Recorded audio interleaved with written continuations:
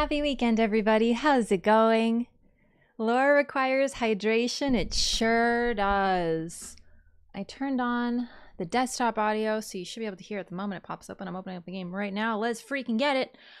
K-Lore Lornia. Oh, that's clever. I should have thought of that.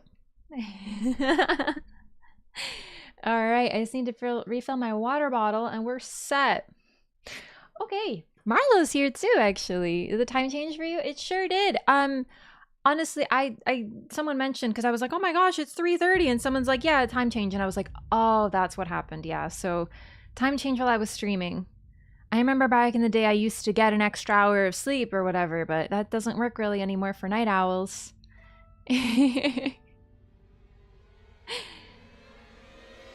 Yes, last two streams she seemed tired. I'm a little tired, but to be honest, it's also like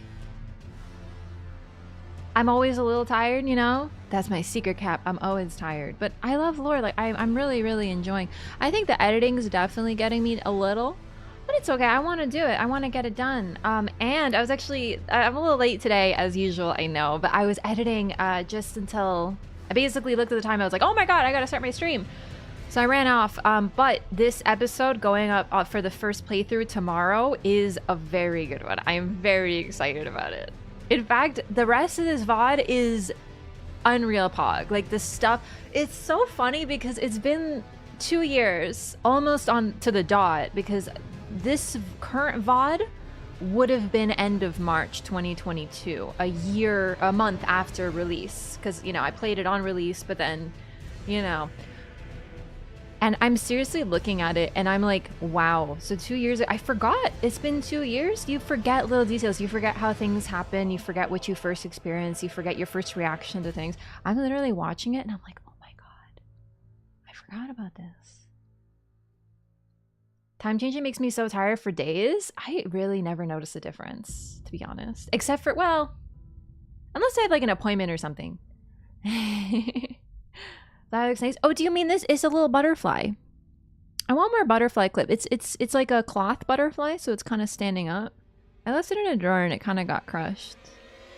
Another benefit of not wearing my headphones, like I kind of miss the cat ears sometimes, but I gotta say I get less headaches wearing earbuds, and I don't have constant things on my head and putting pressure, and I can wear more hairpins. It's a big difference.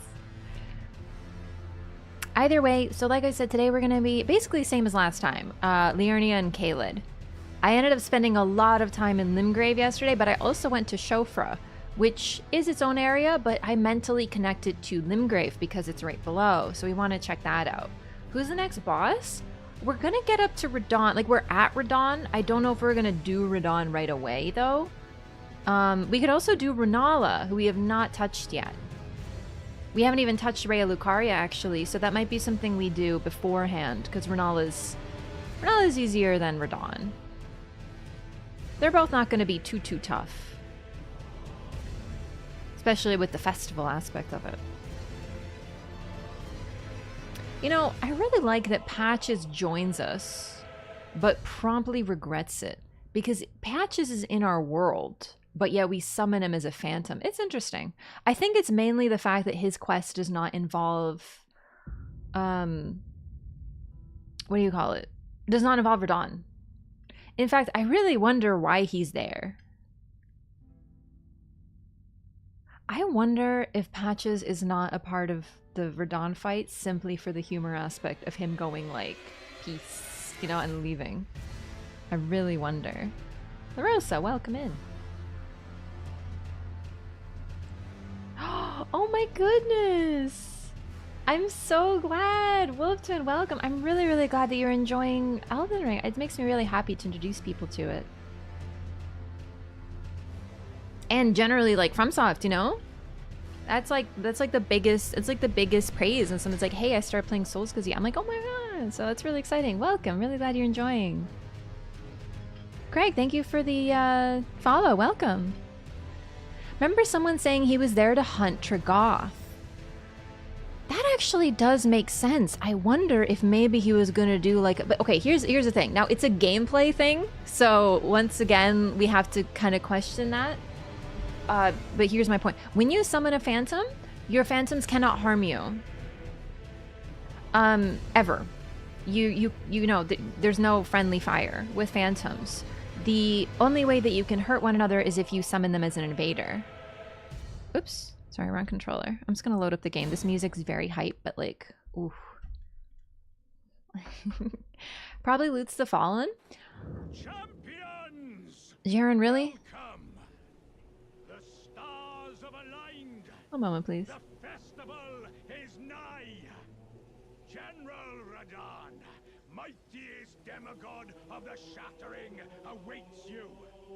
Champions, prepare for battle. This is typical FromSoft voice acting with no lip moving. Glory and grab that great rune. A celebration of war. The Radahn Festival. That's really funny. Okay. This music's a little different than what I was hoping for. Is Patches to do Dark Soul all along? No, Gale is. No, sorry, just kidding. Mound Makers like group doesn't exist. Mound Makers is fun. One thing I'll say about the Mound Makers, there's something sort of similar in Bloodborne. Now, Bloodborne, I love Bloodborne very much, but it's one of its main problems is the connectivity of online. It's very hard to get matches. It's noticeable. It's got a decent population, but when it comes to invasions or any sort of PvP, it can get a little weird. So one thing that's really unique to Bloodborne that I actually liked, even if it could be a bit of a problem sometimes, is there are covenants in that game and they are enemies. I believe it's the Hunter of Hunters versus the Vile Bloods. But how you join a covenant is you equip the rune in a very conscious way. And when you equip the rune, you can still get summoned. There's actually very little difference with there's no like, well, there is an invader covenant, but you know, it's not really too tied together the way that it would be in like Dark Souls 1 or 2 or even 3. But if you summon somebody and you have one covenant and they have the opposite covenant, they will become an enemy. So you can literally summon somebody that then as a rule becomes an enemy. And it's really neat because the thing about the Mound Makers is nobody in their freaking right mind is going to summon a Mound Maker because you're basically summoning an enemy. So everyone ignores the purple signs and just summons the golds. But in Bloodborne, you would summon, you don't really choose, you just summon somebody and then they become an enemy. And it's really neat because you don't know until you show up. And it's kind of like a Spider-Man pointing meme, except it's like, you're an enemy, you know? So all of a sudden you get an enemy in your world. And I really, really, really like that. And I hope they bring it back in some way, shape, or form. I think that would be a phenomenal way to get some PvP activity. Because, you know, most of the time when you summon people, you're at a boss fog or you're at a bonfire. Do you know what I mean? You're not exactly in the middle of the world, taking some big risk in the middle of nowhere, summoning so you can summon anybody, and if they become an enemy, oh great, now you gotta fight, and then you're all set. Sounds annoying, but it's very natural. It's a natural way of influencing PvP. Bloodborne has a massive community problem because of general connectivity issues and the fact that it's only on one console. So really, Bloodborne did something really neat, and Dark Souls 3 kind of neutered it a little bit because no one summons the purple signs. I just really value things that are unique in games, and that's why I love invasions in these games so much. Because at the same time, there's not really a big deal. You get people really complain about invasions in this game, and it's like, but why? First of all, you always have a phantom. Second of all, you have every advantage in the world. Third of all, there's bonfires that are like sites of grace, 20 feet away from one another. Do you know what I mean? You literally can walk 20 feet and you're on another site of grace. The worst boss run up in the game is Renala. And she's not that bad. There's stakes of Marika everywhere. There's very few consequences to dying. It's very user-friendly. It's the perfect game to have really active PvP. And it does have really active PvP, but there's a couple problems, and I would really like if they add a sort of pseudo-covenant system again. I don't know if they'll do that for this game. I think that's too much to hope for in the DLC. That's my personal cope, but yeah, I don't know. Could it be like the only time that it was ever annoying for me in Bloodborne was I did a Bloodborne playthrough way back when, where I played through the entire game with members of chat. So I would wait a bonfire, I would summon two folks, and we'd play through the game together. We kind of take turns, and it was really neat.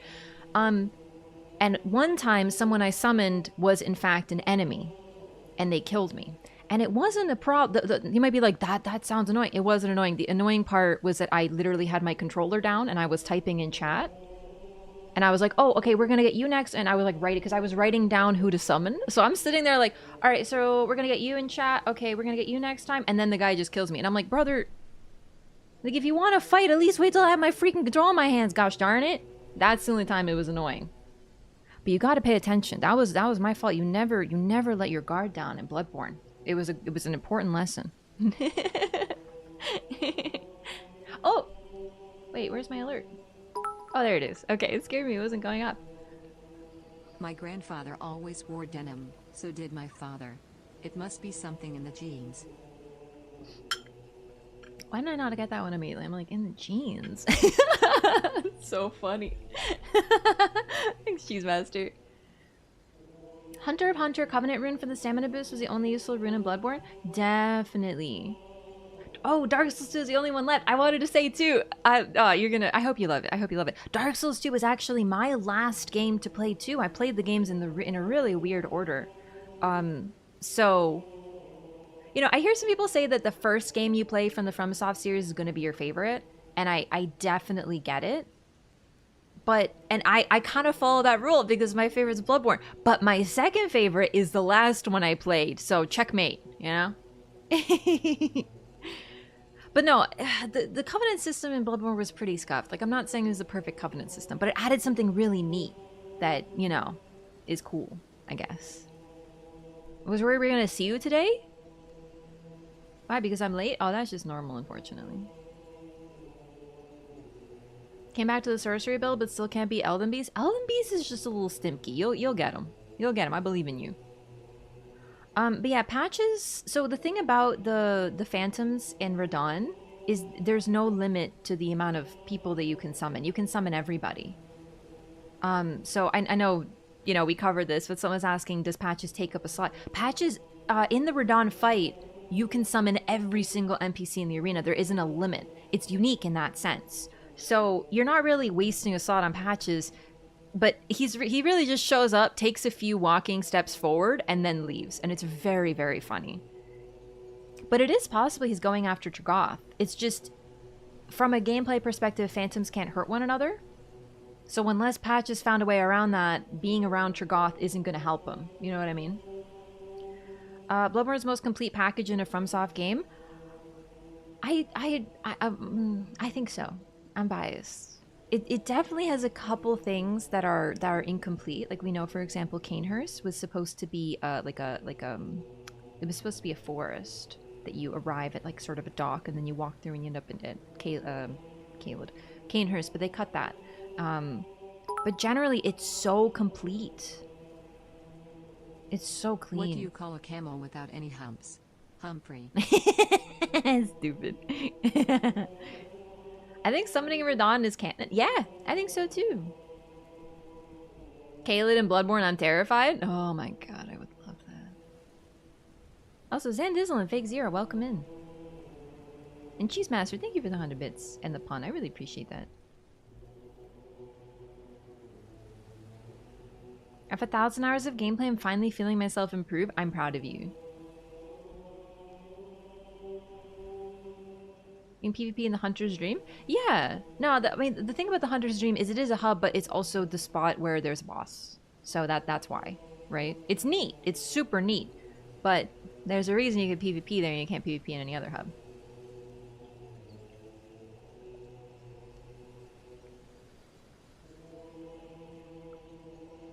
Okay, gamers, let's get to the Lauren. Oh, I have to open one more thing over here.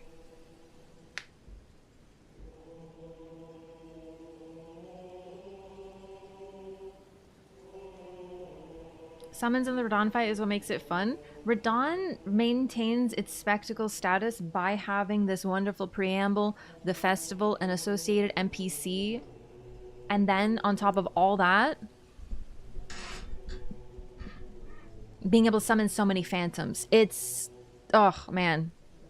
Radahn's pretty, like the thing about Radahn is I don't love the fight. There's nothing about the fight that is super standout for me. I'm not sitting there like, oh my god, I just love fighting Radahn, like he's so fun, like never. But everything else around him is so extraordinary. I think that's another reason I like Rykard so much. It's the only gimmick boss fight I like because all you do is just, you're sitting there staring and you're like, what the heck, this is so neat. Radahn is pretty unique among FromSoft bosses, to be honest. Definitely, but what's really cool is if you look at fights like Old Ivory King, you can start to see almost like a proto version of Radahn. There's hints of things similar. But Radahn is like the culmination of all that. Fighting him solo, summoning NPCs is pretty epic. Yeah, like, you play however you want to play, especially when it comes to PvE, you know what I'm saying? That's why he says together. I mean, together! Yeah, it's really funny. Rykard's very meme-worthy. Old Ivory King is a go-to boss fight. Yeah, it really is. And isn't it, in a way, really similar? You gather allies in the overworld, so then when you enter the boss, they fight with you. It's so unique. So, in fact, that was like my first thought when I first fought Radahn is, oh my god, it's like the Old Ivory King. Once again, Dark Souls 2, we know. But in general, Dark Souls 2 has some really, really unique things. Hello, sir, you weirdo with your outfit. Sorry, I know this is like a historical outfit and whatnot, but Jaren's a bit of a weirdo.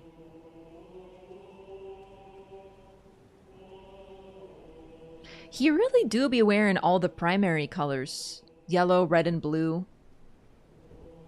I wonder if it relates to him sort of being like a jack of all trades. He's an eccentric. I also realized, look, his hand, look at his creepy little fingies there. Ew.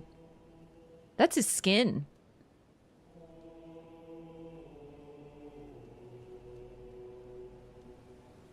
At least get a manicure or something, brother.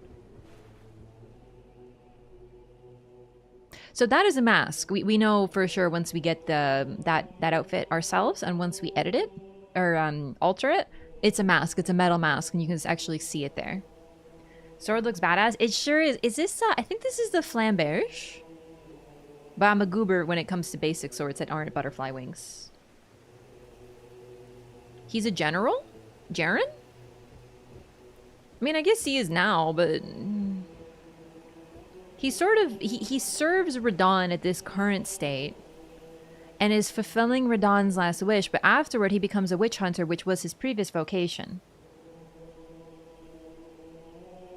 He needs a bath? I feel like everyone in this game needs a bit of a bath. A little stinky, yeah. Flamberge, highest base bleed on a greatsword? Interesting.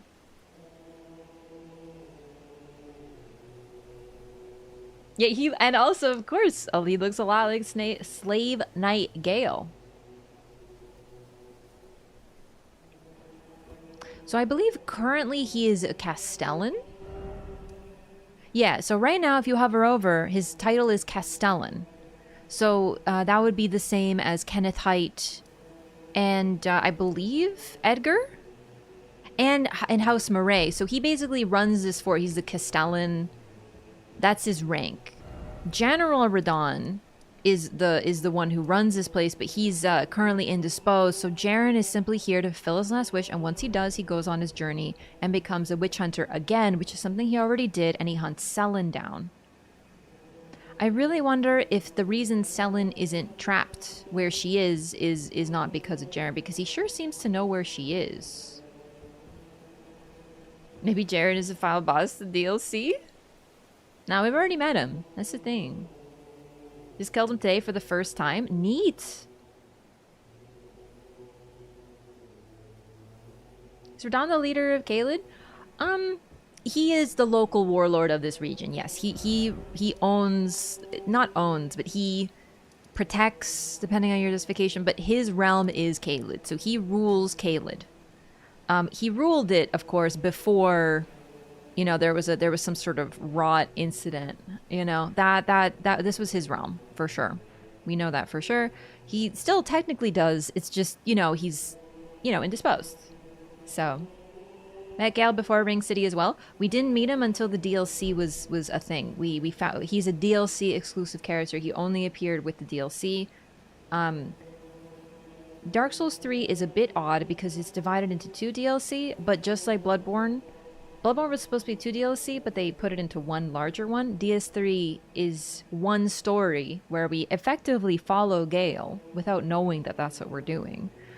But the Gale story was present already in the first DLC.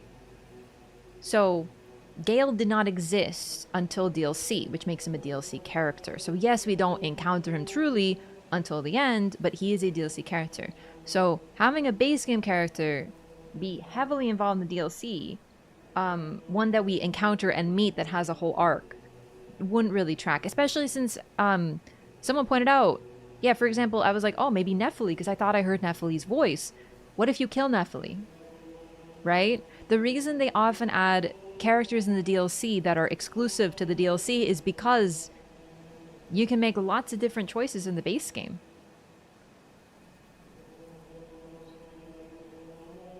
Lake looks like a butterfly a bit.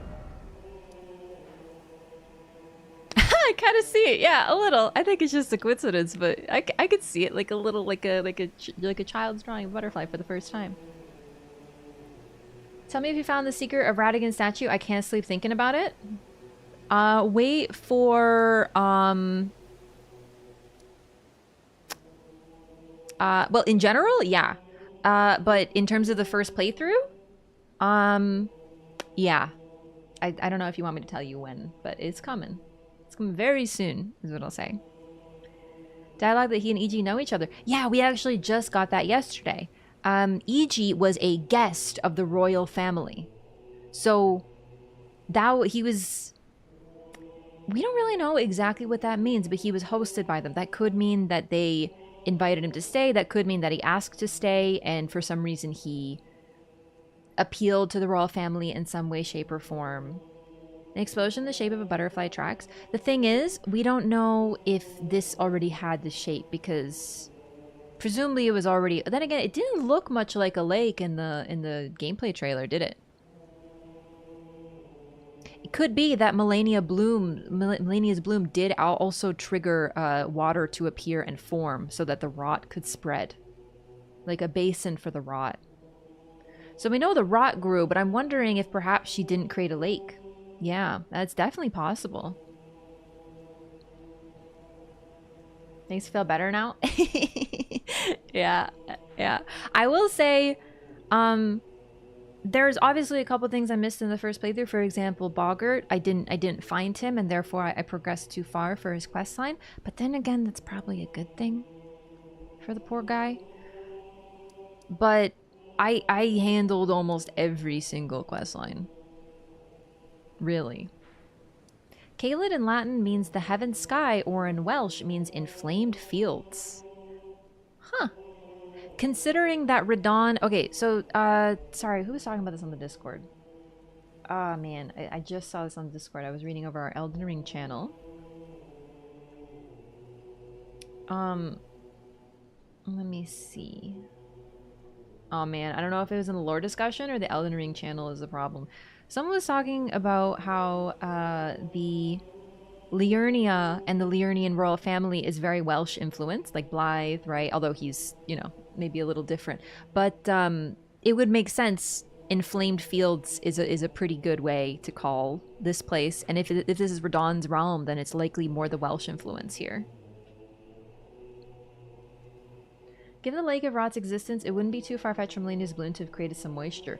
Definitely, especially since the priests of Rot are centipede-like in their appearance, and centipedes tend to like moisture, so it kind of tracks. However, the Lake of Rot is, from what we can tell, a regular lake that was corrupted by the presence of the Rot god sealed underneath, according to several lore descriptions.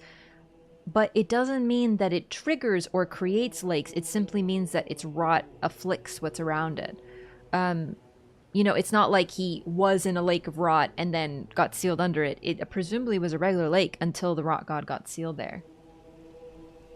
Japanese are not familiar with Western languages. Yeah, I mean, I'm Canadian, I'm not familiar with Welsh, let me tell you. There's a whole lot. But Welsh is a big influence for a lot of the names and accents. Karen Royal is more Welsh influence. Yeah, no, I'm so sorry. I don't remember who was talking about this in the Discord. I just saw it today, but I was like, oh no. I can't freaking find it. Sorry. If you're here, just raise your hand. Clean Rot Knights also seem to summon out of the rot pool in the lake. Yeah. It's interesting because we can definitely get a lot of lore from the Okay, one other thing though. The place where Melania and Radahn fight looks way more like Radahn's actual arena. It's sandy, there's corpses everywhere, like it has the same look at Radahn's arena, but in the, you know, we know that Melania bloomed here, and it's also a lake. So I don't know. I wonder, we can definitely get lore from it, but you have to wonder if they weren't just like, let's make it a cool sandy desert because it looks cooler, you know? Can't tell Melania where Mikkel is. So we actually just talked about this last night. Melania knows where Mikkel is. She would not give a shit. That's the thing. Everyone's like, oh, dude, imagine if we could tell her. She doesn't care. She, like, if Mikkel was still missing, she would burn the world down to find him. She's sleeping completely at peace, awaiting his return, which means she knows where he is. And that also means that Mikla doesn't care what's going on with his body anymore. It's pretty interesting. Art book of Elden Ring. I want you to look at the coded sword. I don't have the art book. What about it? Who put the rock god there? The flowing sword swordsman. It's in the description of the map to Lake of Rod itself, which I don't have currently, but we will have. But it's one of those it is said, so you have to wonder if that's the truth or if it's a legend. Ash and Lane Delphi burned the Earth Tree, being the remnants of ash from previous burning. People are forgetting that Mount Gelmir is a volcano, or is it possible that Mesmer and Rykard caused an eruption of Gelmir and that burned the Earth Tree? Sorry, what would Gelmir being a volcano have to do with the Earth Tree burning? I mean, proximity. Proximity, I can see that. But the thing about Leyndell is it's literally between Gelmir on one side, and then we got the fire giants on the other side. There's a lot of candidates. And then we also have this mysterious Mesmer figure who's associated strongly with fire and blasphemy and snakes. Snakes are linked to the cardinal sin and the burning of the Earth Tree. They're traitors to the Earth Tree. Presumably they burnt it. Basically, when we're talking about who the heck burnt the Earth Tree or burnt a tree previously, there's so many candidates. Right? Like, we can't be sure. Was it the volcano? Was it Mesmer? Who I think probably was in Mount Gelmir at some point, and probably that's the reason Rykard is squatting there, because I truly think that Rykard's squatting there. Rykard didn't build that. You know, he went there, he rediscovered some hexes that existed there, and I wonder if those hexes aren't Mesmer. Basically, I'm of the opinion that Mesmer is like way before. So Rykard could have been influenced by him. But yeah, no, definitely. I'm just saying there's a lot of folks that might have burnt the tree, and we don't know who it was necessarily. Clear picture of the code next to the sword purposefully. That's interesting. What is the significance of this? I actually do wonder if the coded sword and cipher pada and various runes that we have, if they actually create a language. I really wonder about that.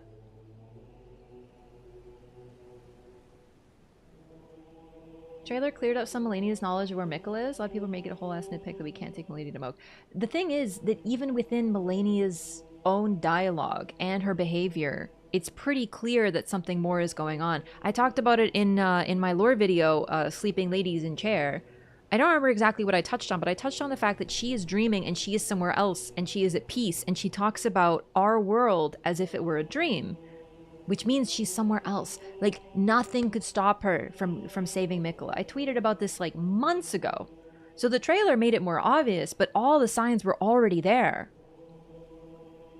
It's a fair nitpick, but it doesn't make sense once you realize that people think Melania was just sleeping ever since she rotted. She bloomed. I think that she needed to recover but then she could have woken up but chose not to because there was no reason for her to, because her sleep was more peaceful than anything else. Godwyn's deathblight is associated with still water, and flowing swordsman is very anti-stagnant. Seek possible inspiration from Miquella Mine to free Godwyn.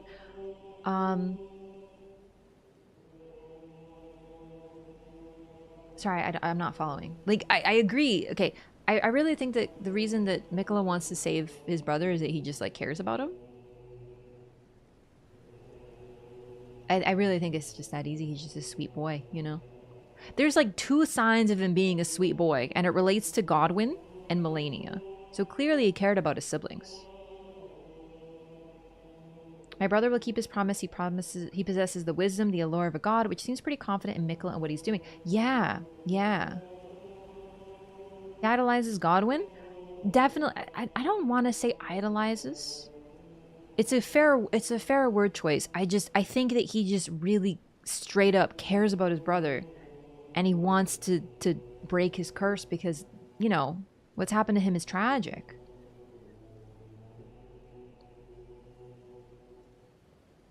Oh my god. The Castellan's job was to be a kind of an interface between the 2 classes. They essentially made sure that a castle ran correctly, in charge of military forces, and would make sure that everyone's needs were met, whether it was the loyal family or the peasants. Interesting. So Castle Morn's Castellan is kind of a dingus. That's Edgar. He sucks because his servants rose up against him because he's bad. Kenneth Haight got forced out and retook it with the help of the demi-humans. And the demi-humans, in fact, we see them attacking the castle at first because they're trying to take it back. Jaren, of course, just says straight up the soldiers. He's probably the one who's making them burn things still. Like, they're still following their orders to burn. Yeah, no, that's pretty interesting. That tracks with what we've seen for sure. Why Godwyn of all his brothers that are messed up? Because Godwyn was assassinated and his soul was killed, but not his body. Miquella contacted her and let her know he was okay. So she was just there in peace waiting for him. I think so too, because we now know for sure that Miquella was has cast off his body. So until the trailer, we weren't sure what's going on with Miquella. There were different, we had some information and theories. I definitely was more in the camp of wherever he is, he's cool, or else Melania would not simply be sleeping. But now we know for sure that he is in a land that potentially is also where Trina is. We don't know, but there's definitely some hints that Trina's there too, which suggests it's almost like a dreamland, which means that that's where you could, to access it, you access it via slumber. So we'll see. Is Godwyn firstborn? I don't think we get a canon birth order, but I always have seen Godwyn as the firstborn, yeah. Also, just we talked about it yesterday, but based on the fact that his name is Godwyn and not Maudwyn, he could also be a stepchild of Marika, but be a biological child of Godfrey. It's possible she's a stepmother to him. I don't know. I really am not sure. But it's just every other child of Marika has an M name, and he's the only one without it. So it's interesting to know. Then again, Marika names Godfrey, right? Like, she literally goes, okay, so you're kind of wild. We need to tame you a little bit. Here, Sarash. Put him on your shoulder. He'll keep you calm.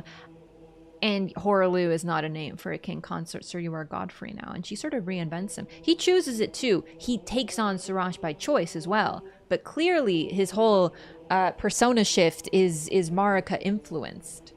So, Godwyn was the first of the he was the first of the demigods to die. That, you gotta finish the sentence there. we don't know for sure if he was the firstborn. But we do know he was the first to die. All of Marika's M-named children have a birth curse, but Godwyn doesn't. One more thing, I know, but Morgoth and Mohg are omen blessed. It's not necessarily a curse, even if they perceive it that way and society perceives it that way. As far as we can tell, the omen are simply a natural thing that can occur with people who are born the lands between. And based on how Godfrey treats Morgoth, he did not hate his children and clearly love them. So this whole idea of them being like cursed and needing to be hid away from the moment they're born, I don't follow that. I don't think that they were cursed. I feel like the twins, the Omen twins being cursed is sort of to obfuscate the fact that Melania and Mikola were born of a rebus. So we're like, oh yeah, like all of the children that Marika had were cursed except for Godwin for some reason. But when you realize that the Omen is not necessarily a curse, it's just perceived that way, it makes it very clear that Melania and Mikola are different. And then when you find out that Marika is Radagon, it becomes clear as to why. Mesmer could be Radagon's brother? I mean, it could be, but the thing is, like, I know that we do be love and incest, thank you, George R. R. Martin, but we know that Mesmer, based on Miyazaki's interview, is that Mesmer is Marika's son. And also, there's definitely it's definitely suggested even more with Mesmer's existence, in my opinion, that Marika and Radagon were always one. Like, she created him somehow. In order to become a rebus eventually. So I don't think that Radagon would have a brother if that's the case, right? Maybe Mesmer was solo born like Athena from Zeus. You know, I actually wondered about that. I personally think that there's a chance that Melina was solo born, which is why she's such an oddity in many different ways. But Mesmer has the red hair, so he might be solo born, but it would be odd for him to be solo born of Marika with the red hair. Also, Mesmer. What else was the evidence? Oh, I lost my train of thought. Sorry. I'll come up with it. People think Omen are cursed for people in Lens Between, but there's holiness. There's always cursed ones. Sorry, I'm not understanding fully. Misbegotten are considered cursed, but they're not. Well, they're perceived that way, but they fought in Godfrey's army. Hugh learned a trade. Do you know what I mean? He was very important. So that wasn't always the case.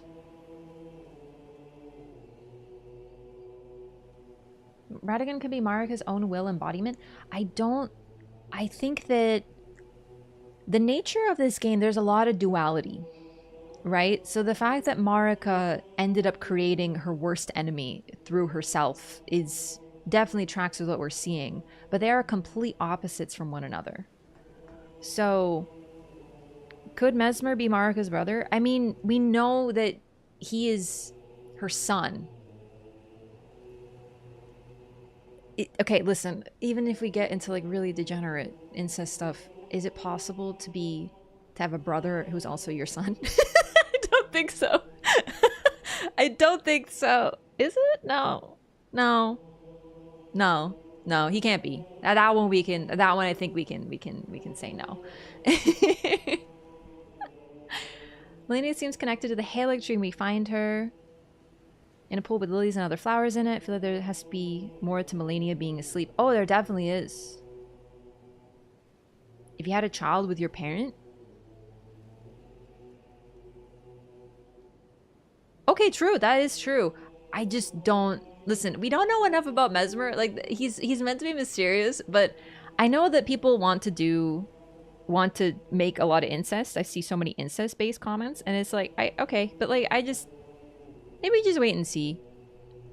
Technically, if you want to get into it, if Marika did create Radagon as and then they split, and then they had children, that's technically, you know, incest, but not, because, you know, it's like alchemy and weird magic stuff, so. Sworn brothers? Yeah, no, not in this case, Lady in the picture that shows up in the trailer is going to be the hardest boss in Land of Shadow. You know, okay. There's normally one boss who is a super cool, powerful swords lady, dex-based. We already have Melania. Will they treat us to two? I don't know, but every game has one. Except, does Dark Souls 1 have a cool dex lady? Emma in Sekiro, Maria in Bloodborne, Melania in Elden Ring, Frida in Dark Souls 3. Most people I see are on the idea that Melina and Mesmer are twins. I can see them being twins. It just, I still think we need more information. Priscilla? Maybe, actually. Kieran? Kieran isn't a boss. You can fight her, but she's not a boss.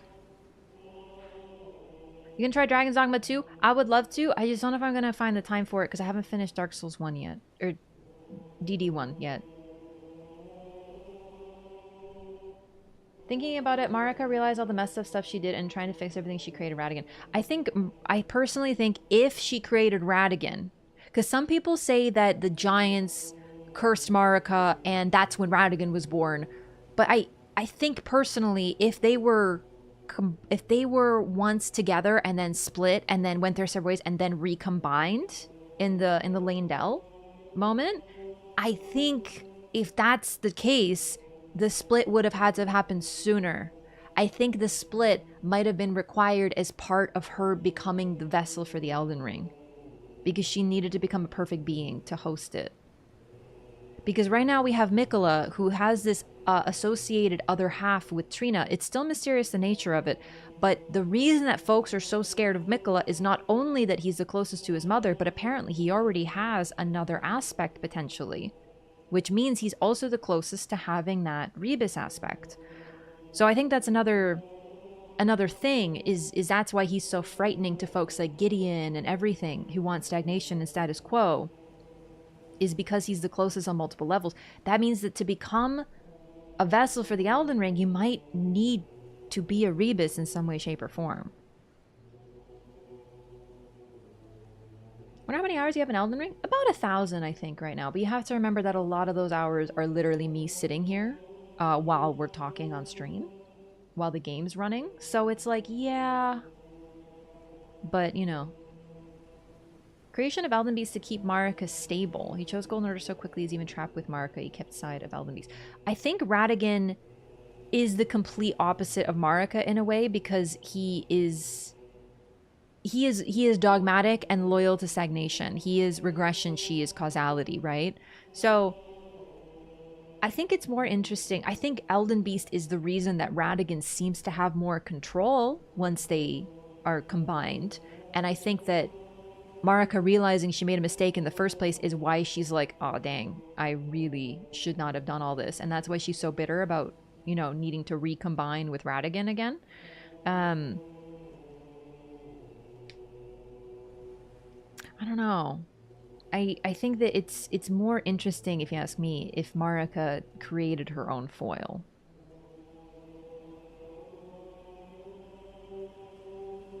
Plausible now that she was there to get him out of the picture so the eclipse could happen. Yep, exactly, Apophis. I agree.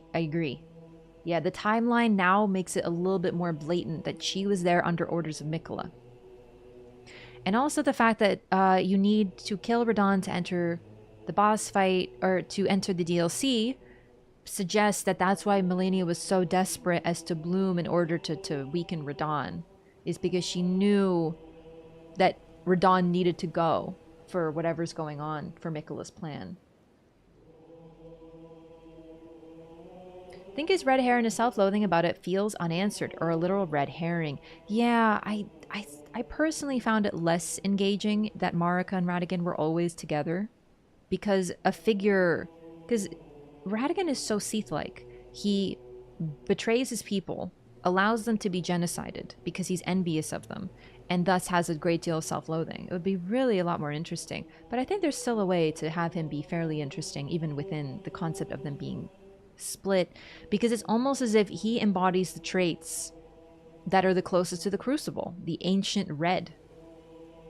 And he hates the Crucible, he hates everything pre-Erdtree, and he wants to erase his existence, yet he, everywhere he goes, has his red hair. The idea of being harmonized and balanced in various energies and forms of divinity before receiving the Elden Ring or other big law of reality is a huge deal in alchemy, Taoism, Hinduism, several forms of Buddhism. So does it make more sense? I think she did alchemy on herself, turned herself into a Rebus, but it required a split. Because a Rebus first needs to split to be purified or something. Listen, I'm not super aware of the Rebus stuff, but still. Misbegotten in the code are called Radagon's children. Is that a translation thing, or like?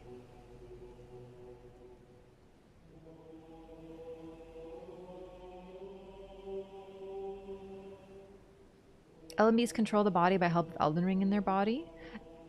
Marika is still able to shatter the Elden Ring, even though she is the host for it, even though Radagon seems to have more control at that point. But I really wonder if it isn't like she has a moment, you know? No one thought to make hair dye. I know, you could have solved all his problems. Misbegotten Crusader has Radagon's sword. I think that's also just the fact that Radagon discarded it. You know what I mean? Although the Leonine Misbegotten do have red hair. I think there's a link, but I don't know if they're directly linked so much as they all have red hair because they are close to the Crucible. Giants, Misbegotten, Radagon, right? In Hermeticism, which is some draws from alchemy, there's a lot to be said about making sure there's a balance and acceptance of male and female energy in the body before being able to wield higher powers.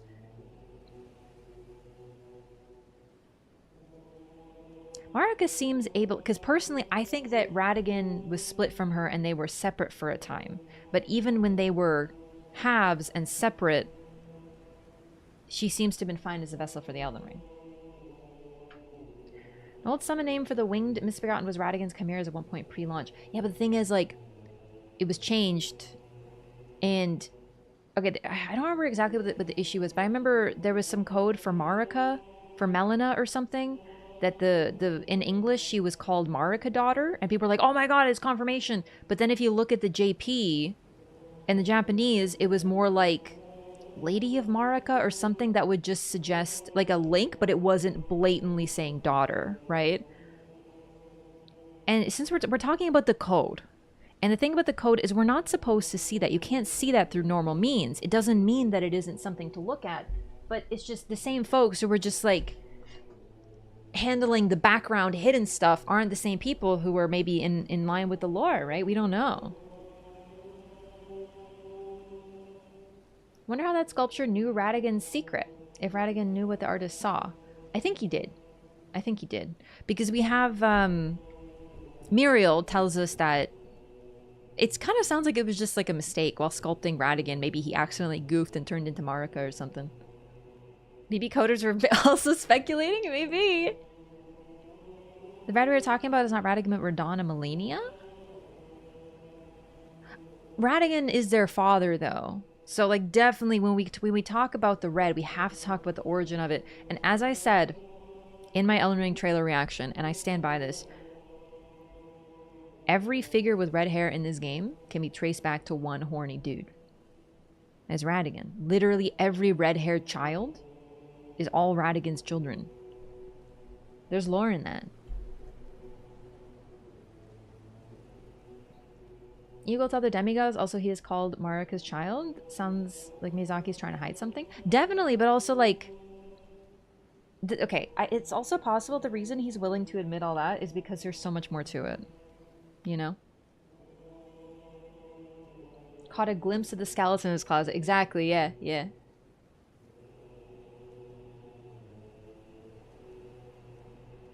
Okay. Hello, Jaren. Are you good and prepared, young chum? The festival begins. Not yet. I see. When you are ready, come to me again. I'm standing here intentionally because he's going to swing his sword. Are you good and prepared, young chum? The festival begins. Okay. And then we get a freaking puppet show. Before we begin, allow me to paint you the full picture.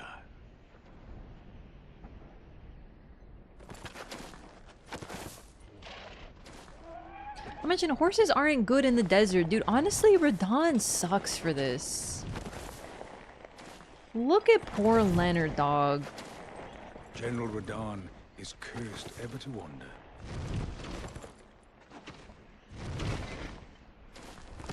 Eaten from the inside by Melania's scarlet rot, his wits are long gone. A snack.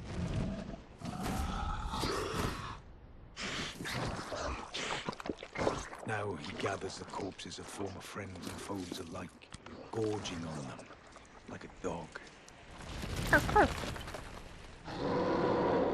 You know what's the best part? He doesn't look much different from when what he looked like healthy, does he? Howling at the sky. But now, we must make merry. And he makes it nighttime. It's so dramatic. How long did that story take? Champions, the revels begin. The celebration of war. The Radahn Festival. Okay, he doesn't hit you. It's like beside you. Okay. You will find the field of battle past the church ahead, upon the shore under the fort. General Radahn is there, even now, divested of his wits, devouring corpses, and howling at the sky. So, once again, they really do point to the fact that this was probably their arena in like every way. Visually, the fact that this is it looks like the spot that we just saw there, and then it looks exactly the same, the deserty, it was like a desert with a bunch of bodies from all the fighting. It's just, this is where Malenia and Radahn fought, but the bloom's all the way over here. So, it's one of those things. The trailer looked really good, so I get that part. Has that undulation bleed, yes.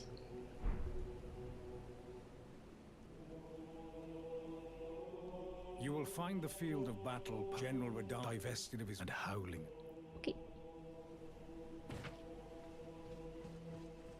Be sure to get a good vantage, my friend.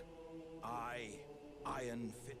Okay, I think they don't have anything new to say, but let's just double check now they've activated it. More into the fray together, eh? This might even be fun. It sure will be. Let's go get it. Oh, we should spend our souls. I forgot.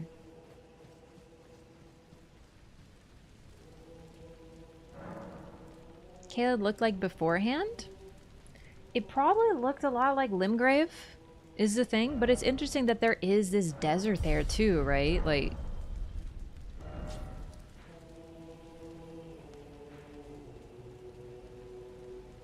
and then you have to wonder, was this water always there, or was it added because of the Malenia bloom? We were just talking about that and wondering, but yeah, it's a good question. When you enter, it definitely looks forested. What do you call an alligator in a vest? An investigator.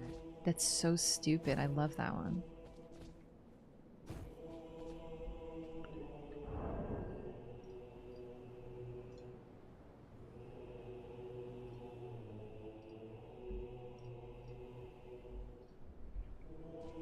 Favorite boss fight in this game? Good choice.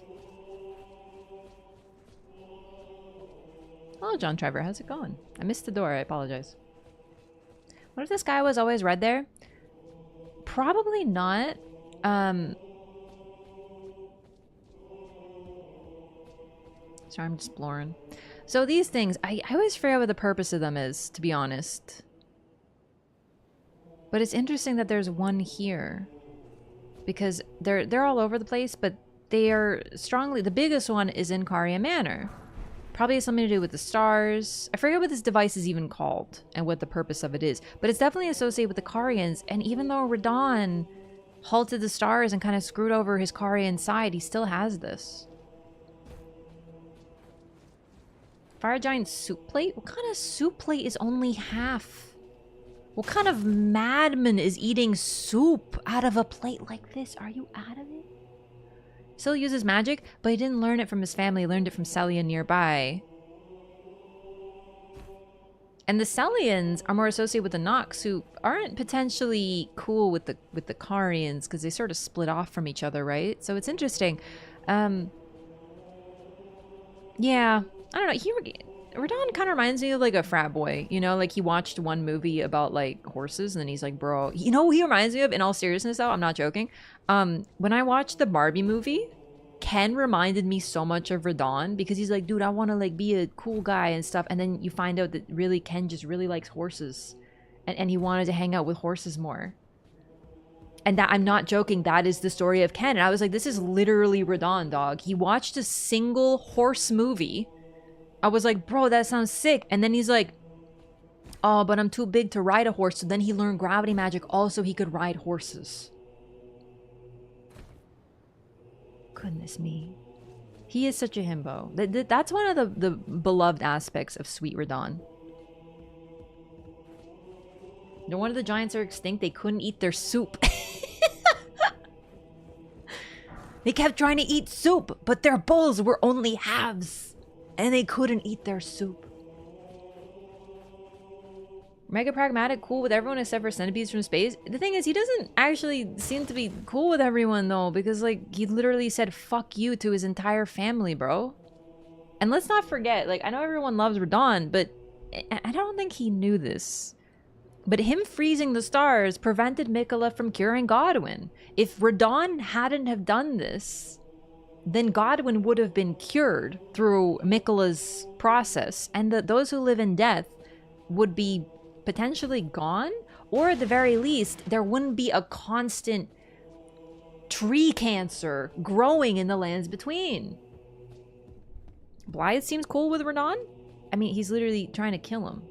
If I was trying to kill someone, would I be cool with them? Like, I know he's doing it for Ronnie. He's not, like, spiteful, like, we must murder Radahn. But, like, I mean, he's trying to kill him. So, like, can we really get a lot from there? Scotland already deaded by the time Radahn put the pause on space. I forget the timeline. I don't think we know the timeline. We really... It's honestly not sure when that happened. Presumably it happened during the War of the Shattering, but we really can't tell. Radahn is a Nepo baby. I mean, he is. It's true. Oh, this always happens to me every time. If I had a nickel for every time I did that. But frozen under space bowls, soup bowls. We're talking about the things, the weird half bowls that occur a lot in Kari and also have star fragments or whatever in front of them. Find it odd that Ronnie has no commentary on us slaying her brother for her sake. She's busy sleeping. She's busy. She's busy right now. She's having a nap. Also, I don't know. Ronnie plays it pretty close to the vest, right? Very quiet of Blythe and Igi's nest. No, she asks you to say goodbye to Blythe and Igi. And tell them that she loves them. It's just, by that point, it's too late. You can't even tell them. But she already knew that this was a path she would have to tread alone. She knew that she would have to say goodbye to everybody. So, you know, it makes sense. We get really no idea about the relationship of the Karian siblings. We get the fact that Rykard was given a piece of the Rune of Death in the form of the Blasphemous Claw, just in case Ronnie wasn't able to succeed. So Rykard and Ronnie were in some way working together, even if it's... Like, Ronnie, once again, has a backup plan for a backup plan, a lot like Marika, which is why she did that. Ended up not being necessary. But, you know... We have, and Rykard has a portrait of Radahn in his manor. But other than that, we have no idea of their relation to one another. That's pretty much it. Radahn's a horseboy, probably works out to Blast Radius by Pepper Coyote. I don't understand the reference, but I'm assuming that's very funny. It's been ages since the Shattering. She could have already said her goodbyes. Yeah, I mean... Also, he's kind of been rolling around as like a zombie for a while, so...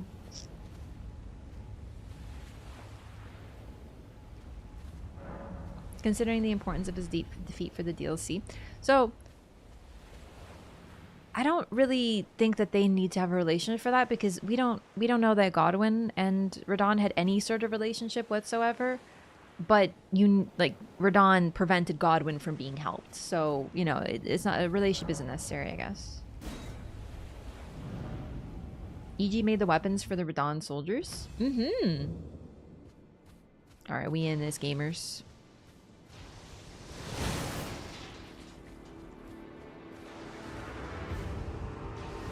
Oh, that was way too early. Woof. Lionel the Lion-Hearted.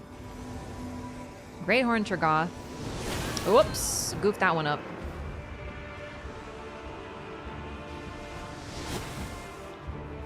Get the casual greeting from Tragoth, I do believe. Man, my timing's all goofed up today. So we have another body here, too, with a similar stance. The hand up as if reaching.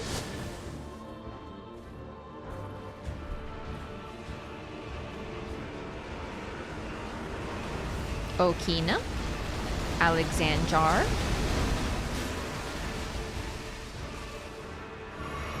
Do this a little slower than I normally do so we can kind of take our time.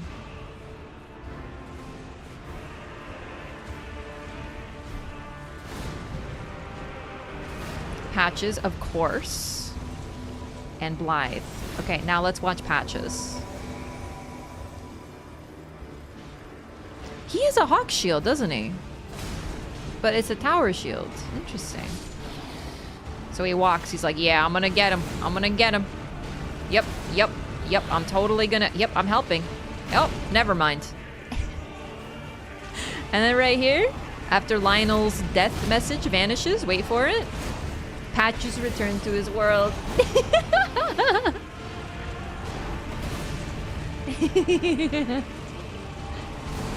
And Theralina on the hill. I normally summon Theralina in phase 2 as well as Jaren. I like to summon it at the same time. So we'll kind of split our summons here.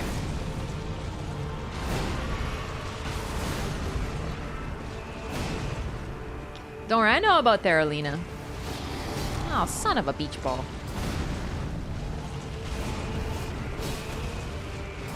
Also, I want to point out something.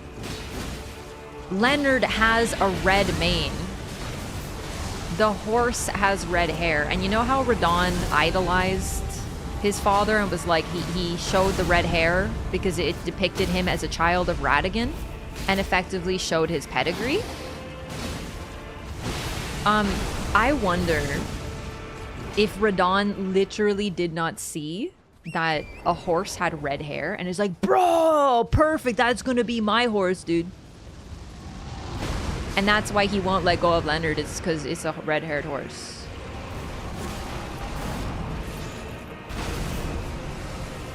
All right, Areno, here we go. Castellan Jaren, who only shows up in phase 2. Pauletta. Whoopsie. So I'm trying to get to Theralina. You're being kind of a wiener about this.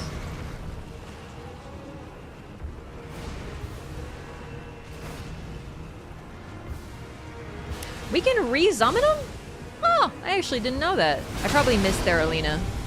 Oh, shit. Finger Maiden Theralina. There we go. Let's go.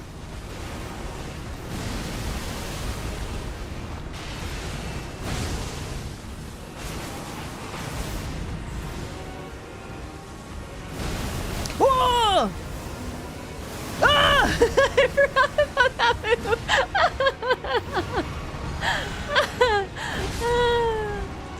Oh, who's dead already? Castellan Jaren? Jaren. Oh no, it's Tragoth, never mind. Whoa! Yo, Alexander! Bravo's gonna skill shoot so hard, dog.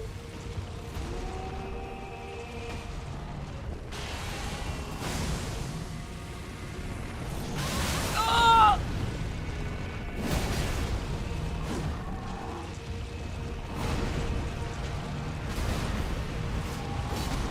Hold your place for one moment, you freaking nerd. Alright, that's all my juice, so.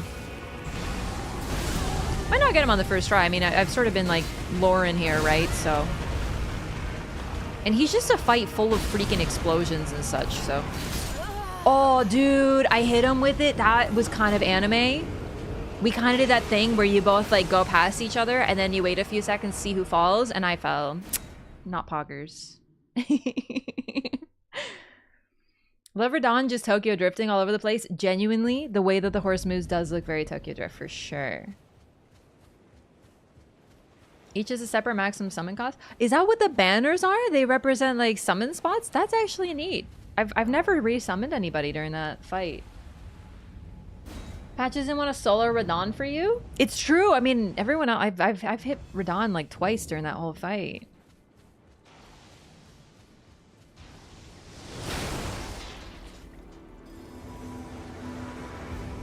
I genuinely love the festival. It's extraordinary. Never saw that Radahn has missing feet. He does have missing feet. It's likely the rot.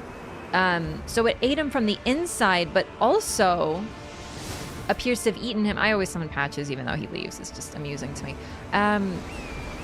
Yeah, so his feet have also apparently been eaten away. It's just hard to see because they're covered with gravity magic, presumably to help hold him up. Oh no, he coming. Oh lord, he coming.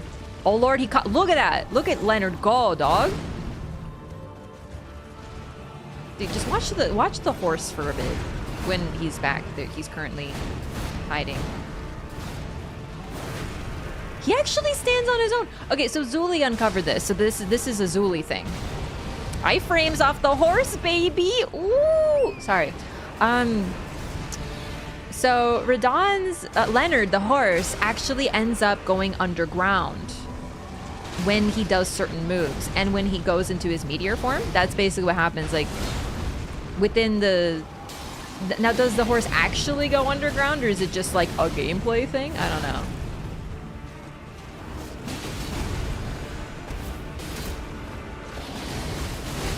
Oh, you just reminded me. I forgot to read the summon, the Ruin Greatsword you picked up before. We gotta get that done. Oh baby, oh baby, oh no! Get to his head. I want it. Oh yeah! Yes, queen. Actually, did you see the gold in his eyes? It's a little hard to see, but I was hoping to show that off. All right. Yeah, Theralina, come over here. Where is it? Oh, God.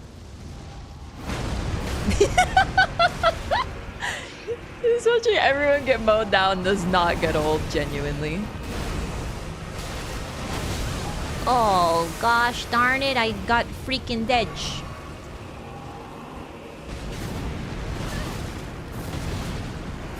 Brother, I cannot see. 1 HP in a dream.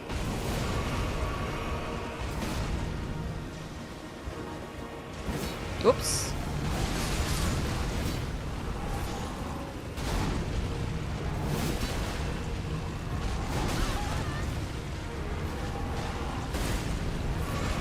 I'm just saying, if Radahn was a lady, there's no way he would have no feet. Not in a Miyazaki game. Ah! Fuck! I didn't see they were coming for me. That always gets me. Because I don't see them getting closer because I'm so focused on him and his constant, ooh, I don't notice there's these like gigantic meteors coming at me and they basically annihilate you. It's like, even though he went mad, he still loves his horse. Yeah, the horse also presumably went mad a little too, though. Like, it's not looking good for our hero, you know?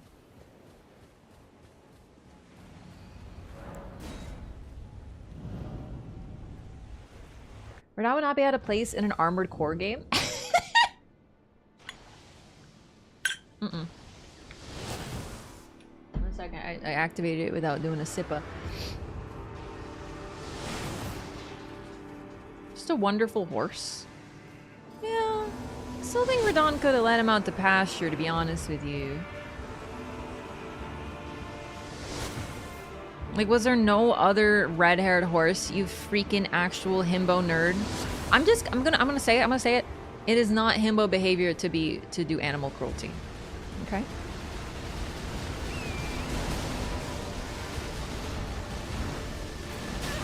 Solaire would never. Okay.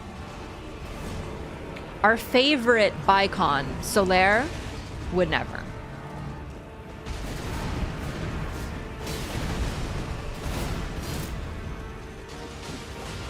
Also, I wonder, okay, if you hit Leonard, like literally you only make contact with Leonard, Radahn does take damage. I wonder if his fusion with the horse isn't just, you know, maybe there's a little bit more to it. Stop moving so much, you freaking nerd-ass loser! Maybe Leonard is loyal and wants to be there? I mean, it's not like he gets a choice, does he? There's absolutely no lore that says, oh, dude, Leonard freaking loved Radahn. No. One way. I'm just saying. Slayer might put weird things on his head, but no animal cruelty. If anything, it's more like the animals were cruel to... Oh, shit. Oh! I hesitated. I was like, should I go left? Should I go right? Honestly, that hasn't happened to me since the first playthrough. Oh my god, the meteor, Radahn meteor was gigantic before the patch. It was not intentional. It would hit you from like 20 feet away.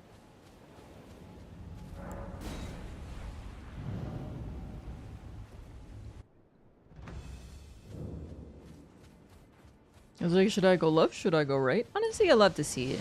Honestly, like, this is genuinely such an experience. Like, I don't really care if I die, you know what I mean? If anything, I get this, like, weird joy out of summoning all my friends. Saw a horse alone, did we? I believe horses got eaten or taken. I mean, you're talking about the shattering war, like, thousands of years after it, potentially. Nothing's good for anybody right now. Skill issue.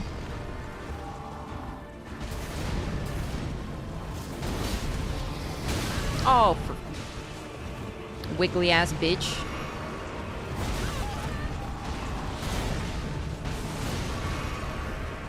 Roll the meter? Does it need to focus? Does it need to focus to summon? You can probably roll it, but based on listen, I normally just peepo run. My main issue with the meteor and generally a lot of things in this game is they have multiple hitboxes that are like AoE based, so you dodge one part of the attack and you get hit by another, you know? I'm not saying that's a thing here. I'm just saying I wouldn't be surprised if it was, you know? Tends to be a consistent issue. What?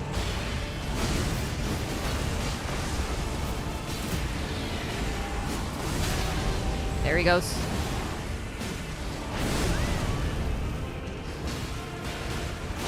Come on, come on, come on, come on, come on. Fuck.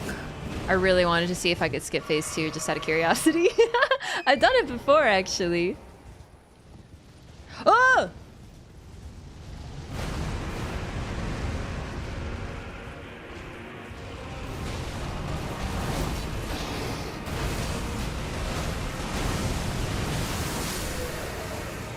We saw most of what he has to offer in phase 2 as much as I could show because he does like to go behind you. Radahn's Great Rune. Remembrance of the Starscourge.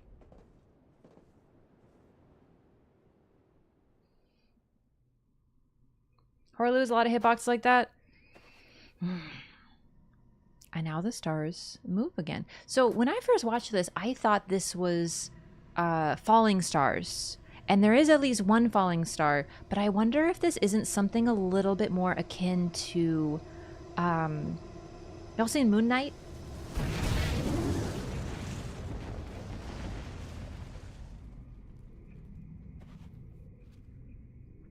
There's a little bit of timey-wimey stuff going on in Moon Knight. And it's portrayed exactly like this, with the stars moving across the sky. Because time is moving. And I wonder, because the fates of those become free with the stars and they start to move. Not all of them are falling, I think. I think they're simply going to where they were supposed to be. Of course, stars do not literally move. So I wonder if it is not the lands between that is moving until it looks like the stars are moving. So one thing I'd like to point out, there is now a red mark on the map. Those who watched the first playthrough, you will know that I totally missed, I was too busy staring at Ronnie. Ronnie and EG both will tell you that the crater is in Limgrave. I was too busy staring at Ronnie, didn't remember that, and I never talked to EG. So I didn't know that. There didn't used to be a crater here. But one thing I'd like to point out, it falls right around there to the west. If you look at the map and follow to the west, it's not perfect because it's a little bit more down here, but still you can kind of look and be like, okay, so it would be around here. Even the attention to detail in the cutscene itself it's visible where it lands. They thought about that. It's really, really, really cool. Stars actually do move. Like, I guess they can. Interesting.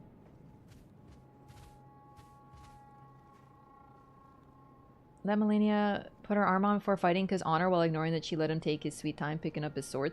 Yeah, no, people really went weird around the whole Melania Radahn thing. Because at first it was like, oh, dude, Melania's so cool. She's fighting that big evil dude who's like really scary looking. And then all of a sudden, it turns out he loves his horse. And suddenly people cannot wait to trip over themselves to talk about how Melania is such a...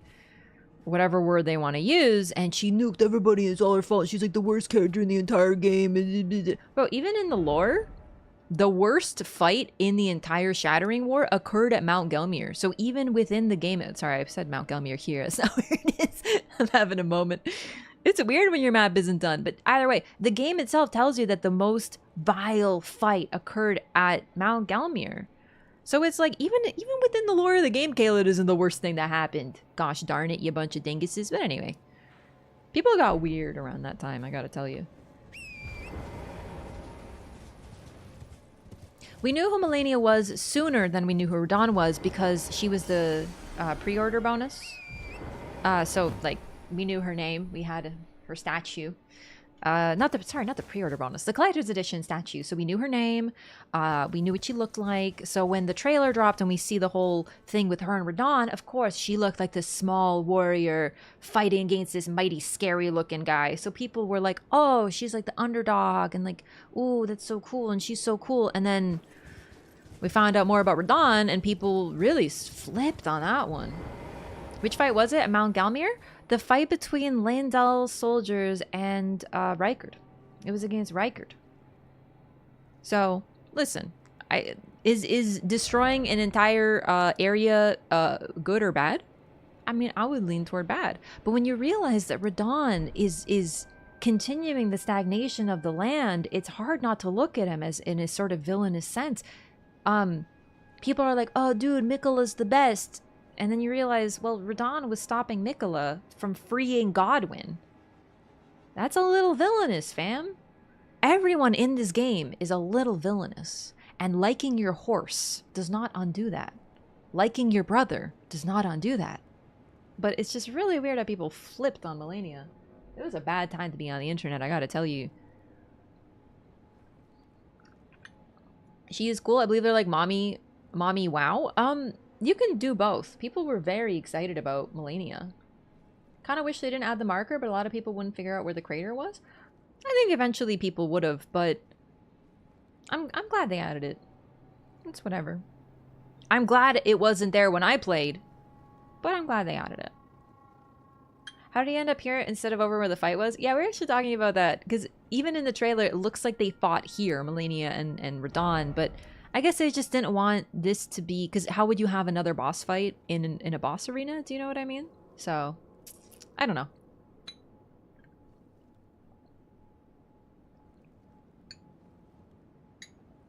That last person? Oh, thanks, Psycho. Wouldn't consider Radahn a villain. He's just kind of dumb. Like I said, do not attribute to malice what can better be explained by stupidity. So he's either stupid or malicious. Stupid or villainous. One or the other. You pick your poison. Stars in the lands between are living things, right? As far as we can tell, yeah. The stars guide the fate of people, especially those in the royal family. They can be used to study the future. Astrologers were stargazers. And then, of course, we have Estelle, who is a malformed star, and the Elven Beast, who appears to be a fully formed, not malformed star. So, it's interesting with that. First playthrough, such a chaotic order. It's what makes such a great watch. Honestly, it's so cool to even edit it and rewatch it through that for me, because I'm just like, wow, I had no idea that happened. Like, the fact that if you trigger the festival early, and then you fight, like, Radahn's active, and then you defeat him to go to Ranni, Blythe doesn't even show up there as one of her soldiers. So it's really interesting. There's so many permutations. I didn't even know that was a thing. Single-handedly held them back implies he knew they were coming too. Yeah, the thing is though, like really, he has been holding the stars for a very long time, and then only one lands. And this star, Estelle, is also the one that guides Ronnie's path. I wonder if Estelle is not literally her star. I don't know. I'm not sold on that.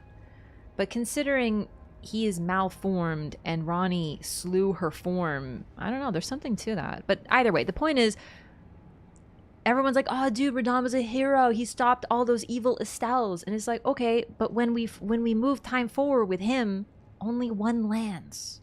And I don't know if you remember, there's a whole shit ton of them here already. There's already one in the snowfields or Ordina area, like way up north.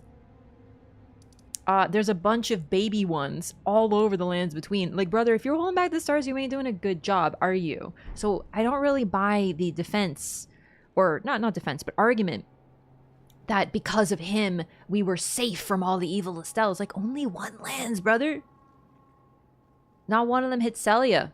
In fact, I went there in my first playthrough trying to see, because I was like, oh, dude, it said he was saving Celius. Maybe it landed there. And I looked, and it wasn't there. So I don't know. Like, obviously, gameplay over lore, they didn't just want suddenly 500 Estelles to be wandering the lands between. I understand that, but you know, was he really protecting everybody from the Estelles, or was there another reason he was doing that? Right? I always thought the crater was further away. Sorry, what do you mean? Like this one, you mean? So Estelle could have become an Elden Beast. Honestly, I don't know. I really don't know.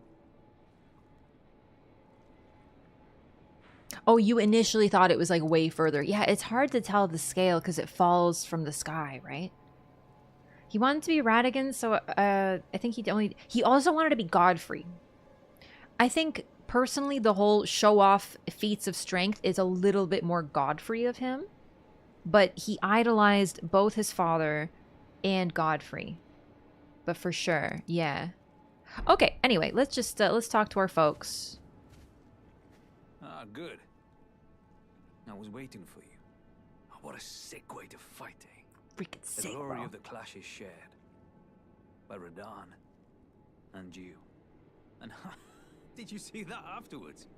A falling star right before our eyes. I can't fathom how Radahn was holding back something of that scale. He was a living legend if ever I saw one. And the path has now been cleared. To Nokra, where Ranni's fate will be decided. Let's meet where the falling star bit the earth. We'll take up our swords once more for Mistress Ranni. Love him.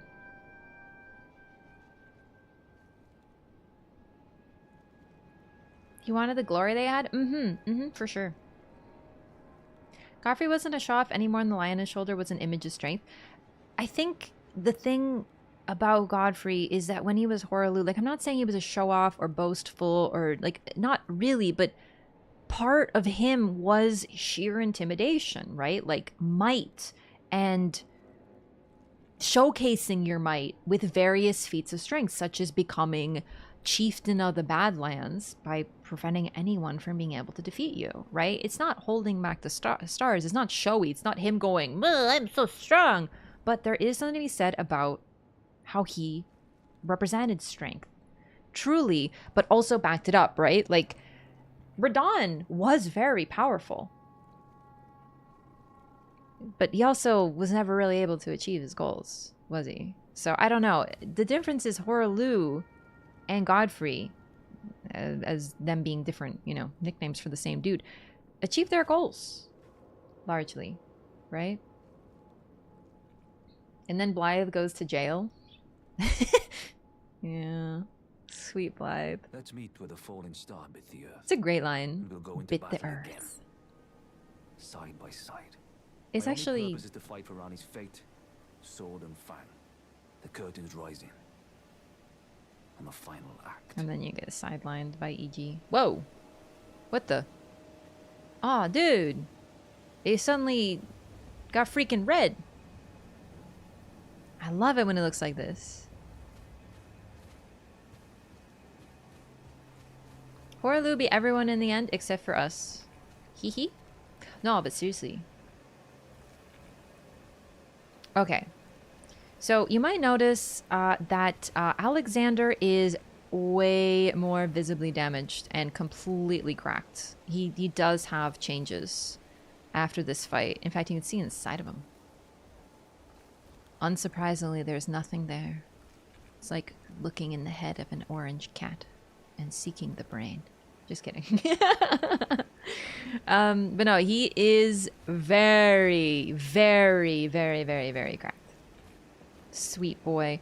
One thing of note, I don't know if anyone happens to have the dialogue for this because I can't remember. It's been a while, but if you never talk to Alexander before this moment, he will still be here, but he will have different dialogue. It's unique. You have to never talk to him before this. Not outside of Radahn's, not in Limgrave, nowhere.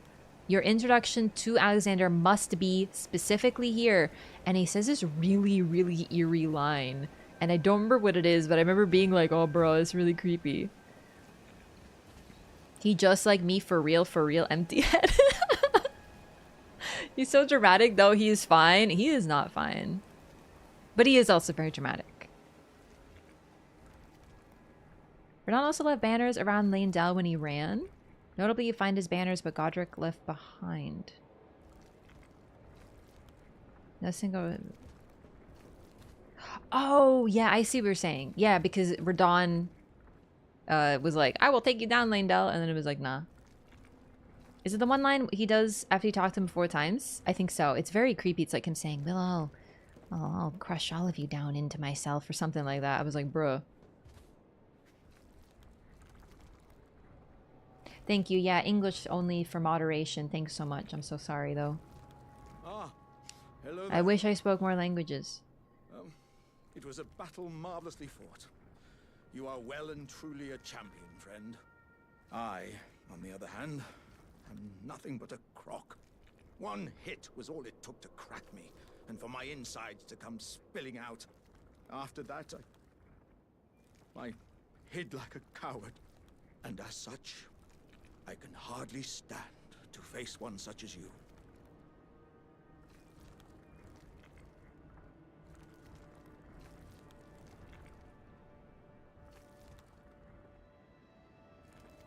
Gooey little sounds, eh? But don't you think I've given up just yet. As luck would have it, there's a veritable mountain of warriors' bodies right here. If I can just squeeze this bunch down inside me, I'll be a mighty warrior again in no time. And you know, the bodies found here are exceedingly fine. Who could expect any less from the very warriors who fought in the Shattering? The greatest of all wars. Just you wait and see, friend. I'll grow even stronger. Just you wait when next we meet.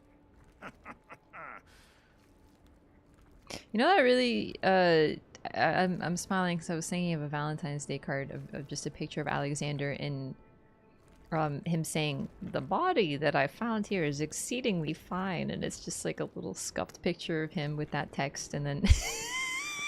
Amazing Valentine's Day card. The bodies found here are exceedingly fine. Who could expect any less from the very warriors who fought in the Shattering? The greatest of all wars. Jars definitely gain Just you strength from wait the and bodies see, within friend. them and I'll grow personality. even stronger. Just you wait when next we meet. All right, lads. I'm going to take you on a little journey. You'll all be inside me and be part of me. From now on, we're all in it together. So, let's all of us dream big. That's so touching. I don't think that's the line though, because I remember it being creepy and that wasn't creepy. That was actually really sweet. I swear it's a different line. All right, lads. I'm going to take you on a little journey. You'll all be inside me and be part I was of wondering, I'll have to check then. From now Yeah, on. no, I So- distinctly remember it being something very ominous, like, I will take all of you and we shall go. But maybe I'm misremembering. It just, that was sweet to me. Like, a little twisted, but still sweet. Okay, boats, dog. Freaking boats. Boats. This is pretty much the only place in the game that we see boats. Sunken ones, of course. The dialogue is not too dissimilar to Rykard's current state. Yeah. Everything in this game can be largely reduced to consumption of those who came before. Rykard literally eats tarnished. Godric grafts tarnished body parts onto himself. It's interesting that it then tends to focus on the tarnished, doesn't it? Alexander becomes a warrior because he is a vessel used to carry warriors and thus takes on their hopes and dreams into himself. The reason why the other jars don't fight is because they likely don't carry warriors. Alexander is probably full of warriors who died before they started their journey. So we're talking about folks who... It's like us. We just got it. Literally us when we start Elden Ring. And you're sitting there like, oh my god, I can't wait to go on this big journey. And you're excited and you're full of hope. Imagine all the people who didn't get to take their first steps, right? Like, we're the main character, but everyone else, they don't really get to be. So, many people came before. A lot of them ended up in Alexander, and that's why he's a warrior, right? Jar Baron is a baron because he, you know, is a child. He's full of children, right? Boats are seen off the coast of the Weeping Peninsula too, I think. Oh, let's go take a look. I don't remember them being there.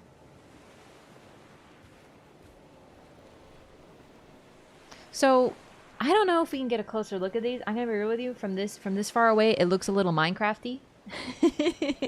But I really wonder if these aren't similar to the boats that we perhaps see in the trailer. Although they don't look the same. No, they don't look the same at all. But still, interesting. Oops. Only 78.1% of players made it to the roundtable hold for the achievement. Yeah, I mean, how many times do you start a game and then don't play it, you know? That can happen. But it's actually interesting because there does tend to be a character that takes on the player's role. All the games always have a crestfallen. Whose ships? That's a good question.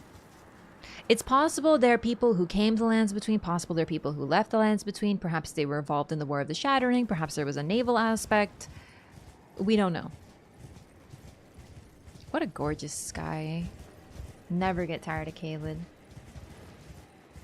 Anger Weapon mentioned something about Tarnished leaving on boats and one staying behind. Ooh, I haven't read that in a long time. That's really insightful. Do you happen to remember where that weapon is? I feel like it's in Caelid somewhere, but I can't remember. Who's the Crestfallen Elden Ring? So, the thing about Elden Ring is it has a Crestfallen, but she ends up sort of becoming uncrestfallen again, and that would be Roderica. She is accurately described as crestfallen by Hugh, but she ends up kind of getting her will back. Weeping. Oh, okay. Something embarrassing to share? I just died to one of the mausoleums. Okay. One time I invaded somebody, 3 people, and I was fighting them, and then the host got freaking stomped on by a weeping mausoleum and freaking died. I didn't even touch them. Literally, I just stood there nearby, dodging them and chilling. It happens to the best of us. Like you. But it can also happen to the worst of us. Like a PvP host. Sorry, I was kidding. It was just really funny. I'm such a craven? Yeah. The thing about the Crestfallen is they don't normally have an arc where they become uncrestfallen, but Roderica's special. Alright, I will ask chat to help me get to the anchor, but first I want to do this dungeon because it is very neat. Also, I would like to read the Ruin Greatsword again, which we got from the Crucible Knight and Misbegotten fight. Originally rubble from a ruin which fell from the sky, this surviving fragment was honed into a weapon. One of the legendary armaments. The ruin it came from crumbled when struck by a meteorite. As such, this weapon harbors its destructive power. Huh. Is that Farum Azula architecture? I always figured it was, but to be honest, I never looked at it closely enough. Edgar is also a crestfallen, in my opinion, in Diallos. Edgar has a goal and then gets bummed out. He's arguably crestfallen. It's just normally the crestfallen takes on a very specific role. They tend to be the person who sits at the hub and goes, you should just sit by me and give up. Everything sucks. Everything's bad. Just give up. Why don't you just give up? And really, there isn't a figure like that in Elden Ring, not directly. Dark Souls 1 has crestfallen. Dark Souls 2 has the crestfallen. Demon Souls has a guy who lost his body and is too scared to go out again. 3, of course, has a crestfallen with a mini arc. The thing about Hugh is he has a huge goal and is super determined. I don't know about him being crestfallen.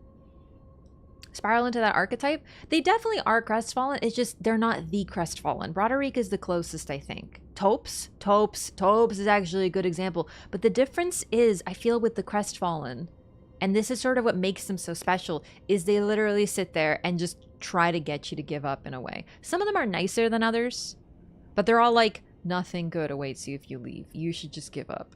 Everything sucks. Everyone dies. People keep coming and they keep on never coming back. Everything is horrible. This place is nightmarish. And they're supposed to be this, like, they're the person who put the game down and never played it again, right? Every Lord and Deus is a crestfallen then? No, they are more like recusants. They're like, no, I'm not doing that shit again.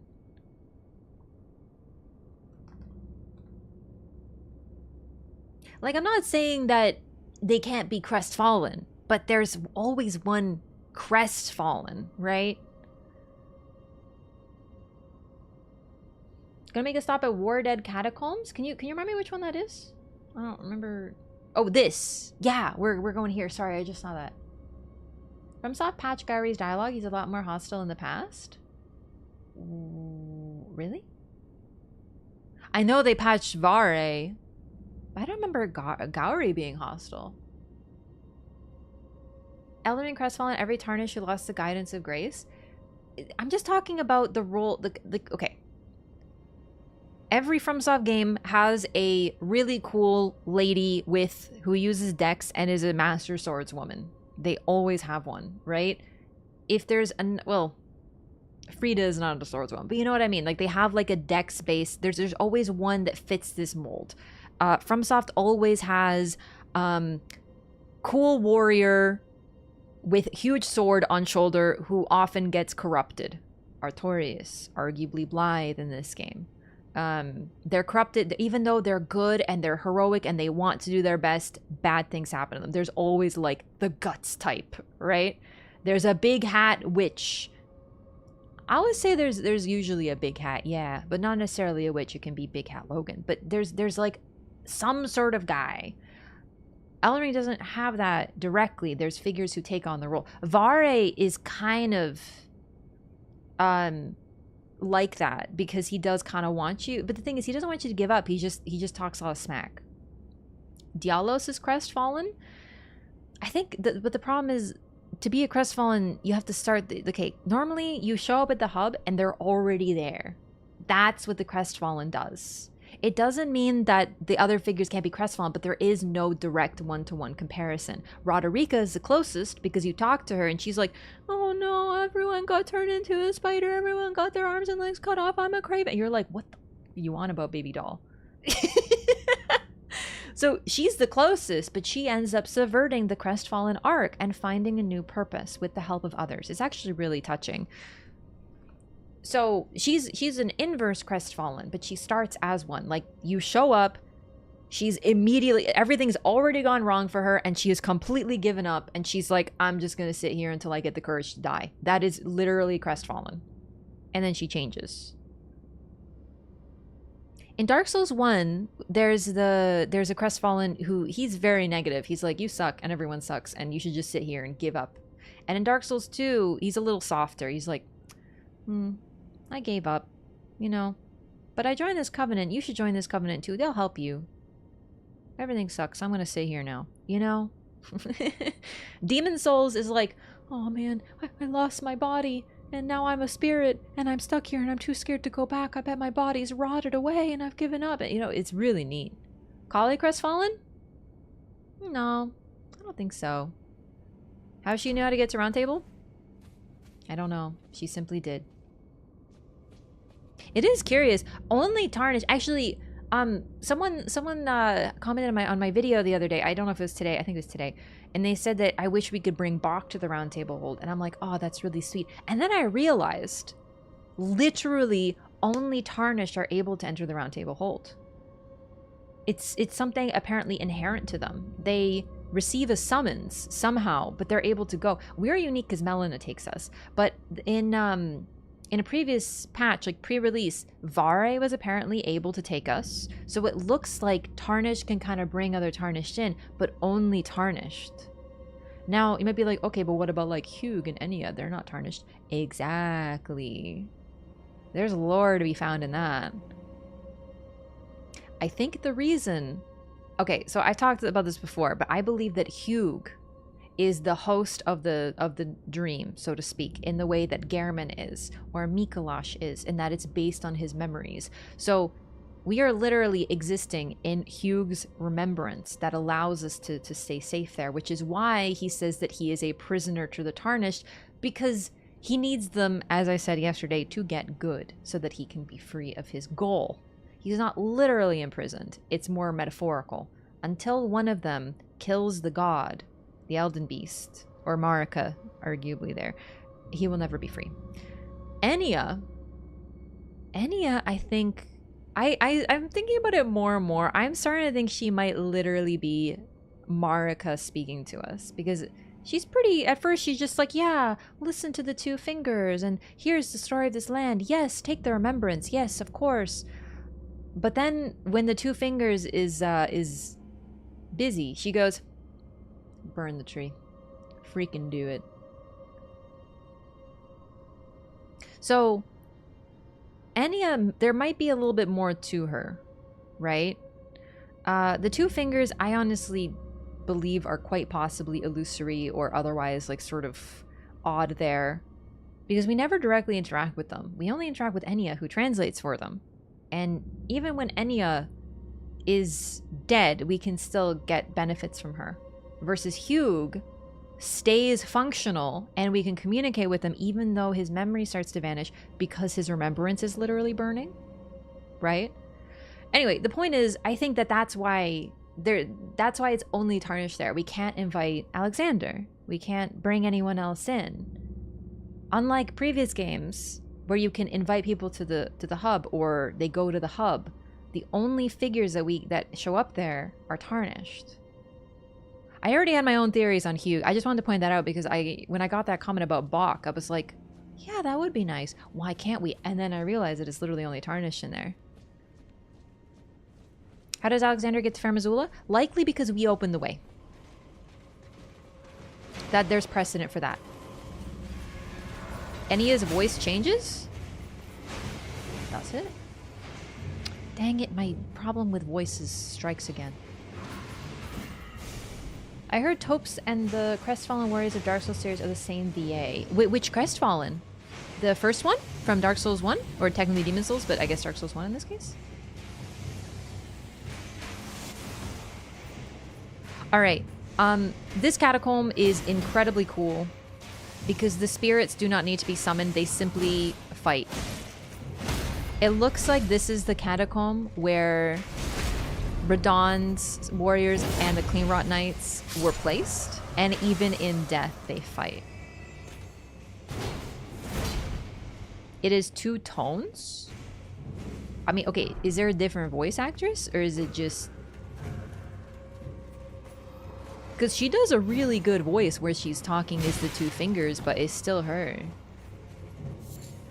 Alexander and Bernal tailgating us? Okay, Bernal, though, burned his maiden. I think he already had a way in there. He just didn't feel a need to go back till later. No, Holerayasna! Freaking Shroud out here. I have 71,000 souls. I forgot to use them. Son of a beach. I made a goof. I was too deep in the lore. And now imagining Marika using spirit tuner magic shenanigans to command and take over the finger eaters is possible, but I think it's also the fact that we know for sure that the round table hold that we are in is not in the real world. We have to warp there, we can't walk there. And then we find the original round table hold in reality.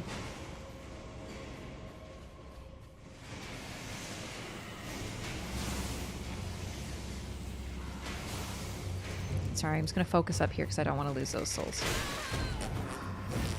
Focus up, by the way. It doesn't matter if I do, I can just pop some forbidden runes, but I don't want to do that. Being a spirit in and of itself and under Marika's total control. I mean, you could argue that Hugh is utterly under her control and sort of like a slave to her will in the way that Mikola is capable of compelling affection. That's honestly quite an evocative argument.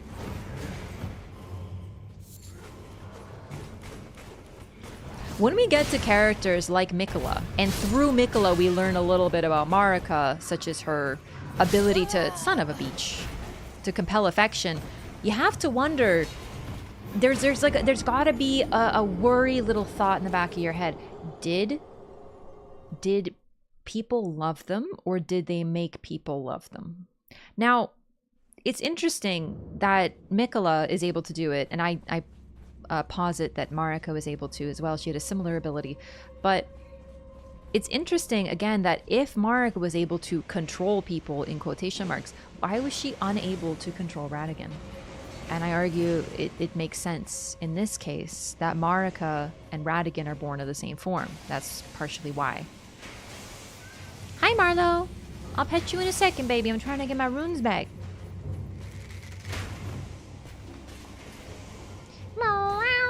I know. What the heck's going on here? Some kind of streamerino behavior?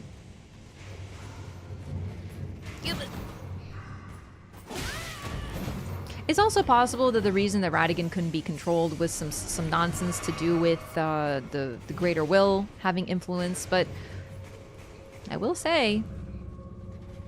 Oh my god, Marlo. Jeez Louise. Radahn soldier ashes! Ow. Call the friggin' Ghostbusters, this place sucks.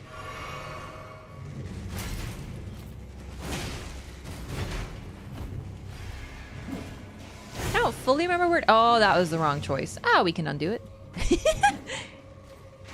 I don't remember where to go, but like I'll find it. I'm mostly just gonna run through this nonsense. I think it's there, though. Ouchie! Okay.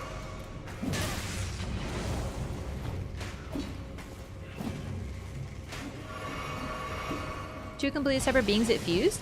No, it doesn't make the reveal pointless. Because at this point, they are one. They form a rebus. There's so much to be acquired from that.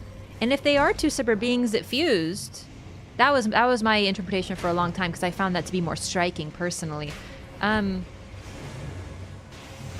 Whether they always were, they are now. And there's so much to be acquired from that, personally. That's how I read it.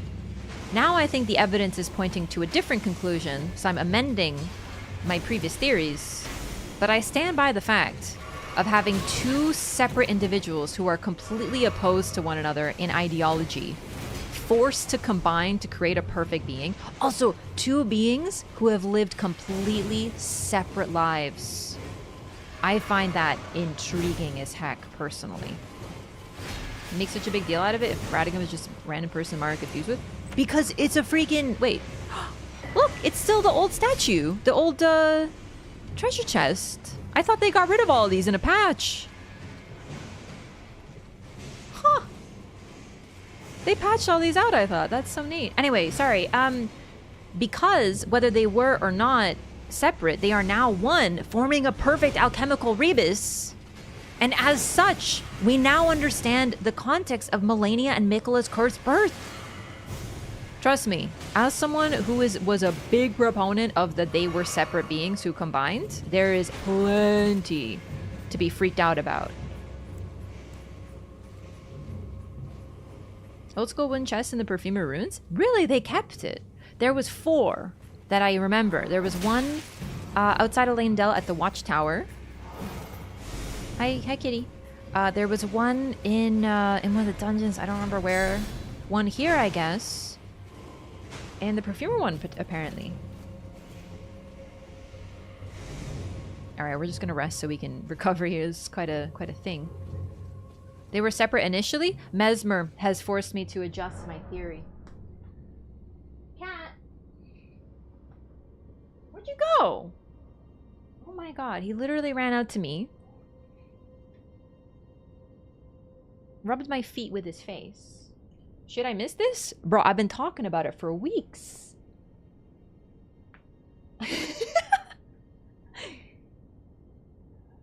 Like, seriously, I know people miss things. It's just like, I didn't just talk about it. I explained the whole thing on... Oh, I don't think I tweeted about it, actually. But this I've been thinking about since Mesmer was revealed. Les Radahn and Marika were connected before his marriage to Renala. So, okay. I recently learned through some very basic late night Wikipedia reading that there's some part of a rebus requires a period of purification. Like that is like a part of it. So what I think now is that in order to become a vessel for the Elden Ring, Marika did self-alchemy, thus creating Radahn. She then took the Elden Ring into herself, became a god, and started the War of the Erdtree. She chose Godfrey to be her Elden Lord. Horalu turned him into Godfrey, renamed him, gave him Sirash, who he also chose to put on himself. It was like kind of like a mutual decision, it seems. War of the Erdtree begins. Radahn at this point, though, is separate. There's an item description. I think it's in Landell. I picked it up recently. That says that Radahn joined the first and second Liurnian War as a hero. And that's part of the reason that no one knows where he came from, is he likely just sort of was created out of Marika. But for some reason, I think perhaps because of this time of purification, they needed to be separate. So that could also be why Miquella and Trina, while they do have some links, also seem very distinct, is because they are also separate from one another at this point in time. So at this point, Radahn is fighting at a different point, at a different place. Then he marries Renala. So Mesmer was likely born perhaps by the process of separating a rebus. A child is created. It's possible. I'm not sure. But it looks like Melania and Miquella were only born once they recombined. So I wonder how much of this was a choice and how much of it was a consequence, so to speak. Or Radahn had pieces of her she wanted to get rid of, much like she removed death from the Elden Ring. It's possible because Radahn does embody the things that are completely opposites to her. But I really wonder how much of it was intentional. I don't know. Implication they never acted during the same time period? Is that where the notion they are one separate comes from? There's a line that says, "Thou wert yet to become me." That is something that Marika says. So if they were always one, why would she say, "Thou wert yet to become me"? So I believe that they were one. Marika created Radahn. He separated, went off to do his own thing. They had to be separated for some reason. Then when the War of the Erdtree ended, Godfrey was forced out of the lands between. Marika created the Tarnished. Radahn was called back to the capital because he had to return and recombined. Adam and Eve, Mesmer, maybe Cain. Listen, I know there's a lot of like biblical stuff here, especially with snakes, but I don't know about the whole like Marika created Radahn out of the rib thing. It's a little overly biblical to me. I just don't see the other. What's funny is I know the most about the Bible because I was raised Catholic when it comes to this sort of stuff, and I don't personally see that. I see way more alchemy than I see Bible. No, Radahn did his best to learn sorcery because he aspired to be complete. Yeah.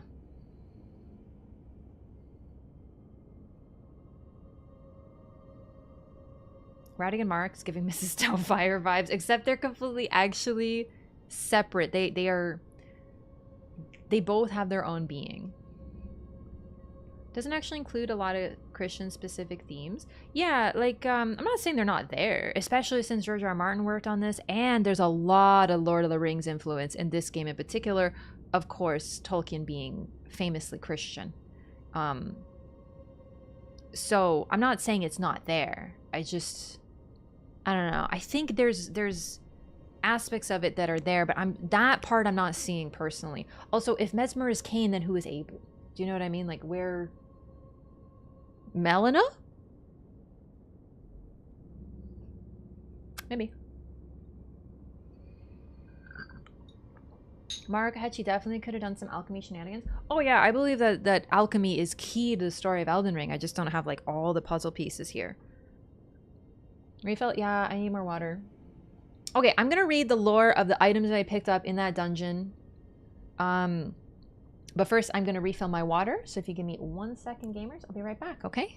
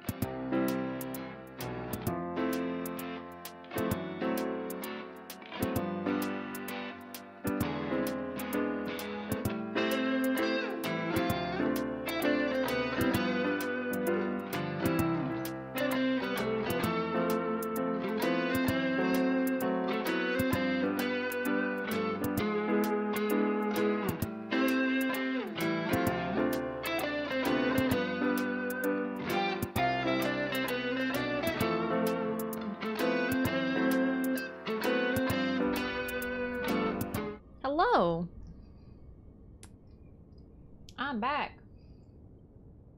Mikola has children. Can you say they're children of Marika and Radahn? The thing about Mikola is that, as far as we know, he has not been able to break the curse of being eternally a child. So he can't have kids. It's just not possible at this time, as far as we know. Still LOREATHON? Slowest playthrough of all time, that's for sure. I know what you're saying, though, because I actually do agree that Mikola and Melania are way closer to their parents than typical children. Like, that's part of the reason they're cursed, I think. Is because they are the child of a singular being, a god, and a rebus. Spiritual alchemy? Really wanted to read about it. I don't know very much, though. Most of my knowledge about alchemy comes from Fullmetal Alchemist, both. Castlevania, that's where I heard about the rebus for the first time, actually. And brief Wikipedia skims. That's it, though. Elden Ring lore since release? Missed a lot of progress and research? It's the greatest time right now. I got a snack, too, by the way. Sorry. It's the greatest time because it's also been revitalized by the Shadow of the Erdtree trailer.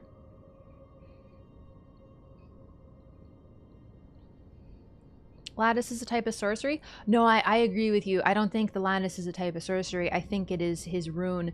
It represents... How did he create an Elden Rune? What is an Elden Rune? What is the difference?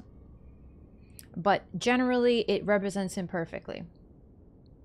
It is a seal that prevents entry and prevents information from being shared. And he seems to go D-voice on certain times. Well, it's because she's a good voice actress and she's talking as the two fingers. That's not her different voice. That's just...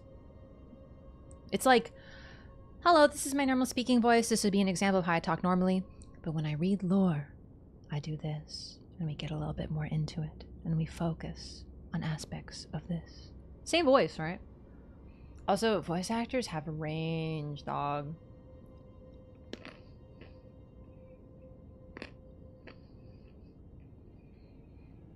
Ooh, that's really neat. Otana, I might ask you to remind me about that later. Do you think the lore dumps from the DLC are going to change how we see things, or will it be franchise changing like Manus? It's going to be both. Like, we're already in uproar because of a new Marika child. Which I knew, I called it. I called there be a new Marika family member. I was just hoping for a sibling.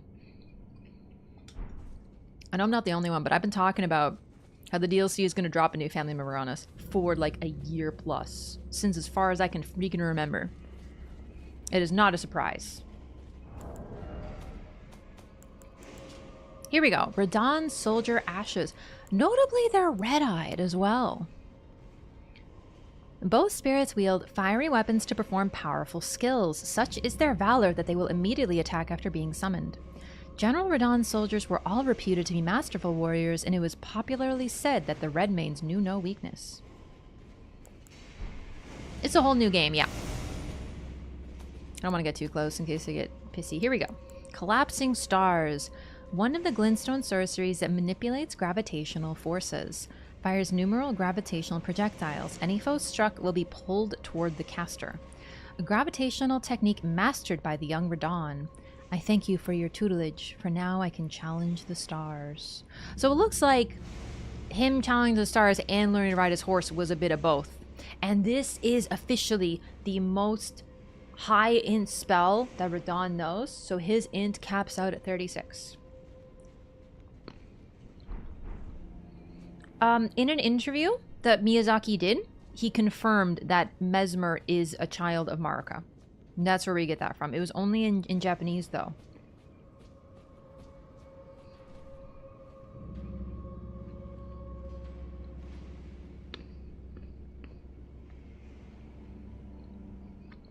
Oh, good point. We gotta look at the categories, F.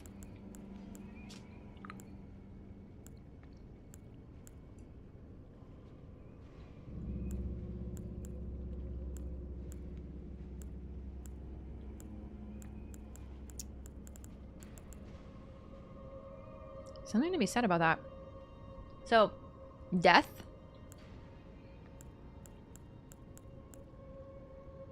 Question mark. Snow sorceries, royal family sorceries, and Rea Lucaria sorceries.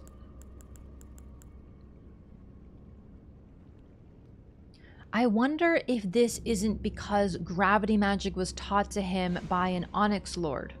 So the Onyx and Alabaster Lords are sort of similar to the Claymen in that they have a sort of nebulous origin. If I'm not mistaken, the lore basically is a meteor crashed and they just appeared from there, right? But yeah, definitely cosmic. I think we're starting to see more spacey. If Marika and Radahn are the same, Mikola is not a child of Marika, he is Marika and Radahn. But there's also Melania. We can't forget Melania. Poor Melania, dude. Doesn't get as much attention as her younger brother. Younger. As her brother. Her twin brother. But we already have a Marika and Radahn. It's just they're split. That's Melania and Mikola, dude.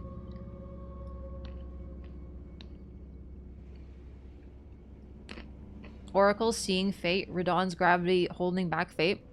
Also, visually, collapsing star. Okay. It's a collapsing star. Okay. I'm a little fuzzy on my astronomy. But I'm pretty sure that a black hole is formed of a collapsing star, but not every collapsing star creates one. It's just some do? I don't remember. I don't remember how black holes are created anymore. By the way, collapsing star creates a void, which is what pulls you in. Crack needs to be a big ass sun. Interesting. Okay, good. I'm glad to know my memory is serving me here. So literally what Radahn does with collapsing stars, and there's other void / black hole spells like Eternal Darkness. I asked about that one last time and chat reminded me. Eternal Darkness literally absorbs things, pulls them in and makes them vanish because it pulls them into a void, right? So Radahn literally creates mini black holes. Mini collapsing stars. So they're not true black holes because, like you said, big star, dense star. But for a moment, he creates a little void that can pull things in. And visually, they are a circle or a bubble, but they are empty. Versus these, everything. Whoops! Not my nut. Sorry, I dropped I dropped my nut. I was so excited. I was talking with my hands. Everything that a bubble is in its center. And when it pops, it vanishes. That's it. I'm not going to take too much out of it, but it's interesting that this is like a bubble where what's important is inside. And here is like the complete opposite. It's inverse. There's nothing inside of it. No, not the nut. Don't worry, I got plenty more. Don't make it weird, chap. Game still astounds me with how much you can see in things even after playing religiously for 2 years. I agree. And the thing is, Elden Ring is definitely the biggest and the most ambitious, and there's so much to it. But every single one of the games has this level of attention to detail, and I can't wait to showcase it.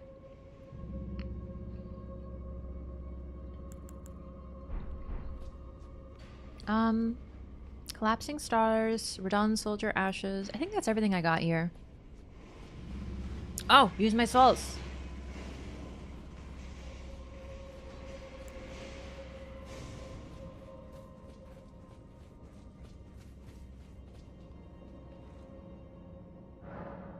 Capcom said they'd never do remakes. Sorry, I don't know exactly what we're talking about. I saw something about, I'm gonna start raising faith. I gotta use some freaking spells already.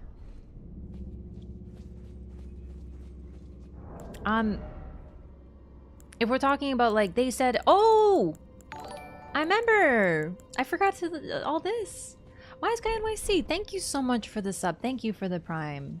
I really appreciate that. Oh, I can't leave. Thanks so much for the support. Welcome in. We love primers. Enjoy your butterfly. Enjoy your emotes. Summoning sticks kept the item if you didn't pick it up the first time. Yeah, the, what do you call it?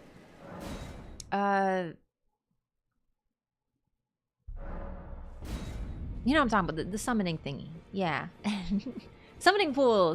Yeah, I never picked it up. It's just funny to see. Miyazaki lied when he said no more Elden Ring games. So, I can't believe I didn't look at her feet. Alexander the Ordinary, thank you so much for the sub. I really appreciate that. Girls only want one thing. It starts with P and ends in S. Primers. Thank you so much. I really appreciate that. Thank you for the support. Thanks for using your Prime here. You get one per month, and I appreciate you choosing here.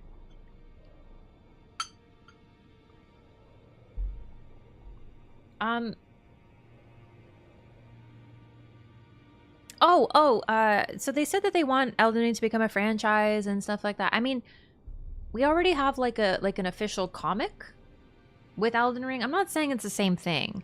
It's just they never directly said there's going to be more games. They just left it open. Same as Dark Souls 3. In an interview after Dark Souls 3, they were like, hey, is there going to be a Dark Souls 4? Miyazaki's like, we're not saying no, but we're keeping the door open for one day to perhaps... Literally, he's a master of corporate doublespeak, dog. He's not saying yes or no. He's just saying perhaps one day. We're not sure what we're doing next. Yeah, he did say near release that he'd like Elden Ring to become a franchise. We don't necessarily know what that means, right? Peanuts? No peanuts. I think. No. Shit, I don't know, dog. They said they're working on multiple things at the same time. They are always doing that. Just I'm raising my hand. Hello, please. They're actually always doing that.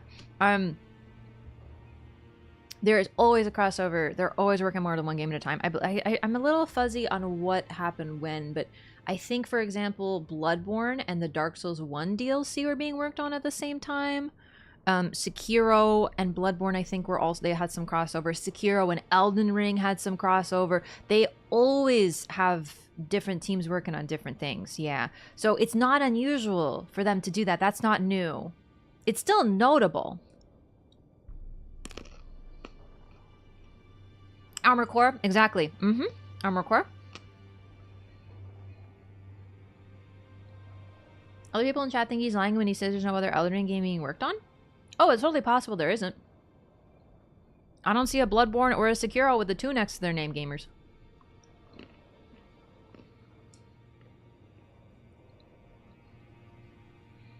The fingers are maybe the same case as Mark and Radahn because they're separated?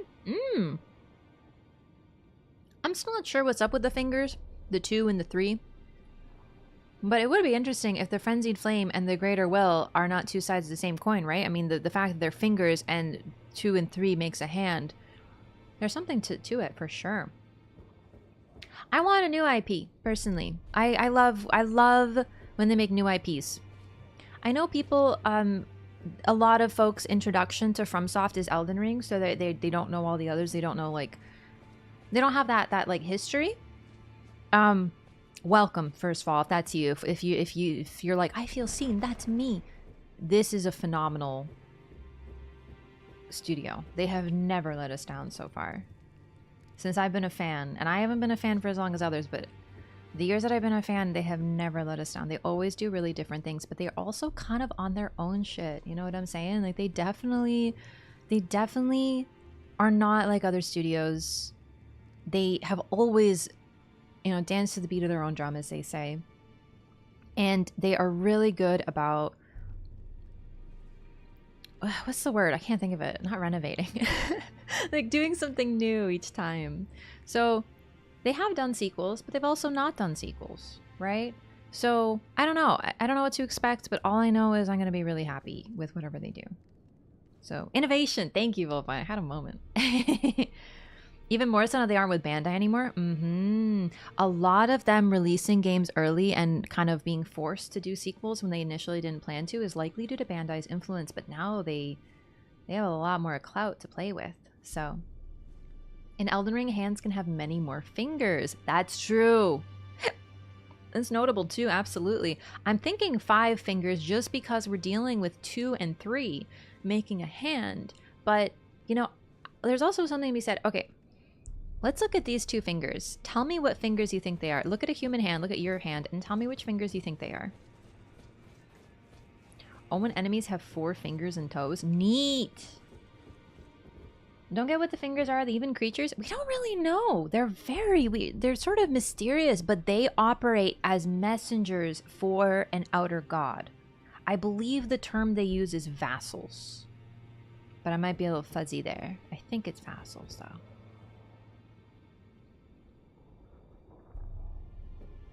See, when I first saw these, my first thought was actually pointer and middle.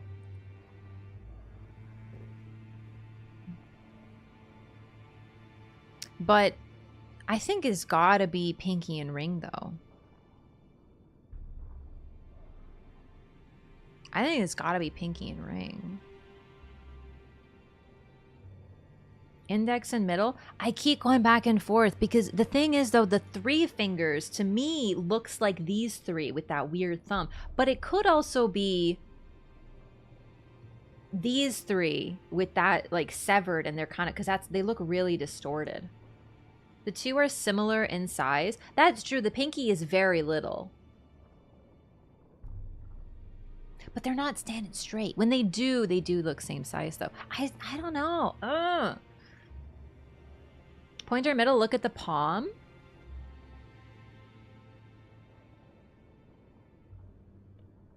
I can see an argument for both, though. Definitely no thumb, though.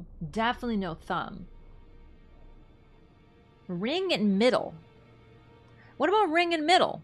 Do we have something for ring and middle? How many 2 fingers do we know? This is the only functional one that we have in the game. Surprised it's not 2 and 3 toes. It's funny you should mention that. According to an interview, it was supposed to be toes, but that was an idea that didn't make it past Miyazaki's dreams, apparently. I'm not joking.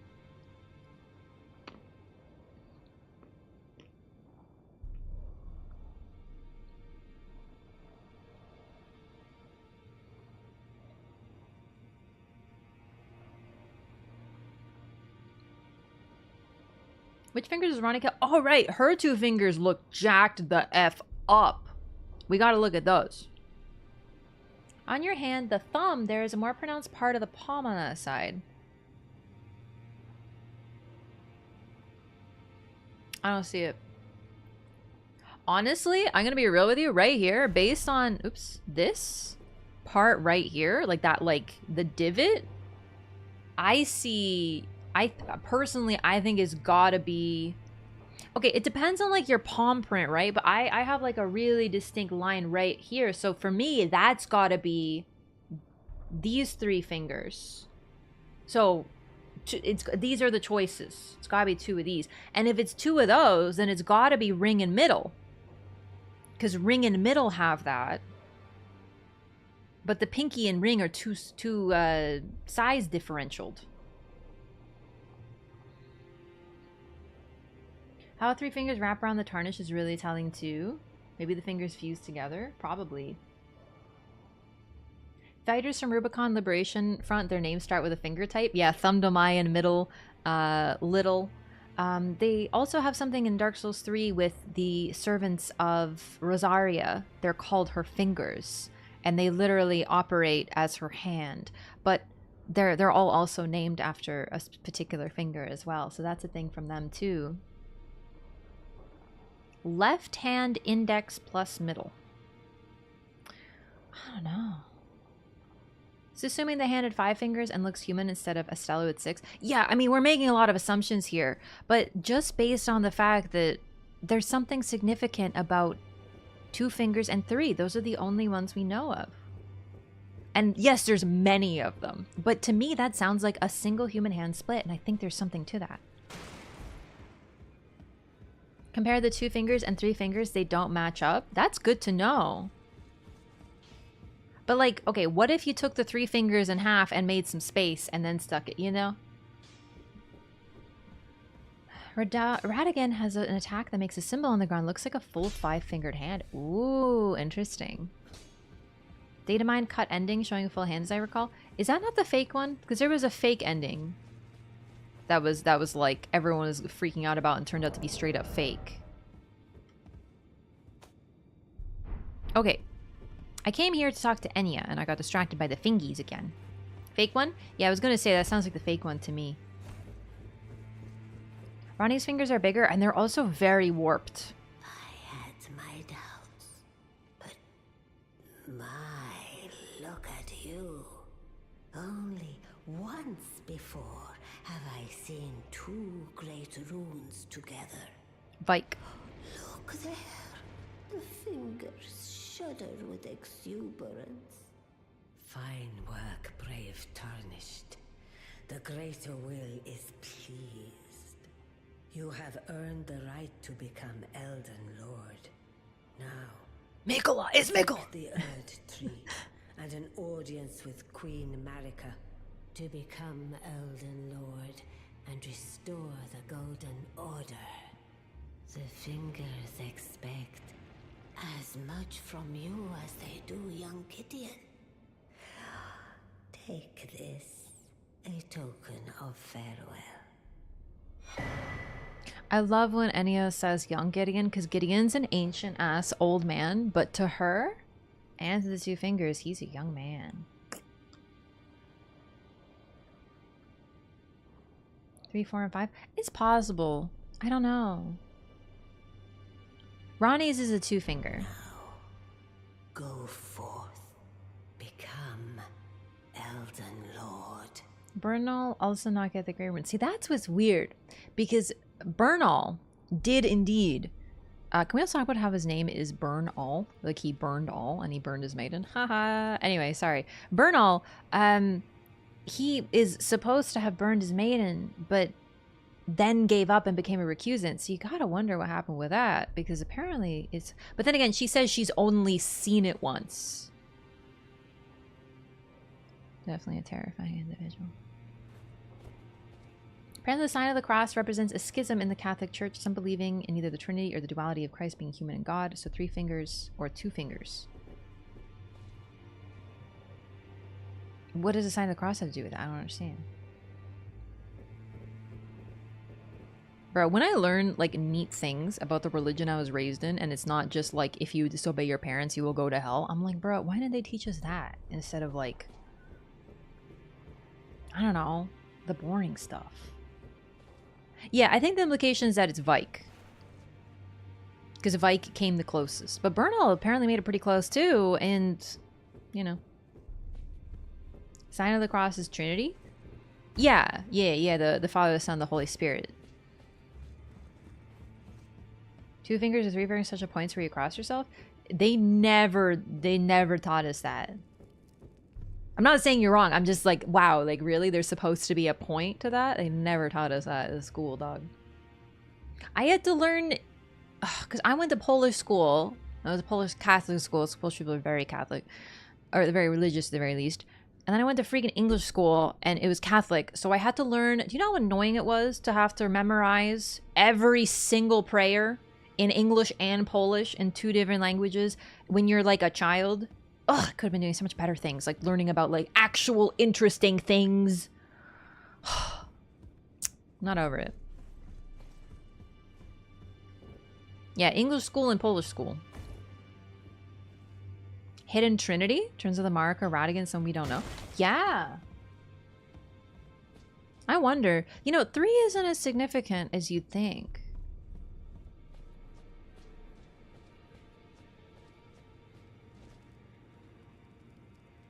Well, sorry, I'm hearing things, and I think it's my strange little demonic boy wishing me to play with him.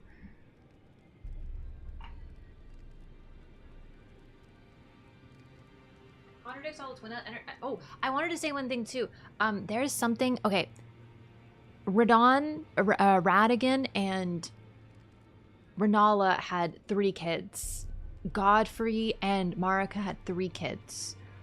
Melania, or Radahn and Marika had 2, as far as we can tell. Ooh, what if there's a secret trinity? You know? One sec, I'll read that in a sec. People have to lose their eyes to understand what fingers are saying. It's possible, because we never see them with eyes, but they're also unbelievably ancient. One sec. Marlo, baby!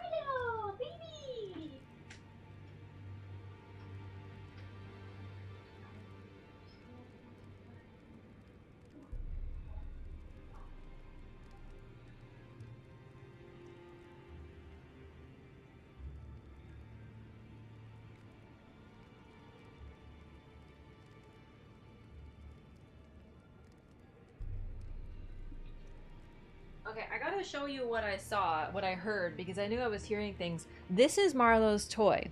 It is mouse adjacent. It looks like a mouse. It squeaks. It's a little broken because he loves it a lot, but you can hear that, like, what's left of the squeak.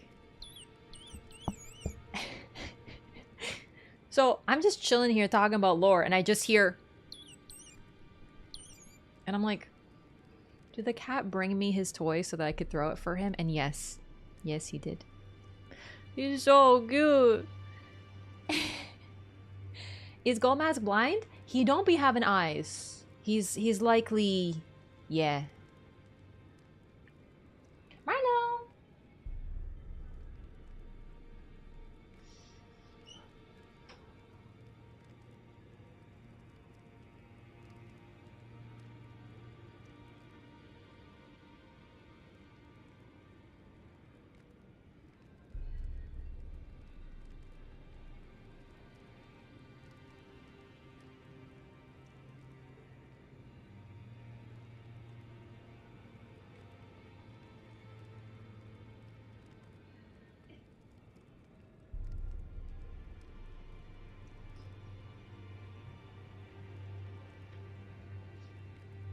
This cat is going insane right now. He's so sweet.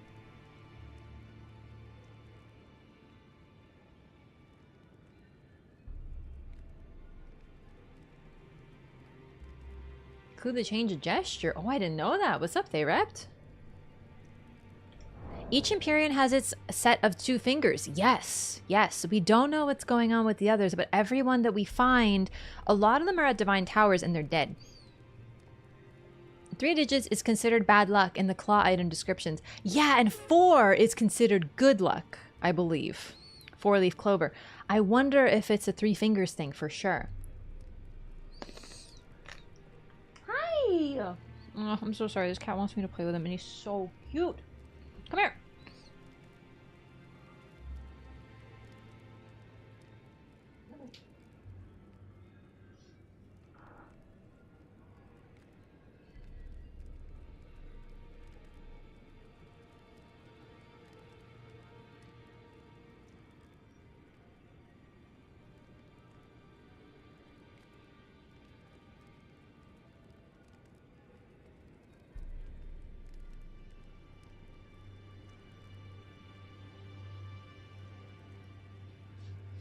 Sorry, when Marlo wants to play, I try really hard to play with him because he's the sweetest cat in the whole world. Does he understand what fingers are telling? Okay, so Goldmask never interacts with the 2 fingers. So we don't know if he can understand them. However, his method of communication is holding a finger out and moving it ever so slightly. And through that, he communicates with Corin, who can read, I say read, Corin likely understands the language of light spoken by the 2 fingers. It's why I think he's a 2 fingers loyalist as well. Because he, to be fair, also the Golden Order fundamentalists were likely 2 finger loyalists. Like there's a crossover there. The 2 fingers literally just spread the message of whatever the Elden Beast wanted to say. So, well then again, okay, there's probably a distinction. But still, generally, the 2 fingers speaks a language of light. Corin can read it, understand it. Goldmask can speak it too. So, basically, presumably, Goldmask could speak with the 2 fingers, but we just don't know for sure.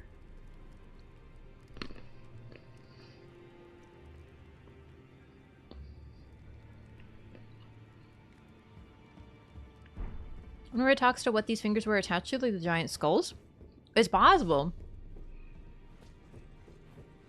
I just don't know. I don't know if they were ever attached to anything. Probably an oversight of the devs. That's what I'm talking about. Was that patched? I could have sworn that was patched. But I might be misremembering which book I gave him. Okay, we have the potion. I think we have to give the potion from Selvis to Gideon, by the way. Well, I see you found another great rune. Yeah, praise Wonderful. You are a worthy fellow tarnished indeed. Make the journey to the capital, Leyndell, that lies to the east of the Altus Plateau, at the foot of the Erd Tree. The Two Fingers will deny your passage no longer. You may be Fingers our and best to do with the hope. Greater Will aren't talking to it at Find all? your way to the Interesting. Elden Ring, for we are tarnished, and we must answer the call of grace. No Nephilim or Dung Eater Puppet? No, I don't want to not do their quests. I want to complete both of them. As a result, I can't give either of them the potion. Potion later to the guy that talks to Goldmask? Oh, right. Can't you potentially give it to... Wait, I thought that was the Forgetful potion. Which potion can we give to Corrin? Corrin is blind? We don't know if Corrin is blind or if he simply wears a blindfold. Either way, blindness effectively represents faith, following which you cannot necessarily see. Forget potion? Okay, that's what I thought. Yeah. Hey, no worries. I forgot that you can even give him that potion. You can complete Dung Eater and still make him a puppet. You won't get his many rune. That's what I'm talking about. That's not... We can't complete Dung Eater. Completing Dung Eater equals getting his mending rune. We can't interrupt that. Okay. So, I'm not sure. Like, Devin, I personally think that the Two Fingers are literally spreading what the Greater Will thinks. But they simply communicate with the Elden Beast, but they have since been cut off. I'm just wondering, what do you think the Two Fingers are doing if they're not communicating for the Greater Will? Or who they're talking to? Do you think it's something else? Tom, hello, how's it going? Poor Boggart? Yeah. Fia Mending Rune, no? No, okay. I want to, as much as possible, 100% the game. That means I can't cut off a quest. Obviously, we can't truly because 100% equals every choice, but we're doing everything we can in one playthrough to make every choice. And cutting off the quest line that gives you a mending rune and all that dialogue is not an option. No, Ronnie's Two Fingers is sending assassins to kill her. Yes. Heard the weird theory that everybody is Shabriri? I thought everyone was Mikola. Corrin will refuse the potion if you offer it to him? Yes, but we do get dialogue for receiving it. Alright, but we are going to, for now, because we have to progress his quest line, Celivis, so we have to give this to Gideon for now. Is an oversight. He believes in the Golden Order, but not the Fingers. Alright, listen, hang out with me for a second here. Is it possible that Corrin is stupid? Now that sounds facetious. But what if he's just dumb? Like, what if he doesn't know? The whole thing about Corrin is that he would like to find Goldmask, but he's... I actually just got this dialogue while editing, so I remember it clearly. But basically, he's freaking out because our boy Goldmask is stuck on the Radahn topic. And he is... trying to get him past. He's like, who cares about Radahn? Don't worry about it. We're finally at the Erd Tree. Worry about that. But he can't get past it. And then perhaps he's writing things down, but it doesn't mean he's smart. You know? Corrin can't accept the Golden Order's flaw in it. He also can't accept that Goldmask is stuck on something. And when you tell Goldmask that Radahn is Marika, he's satisfied by this. But our boy, Corrin is like, what could it mean that Radahn is Marika? Do you get it? Well, anyway, I just have to write it down. He just basically, you know, he doesn't even bother trying to think about it. Just went nuts because no one told him what's going on, or he simply can't comprehend it. Rejecting a spiritual teacher telling you the old ways are wrong. Like rejecting the New Testament. Yeah, kind of. Yeah. So I think he's book smart. I don't even know that he's book smart because incantations are oral tales. So he knows a few stories that other people told him. Incantations, like, is literally an incantation you say out loud. He has a few things memorized and he can write things down, but it doesn't mean that he's necessarily in any way intelligent. And I think that might be part of it. Perhaps he doesn't believe in the Two Fingers because he's never seen them. Now, you might be like, okay, but he's blind faith. He doesn't need to have seen it. Maybe he just literally doesn't know. He's not getting any runes. He can't go see the two fingers. Only we can. Literally, he's not getting any runes.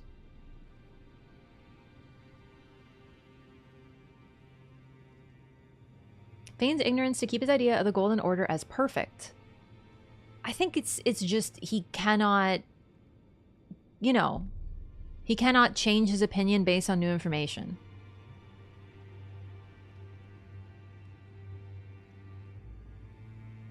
He wears the blindfold because sight gives his brain too much data to process.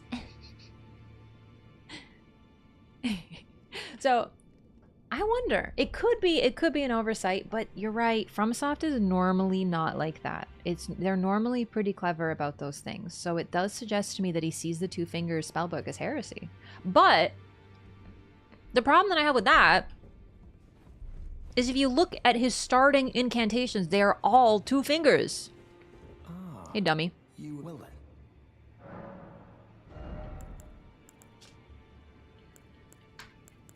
This is my problem.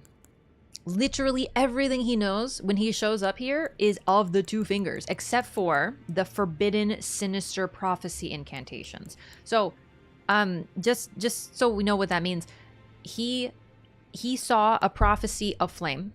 The flame of ruin is anathema to the Erdtree. The prophets sometimes glimpse it within the faith all the same. Sadly, when this occurs, their sole reward is banishment. So he was banished. We know that already. He's got a wheel around his head. Our player character, if we start as prophet, starts with catch flame. Same thing happened. We were banished. But every single one of them that he knows otherwise is a Two Fingers faithful incantation. All mention tarnished, yeah? Yes. Except for these. Oh, no, it's still tarnished. But these basically refer to... Yeah, heart tarnished. If you truly walk in faith, you must be prepared to reject all else.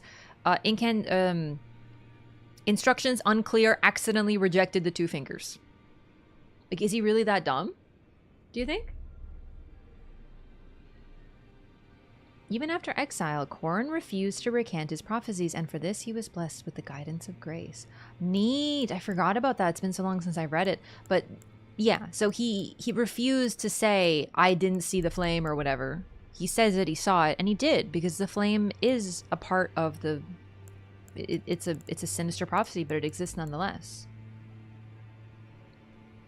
Having the knowledge to do something. So as far as we can tell, incantations are fueled by the player's own faith. Like, you literally have faith in something, but also is an incantation. You say something out loud. In Dark Souls, I believe they're stories. I forget what they call them.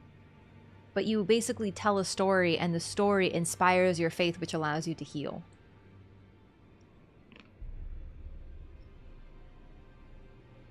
Miracles. Yeah, they're miracles, but miracles are tales of miracles. So literally, if you look at the description of miracles, they're like, this tells a story about longing for home, and it sends you home. And that's basically, it allows you to take a story that inspires a feeling and use it in a physical sense.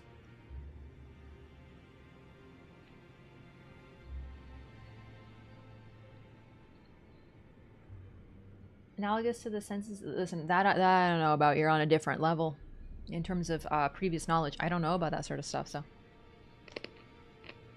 that's a cool idea. I may not use incans or miracles or spells, but they're really, really cool when you look at them. Okay. May the Golden Order shine through you. Exactly, Devin. The thing is, in my opinion, okay, y'all seen Stargate? Now, keep in mind, I've seen Stargate a long time ago. I love it, but I stopped watching around the whole Ori arc, so this is very fuzzy knowledge. But one of the antagonists in the in Stargate are called the Ori, and they have these people who show up, and they're sort of like monks or prophets or whatever, and they show up and they spread the teachings of the Ori. It's like, do you know of the Ori? I forget what they're called, but they have like a title, and they have like superpowers, and they have these like staves, and they look all creepy and stuff, and they like shoot you back, and they use like superpowers that they got from their daddy gods. And they're pilgrims, I think. They spread the teachings of the Ori to spread the religion because the Ori are strengthened by faith. So immediately I wonder, but the thing about them is they don't know the truth. They don't know what the Ori actually are, which are basically ascended mortal beings that gain stronger when people believe that they are gods. So they spread the teachings without knowing the truth of them. And that's kind of where I place the role of the Two Fingers. The Two Fingers are able to answer certain questions. Think of them like a basic programmed AI, right? Hey, Two Fingers, can you tell me about the Greater Will? The Greater Will is the life-giving. They are the ultimate power. You must worship them and they will renew your life. But you ask them something more complicated, like, hey, so the Erdtree wouldn't let me in and there's a bunch of thorns, and they're like, I don't have this pre-programmed. Let me contact the server. And then they contact the server, which is way out in space, and it's going to take thousands of years to get a message back. However, I personally think that they also could have contacted the Elden Beast, but the Elden Beast has since been cut off because Radagon's lattice is a two-way thing and nothing can be sent out or sent in. Because Radahn was so desperate to keep stagnation that he would rather seal himself in forever and let everything else fall to ruin than to risk changing anything. So, anyway, long story short, watch Stargate. It's really good, especially the early arcs with the gold. Very poggers. But the Two Fingers have limited knowledge. I almost feel they're like, not quite golems, but they're like programmed beings that don't have much going on themselves, but they also have a ton of power. They create the shadow beasts. So that is attributed directly to them. So, I don't know, it's kind of mixed with them. Never interested in lore of the show? Oh, that's a bummer, dude. I love Stargate. We defeat Corrin, he says, oh, guidance of grace, why can't I? Yeah, so he still sees guidance likely. Can you talk to Enya? Mm-hmm. That is why I came here initially. I just got distracted again. Hi, Marlo. I'm sorry, buddy. I can't. You have returned. We'll play soon. We'll play soon. Go to sleep and we'll play after. What is it? Remembrance. Remembrance of Starscourge Radahn, hewn into the Erdtree. The power of its namesake can be unlocked by the Finger Reader. The Red Lion General wielded gravitational powers which he learned in Celia during his younger days. Also, he would never have to abandon his beloved but scrawny steed. However, he also wanted to challenge the stars. We know that at some point during his tutelage, he wanted to challenge the stars. So it was a twofold thing. Also, the Red Lion General is really funny because it's literally like he created a persona that fused Radahn, his father, and the symbol of Radahn with his red hair, and the man that he fanboyed over, Godfrey, and put them together and created the Red Lion. It's kind of cute. Starscourge Greatsword. Curved greatswords of black steel wielded by General Radahn. A pair of weapons decorated with a lion mane motif.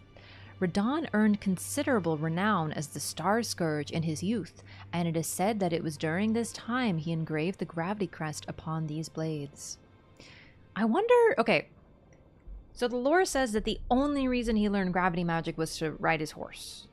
Okay, could be a translation thing, sure, but let's take that at its word. At some point during his tutelage, he was like, now I can challenge the stars. Do you think that idea was put into his head by his teacher? I really wonder if that doesn't have something to do with it. Because however you see Radahn, he kind of seems like an easy type to manipulate. Wonder if he ever interact with Godfrey at all? From all we can tell, no. No way Radahn found the Red Lion image flattering. Yeah, I know it's been talked about to death, but his children, Radagon's children, either knew him so little that they were not aware that he despised his red hair, so he was absent for most of their lives and or never interacted with them, or they knew but didn't care because for them being like, hey, I'm a son of Radahn was more important than anything. You know, it's... Either way, it doesn't look good. But it's interesting that both Rykard and Radahn pushed forward this red image. Or spite. I don't think spite for Radahn. Maybe Rykard at some point, like an irony thing. But not for Radahn. Radahn very much seems to have wanted to follow in the footsteps of Radagon. It specifically says in his gear, I believe, actually. I was born a champion's cub. Yeah, that would be Radagon. That's how he saw his father. Is fond of its heroic implications. That's how he saw it. So either way, Radahn either didn't know or didn't care. Oof, that's dorky. What are you, Simba?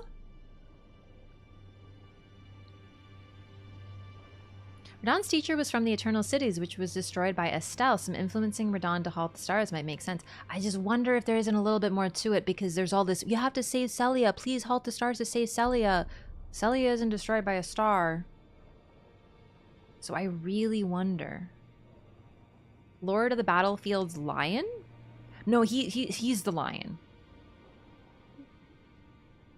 He's a big dork. Radahn's teacher was an Onyx or Alabaster. I believe an Onyx Lord. Yeah. But apparently they lived in Celia. We don't see any there. He was a general. He knew gravitational magic. He was liked by his men. The thing is, he was liked, yeah, for sure, by his people. Other people did not necessarily like him. We don't know if the people of the land liked him. We don't know anything but his men were fiercely loyal to him. And that says something about his character. But that's like saying, oh, my friends all think I'm really cool. Yeah, of course your friends think you're cool, bro. They're your people, dog. It kind of sounds like everyone else had a problem with him, dog. People of Celia came from a place destroyed by a star, and they imprisoned a primeval sorcerer, so they're from the heretical underground city and pretty loyal to the Carians, too. And there's a bunch of Rey Lucarian ghosts there. Did he know he was holding Ronnie back? I don't know. There are two lions inside of you. One is a dork. The other one is also a dork.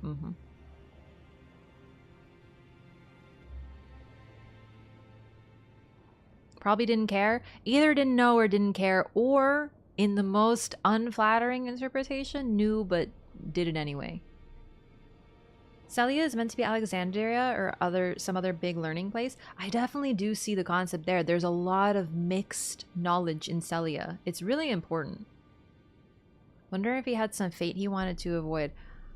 I wonder if he didn't do it out of some sort of selfish instinct, because the stars guide the fate of the Carian royal family, of which he was one. Maybe he didn't like his fate, so he wanted to change it.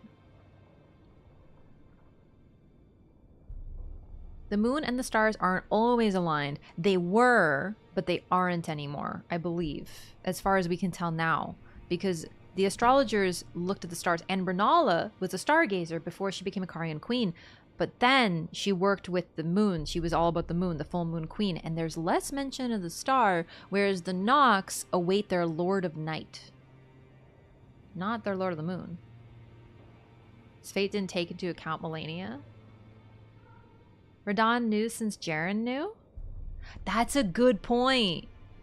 That's a very good point. That does suggest Radahn did it on freaking purpose. Freaking Radahn. That's an excellent point. I totally forgot. Jaren knew. Jaren, though, he might have told Radahn, too. Because Jaren would know. He's a sorcerer. He seems to have known this stuff without anyone telling him. His father wanted stagnation. Holding the stars back could have been a way to honor his father's wishes against his other family. That's the vibe I get. I personally think that Radahn did it specifically to screw over his Carian family. But it's also possible that hubristically, he wanted to avoid his fate and ended up making it true, like any Greek tragedy. Estelle was supposed to appear after the boss fight, but that was cut. Yeah, I actually did hear about that. Thanks for the reminder. But either way,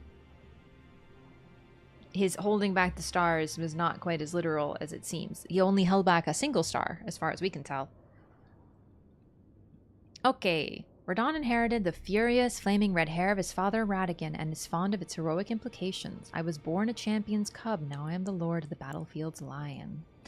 Radahn's lion armor. The golden lion is said to symbolize Godfrey, the first Elden Lord, and his beast regent, Sarash.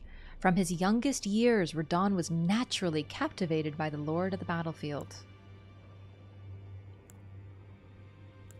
So he kind of sounds like when he was a little boy, he was like, oh, dude, Godfrey's so cool. And as he got older, he's like, bro, I'm the son of Radahn and I want to be like Godfrey. It is hard not to see him as, if not directly, a Golden Order type boy. He sides with the people who were the most loyal to the Golden Order indirectly. Captivated by the Lord of the Battlefield, not that he is him? What do you mean? The Lord of the Battlefield was Godfrey. But then later, he calls himself the Lord of the Battlefield's Lion. And if he's trying to be Sarash, then he is the biggest idiot on the planet and even dumber than I thought. Because Sarash is smart, brother. Sarash is the thing taming Godfrey from his wild instincts. But I don't know if he knew that. The more I learn about Radahn, the more reason I have to roast him. Seriously? My god. I wonder if it's literal, because, okay, he is depicting an image of a fierce lion, right? Like, look at his helmet. It is literally a lion with its jaws wide open where his face is. He cosplays as a lion, and he is this great, powerful, physically fighting warrior, right? There are a lot of people in-game who seem to think the lion was an image of strength and not how Godfrey was tamed. Yes, so I really wonder if he wasn't aware. It's a symbol of Godfrey because it was fused with him. But just like Marek and Radahn, they have their own purpose and wills.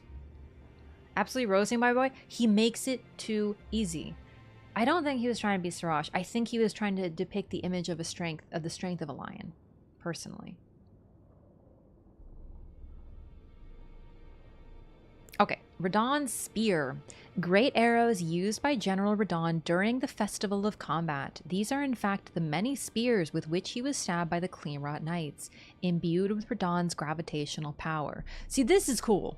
The man got stabbed with spears, took them out, and was like, new arrows. That's pretty sick.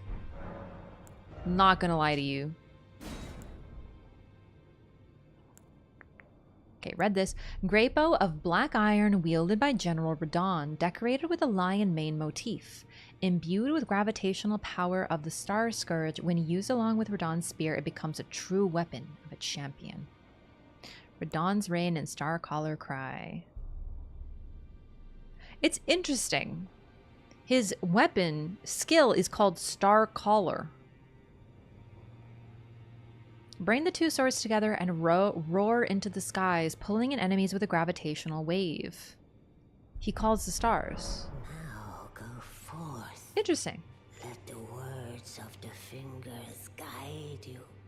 Dude wanted to be a warrior in an age of peace. Probably was not sad when the Shattering War broke out. I genuinely think, yeah. I think he reminds me of the people who were like, bro, when the zombie apocalypse drops, I'm gonna be so ready. I got a bunch of beans buried in my backyard. And it's like, what are you talking about? He's like, bro, I've planned my entire route for the entire zombie apocalypse.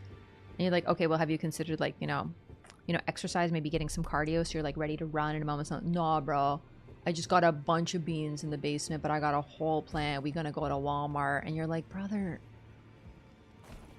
You know, that's the vibe I get from Radahn. He's been planning for a war, except at least he's a little better than my straw person zombie prepper. Doubt before the Shattering was an age of peace. It was peace for people like Radahn, likely. He's a Karian royal, born with a silver spoon in his mouth. He was able to just go to university and study gravity magic. Like, literally, dude, imagine being Radahn's mom, because we don't know where Dad was at this point, and you're just like, hey, sweetie, what would you like to learn at school? Have you considered where you're going to go for university? You know, time's coming. It's time for you to learn. I want to learn gravity magic. Oh, well, it's not of the moon, but oh, I'm really glad you want to study sorcery. Radahn, why did you decide on gravity sorcery? well, there's this horse, and I'm like really big, and I can't really ride him, but I was thinking if I learn gravity sorcery, Mom, I'll be able to like ride my horse anyway. And Renala's like, that's so great, sweetie. Go ahead. You know what I mean? He's literally like the kid who went to university just for the lulz, dog.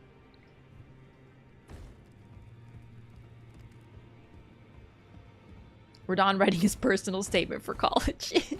I really like my horse. I would like to ride my horse, but sadly I am too large. Please help me. Why does Radahn sound like he's in a frat? Because I am an excellent voice actress. Because you know that man would be a frat boy. Radahn went to uni on a sports scholarship?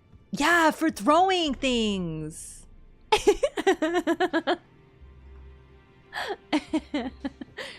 Why does Bo have no carbon content but they figured out steel for his swords?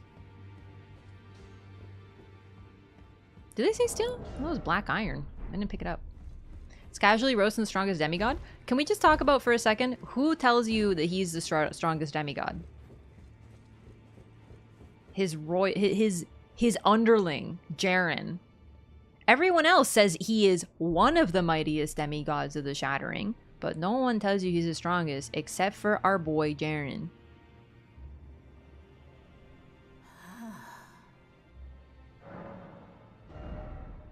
I'm gonna take one for the lore. Black iron, black steel. Interesting. One is black iron, one is black steel. They likely are meant to be the same material, just a translation thing. Ronnie too, though, in the trailer?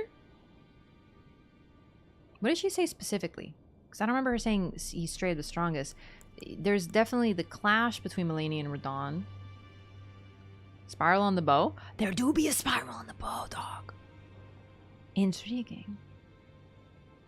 Leaps in the heavens and comes down as a comet? Yeah, Melania literally enters a freaking cocoon and pops out as butterflies. She has my vote, dog. That's all it takes. Hey, Saint, thank you so much for 37 months. Welcome back. He became the strongest canonically when he fought Melania to a draw and she rocked my shit more than any other demigod. That's actually true. Now, listen. I think Radahn's sick. I think I've concluded that he is my favorite fight in the game. He has some really cool aspects. It's just generally, we disagree fundamentally. Like, I think Ronnie's the coolest and probably has the greatest plan that comes to fruition as far as we can tell. Potentially Miklah's a better plan, but we don't know what happens with him, right? These two were the mightiest to remain. So he's not the mightiest then.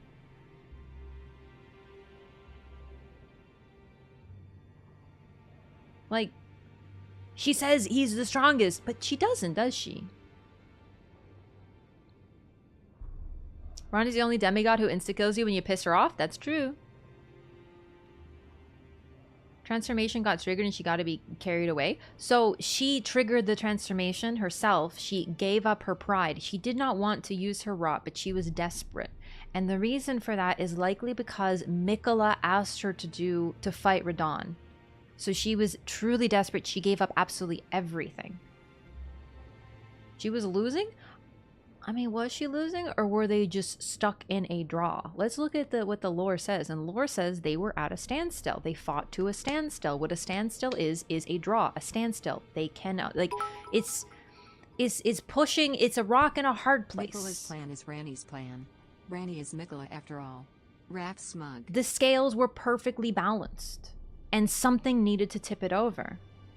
So Melania chose to bloom. And that tipped the scales. Ronnie's Miquella after all? That's actually real. Thank you, Volfine. Thank you. She was desperate to save Miquella or desperate to not lose. So, based on what we know now, for Miquella's plan, Radahn needed to die. So what that means to me is Miquella went, hey, I'm gonna go to sleep in my tree womb for a bit. You go kill Radahn. When I wake up as a superpowered god, I will save Godwyn via the eclipse. Because right now, Godwyn cannot be fixed or killed, I guess, saved, killed, in this case they're synonymous, because Radahn has halted the stars and the eclipse cannot occur. You go do that. I'm gonna go nap. And he goes to nap, and then I think potentially while he was in that state, his plan changed. And he managed to enter a slumber state, which he was able to use to contact Melania after she rotted to let her know, I'll be back. So basically, it was possible that Melania went over there to fight Radahn to save Mikola, but now we know that she likely had a different reason for contesting him in the first place. Section of the cutscene is like the very end of the battle. They probably fought for a while for what we see in the cinematic. Yeah, they're fighting forever. I just don't understand how people are like, yo, she was losing, so she rotted. Bro, the lore literally says they fought to a draw, they fought to a standstill, they were evenly matched. Right? Like, literally, the scales were balanced. No one was going to win. They were going to fight eternally. Something needed to happen. And Melania, it is described as she gave up her pride because she didn't want to use her rot. She despises her rot. It eats her alive from the inside from birth. It's caused her immense pain. She's lost limbs. She's lost her eyes. She is riddled with it. She doesn't want to use it as a weapon, but she needs to obey Mikola at all costs. And because she makes that choice, we are able to defeat Radahn later. People fanboy for Radahn hard. See, I wouldn't mind the fanboying so hard if it didn't come at the cost of Melania, because the amount of general rage I hear at Melania, like, listen, I thought about it before. People were like, dude, Melania's so cool. Who's that ugly guy she's fighting? And then it turned out that he likes horses, and everyone's like, bro, I love him. And now the Melania misogyny comes out, dog. I have heard so much vitriol for her. How many bell bearings? Oh, that's probably good. Let's buy some stone sword keys. I bought this so I could do spells, which I haven't done yet. Don't need any of these. Don't need any of these. I wonder if these have actual meaning. These unusual runes. We don't know how she feels about horses. That's true! That fanboy for Radahn? Dude, I love Ronnie so much. And I genuinely think I roast her almost as much as Radahn. Like, half of the time I'm saying, bro, she literally doesn't do anything. She's a dumb princess. But I love her.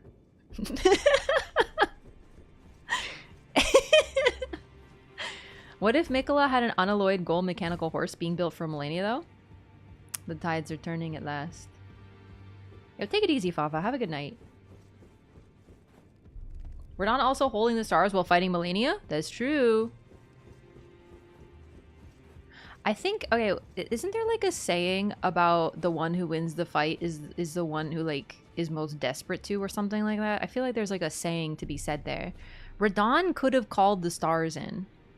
He could have unleashed the stars on Melania, but he didn't because he didn't want to win bad enough. Melania was desperate to win, so she did. Melania didn't kill Radahn's horse? That's true. No acknowledgement of the blue ring at all? What about it? What do you mean? About, like, no one talking about it? Yeah, blue phantoms are weird, actually, aren't they?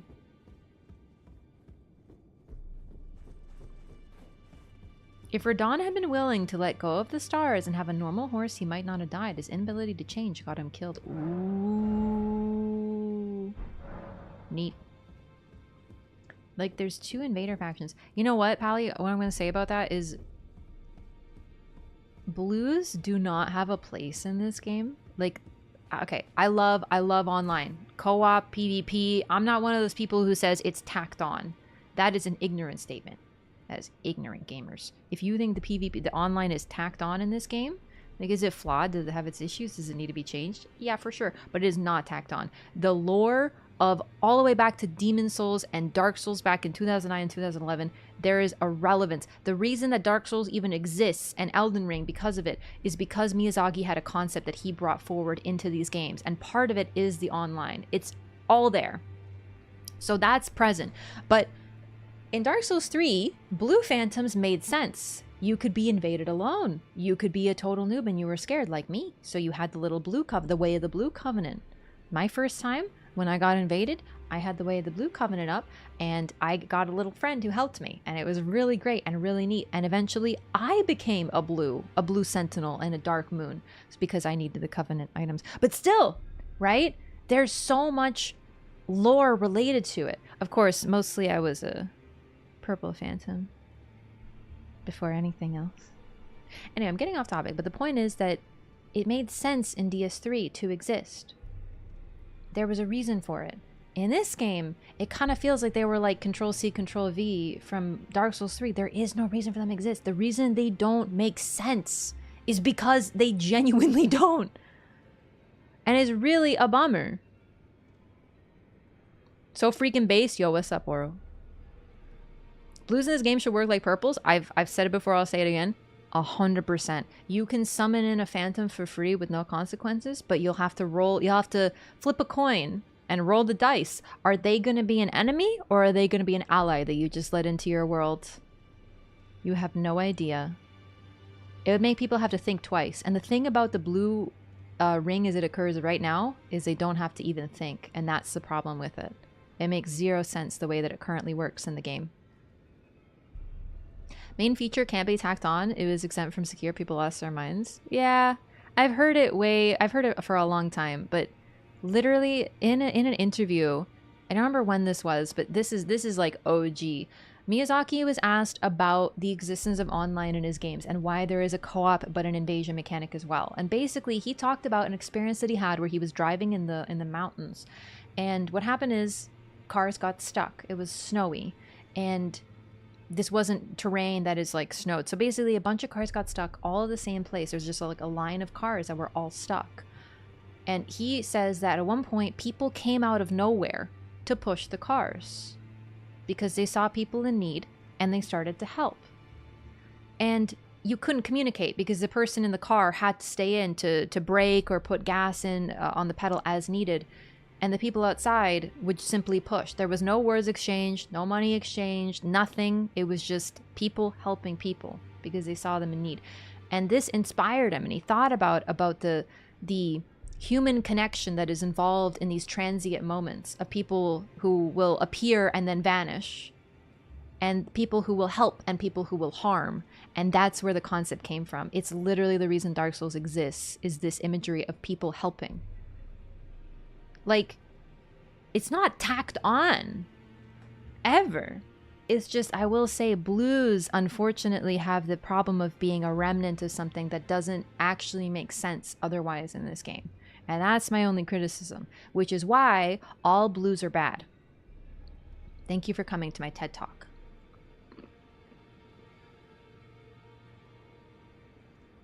What's your favorite school of magic in Elden Ring? Nebula.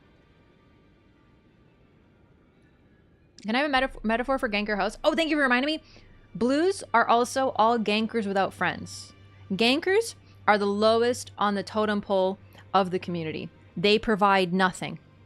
They are overgrown children who need to return to school and do their homework and be scolded by their mothers. Blues are gankers, but they don't even have the friends to gank with. They are even lower.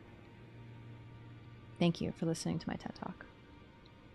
Yeah, blues in DS3, totally fine. They have a reason for existing. They make sense.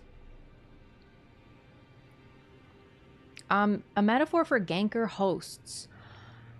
They're like the people who think they're funnier than they are, you know what I'm saying? They're like, bro, we're so funny. And no one laughs at their jokes. Marlo's having a nap. In conclusion, bring back mound makers. They are the greatest thing that they've ever invented in this entire game. So I went for the Dark Souls 3 Platinum. That involves a lot of Covenant stuff. My god, the grind. And the worst part of the grind was not having to get all the items. It was literally finding the opportunity to be summoned as a blue half the time. That was the hard one. But I had to farm for all of them because I did a lot of PvP, but not enough to get enough points to level up the Covenant, right? The only one that I didn't have to farm for was Mound Makers because I just did it while playing the game because I love Mound Makers so much. Understand why ganking's even fun? Because they're like, they get every advantage in the entire game, but they get the invaders are really negatively seen by a lot of the community, unfortunately. So they get to be the scummiest little MFers on the planet while also maintaining moral superiority. Additionally, so I was watching, I love Northern Lion. I don't know, I don't talk about Northern Lion too often, but I really love Northern Lion. He's a fantastic creator. He is, I think his nickname is your favorite streamer's favorite streamer. My God, he's like the GOAT. Anyway, I was watching a compilation of Northern Lion roasting his chat. And my man did Elden Ring invasions. I didn't know that he could be this base, but I watched him do an invasion. And the Phantom had... the host was standing back and spam casting a spell, just glintstone, glintstone, glintstone, glintstone, glintstone. And the Phantom had Bloodhound Fang. And then I think there was a oh, and the host also had a Moonveil. And I was like, bro, this is literally every invasion I've ever seen. It's got Moonveil, it's got Spell Spammer in the background, and it's got Bloodhound Fang. And he was literally complaining so hard, and I never felt more seen in my life. And that's all. That's really all I have to say.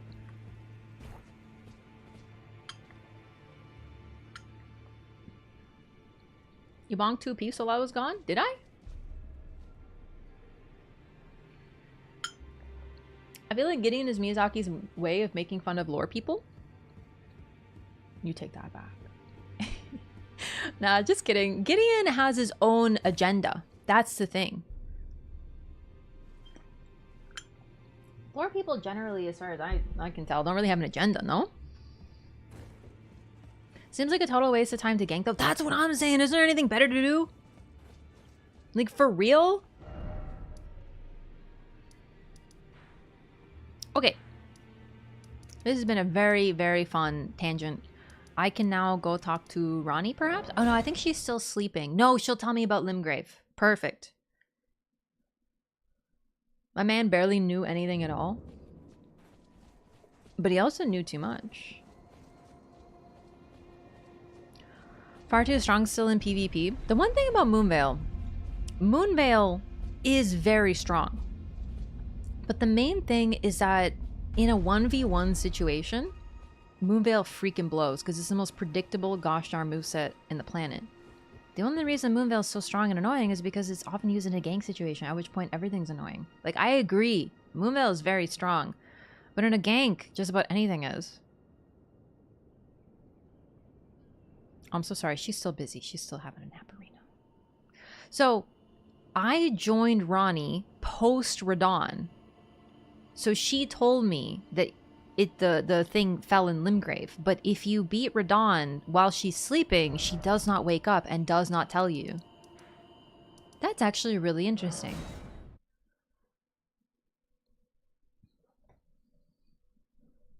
Why exactly Ronnie has to sleep? She says the limitation of the body. I also wonder if it doesn't represent her also having something going on in the slumbering world. I think there's more to it too. I'm just not certain as to what yet. I think the closed eye is a little deceptive because people see it as being like partially blind, missing something, being unseeing in some way, shape, or form, having a part of their power sealed. And that is so real. But I wonder if it doesn't also represent, in a world where everyone is sleeping and have apparently moved on to a different realm of slumber, I wonder if the people who have an eye closed are not in fact seeing more than we know. Also, we have the third eye. The third eye, of course, is a symbol of enlightenment. Seeing beyond what we see, right? Like, it's a... I don't remember the origins. Utana, if you can probably do like a great blurb on the third eye. But very briefly, it represents seeing... It represents enlightenment and seeing deeper. The only figures that are depicted with a third eye are Trina in the Trina's Torch, which was pointed out. We talked about this on the Discord. Zeph, was that you posting those pictures? It was a couple days ago, but either way, Trina in one depiction of Trina, and Godwyn, one of Godwyn's faces has a third eye, but it's also hollow. So I wonder if they're not turning these images of enlightenment perhaps on their head in a way. If Godwin has a third eye, he's seeing beyond, but he's also slumbering. And he also is half dead and has effectively been transmuted into a cancer. What about the giants? A giant is a third eye, but hang on. What about the chakras? Have we talked about chakras when related to the giants yet? I don't think we have. Because the third eye is traditionally on the forehead. Because it's your mind's eye, your inner eye. An eye on the stomach does not have the same symbolism as an eye on the forehead. If anything, a face on the stomach would kind of represent consumption and greed, gluttony, largely negative perceptions. Fire Monk Prelate Helmet Crozier weapon thingy. We gotta take a look at that. What's Ronnie and Melena's connection with Mikola? I'm gonna be real with you. If you ask me, freaking nothing. If you ask other people, they'll probably tell you they're all the same person. So... well, no, not nothing. Melina and Mikola are potentially both children of Marika. And are both currently in spirit form as far as we can tell. Do you have energy centers in the abdomen as opposed to the head is a fun deal in Taoist alchemy and meditation. Oh, I'd love to see the blurb. But no, okay, so I don't know chakras super well, but basically they go over the body and they represent different things. And there's something with, if you have pain in a certain part of your body, it's often linked to a chakra, or your chakra is sealed. So if you have certain problems physically, it's your chakra is, it's got issues. So I wonder if the head on the stomach, the eye on the stomach, but you know what? If I think about it, the eye might be closer to the heart. I think we got to take a look at a giant. Represent gluttony like Saturn devouring his children, Goya's painting. I mean, I would say personally gluttony. And they're both aware of Torrent. Yeah, they're all aware of Torrent. Okay, listen, I think Torrent's previous owner, first owner, was Marika. I think it's highly likely that Marika gave Torrent to her other children, in this case, Melina, and potentially Mikola. I think that makes sense. I just think that his first owner was Marika. So the fact that they know Torrent just means they had a relation, in my opinion, means they had a relationship with Marika. Ronnie, I think, worked with Marika for the Night of the Black Knives. 1. Melina is potentially Marika's child, who was given her purpose and created by her. That's a relationship. Mikola, I really wonder about his relationship with Marika, because I think Radahn kept them apart, but he's seeking his mother in the DLC. The whole point is him seeking his mother. And I really wonder if Torrent is not just a throwaway there, because Torrent knows where to go, because Torrent is Marika's original spirit.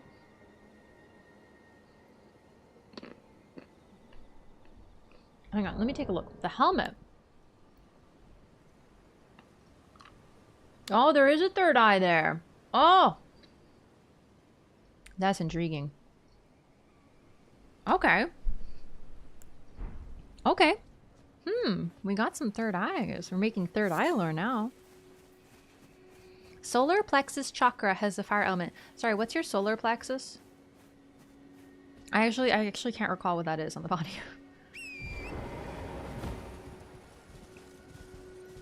Isn't that your head?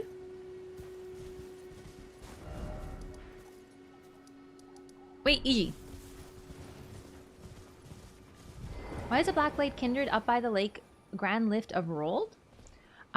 So it's another thing preventing you from accessing forbidden things and leading eventually to death and death, I think. Where your chest meets your ribs. That would be where the fire giant eye is, no? When you get punched in the solar plexus, when you get the wind knocked out of you. I haven't been punched before, but I have definitely walked into something in the solar plexus, so thank you for that.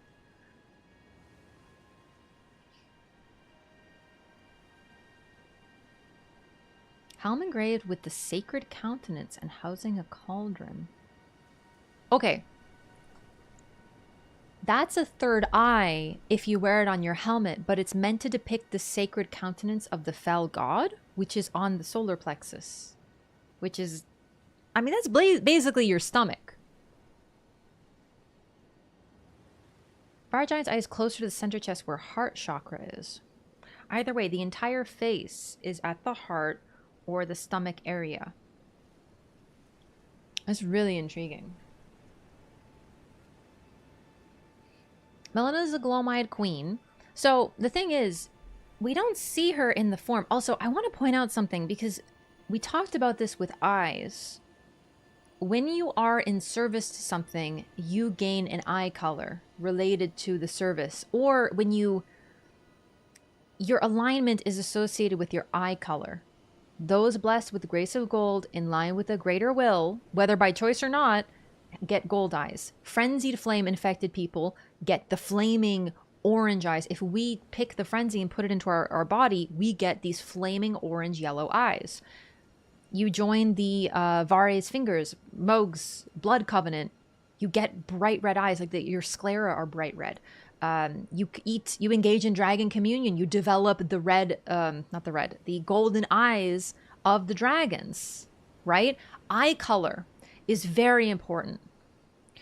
There's definitely others, like just off the top of my head, but those are the big ones, just throwing a bunch out there. I'm not saying Melina doesn't have a connection to the Glow-Eyed Queen, but I'm just wondering if that's something that she was or something she gained.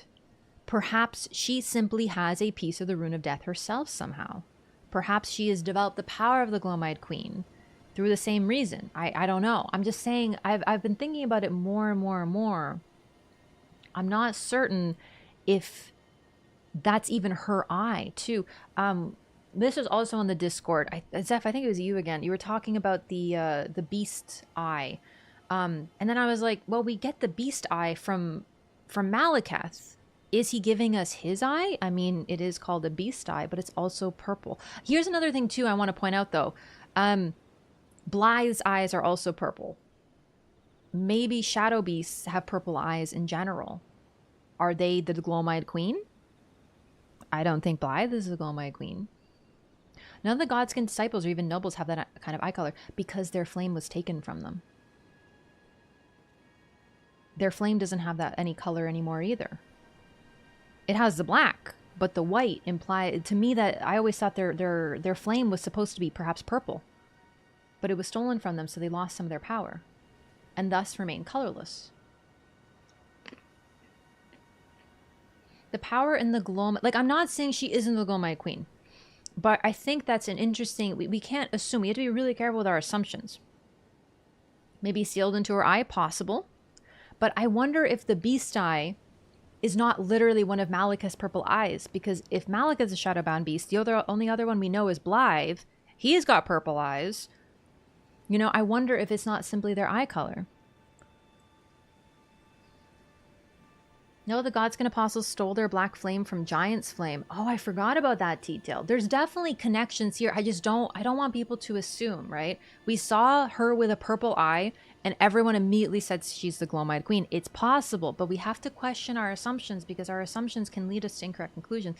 It's possible she is, but what if she isn't? How else could she have that eye? Did she get it from someone else? Was it always her eye?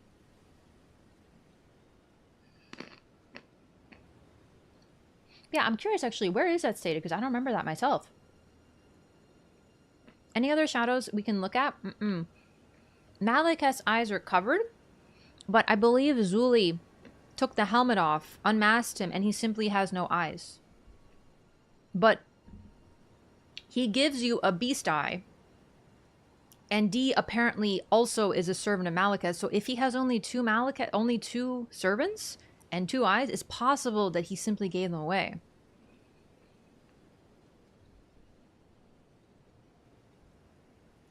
Only one who keeps going on about death and death in her dialogue. She was given her purpose by Marika. And I wonder, like, I had this theory that Melina is Marika's daughter because when the Glow-Eyed Queen was defeated, Marika spirit tuned her soul so that she could still keep her just in case she needed her. Marika is very clever to not kill her enemies, but warp them so they become allies, whether unwilling or not.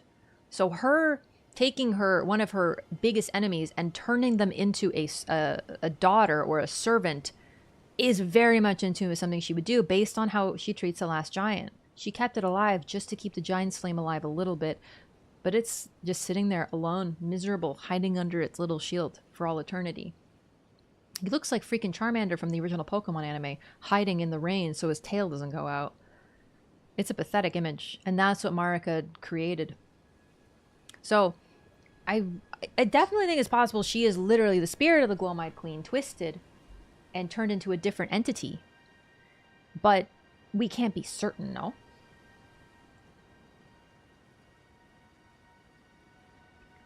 Melina's related to the Black Knives too somehow, right? So Melina fights exactly like the Black Knives. Marika, the Black Knives are all Newman. I think that they were fellows with Marika. And Marika was able either to teach Melina or give her the same fighting style. I don't know. So definitely a relation.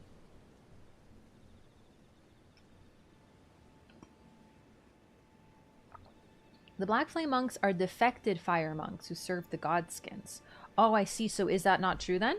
Man, I believed it. There's so much lore that I've forgotten. But no, yeah. Those, if you're talking about those, they are fire monks who ended up serving the Godskins instead. But that doesn't mean that they have the same flame.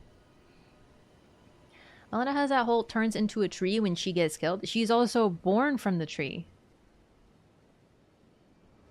Like, that's where she says she was born, and she wants to go back there to find her mother again. So, I don't know. I just want to keep the discussion going rather than just going, yeah, she's the Glow-Eyed Queen. Don't worry about it. You finally come. Blythe told me everything. You've defeated General Radahn, unlocking the stars.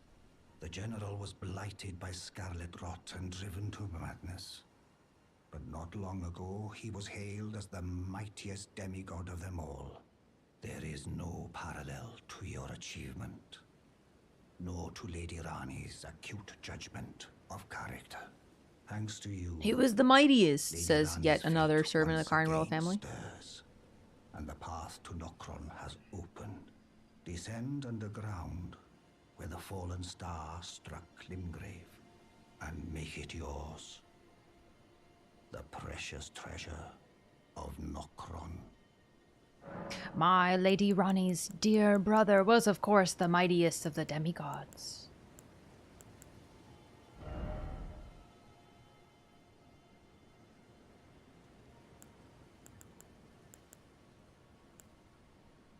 Don't need these right now. EG even puts Rani lower on the power level. Yeah, I really think it's different forms of might, though, right? I just think this is just general Radahn propaganda. The lore itself tells us he was evenly matched with Melania, so mightiest my freaking meat, I guess. The fire monks only appeared after Marika defeated the giants, which only happened after she attained godhood, which only happened after she beat the Glow-Eyed Queen, the Godskins. Yes. So the fire monks, I believe, were put, like, basically charged to keep the flame there. There's a reason their servants are all like... Why do ducks have tail feathers? To hide their butt quacks. Oh, I get that one. It's not bad. I think there's better. I think there's better, but I do appreciate it. Thank you, Cheese Master. The fire monks, yeah, but there's the little guys, the ones who use briar sorceries. Those are guilty folks. They are criminals that were banished. So they sort of use prisoner labor to keep the flame as like I mean, the fire monks not necessarily, but the little guys, they suffuse their ranks with prisoners, maybe potentially against their will. Probably only got to keep the strongest demigod title because nobody knew Margit was a demigod, or yeah, that Morgott beat him according to the opening. Millicent says talks something similar to mightiest about Radahn. Like, I'm not saying he's not the mightiest, but all these people are like, he's the mightiest, he's the mightiest, he's the mightiest. Yeah, okay, but he literally fucking fought Melania. They were evenly matched. How can you be the mightiest? I know saying he was almost the mightiest except for Melania is a bit more of a mouthful, but it's also more accurate, isn't it?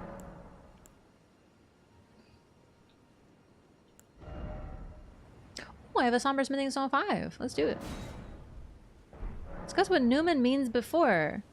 Newman is a Latin word. One of the meanings of the word is divine will. I didn't know that. That's really cool. One of the meanings. What are the other meanings, though, Volpine?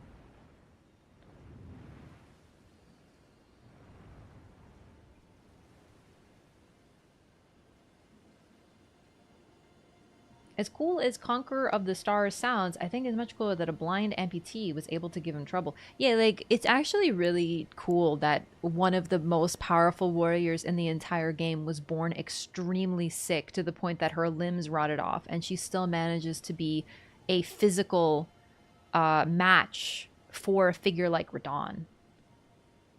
Also, people talk about how Radahn was holding back the start. He was. And they're like, oh, but he doesn't use that power on Melania. She uses the rot, though. He literally uses gravity magic on her. She uses nothing but her own physicality and her talent with a sword. It's actually really, really neat. Now I think about it. Because, yes, he uses his swords. He uses his physical fighting skills. He uses his strength. But he also uses his gravity sorcery against her. Melania is really cool. Like, just generally her design is extraordinary, but I love the story. I find it really striking that through the help of medicine and her brother, she's able to keep the scarlet rot at bay. Also, I really think that it's trying to break out always. She's like having to suppress it and physically and mentally fight it as well. Like, she was born cursed and she still manages to turn this extraordinary figure. I think she's so cool. A neutron walks into a bar and asks the bartender, how much for a drink? The bartender replies, for you, no charge. Because neutrons have no charge.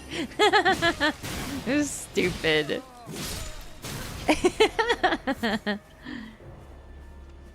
Rumors, yeah, Radahn definitely summoned, bro.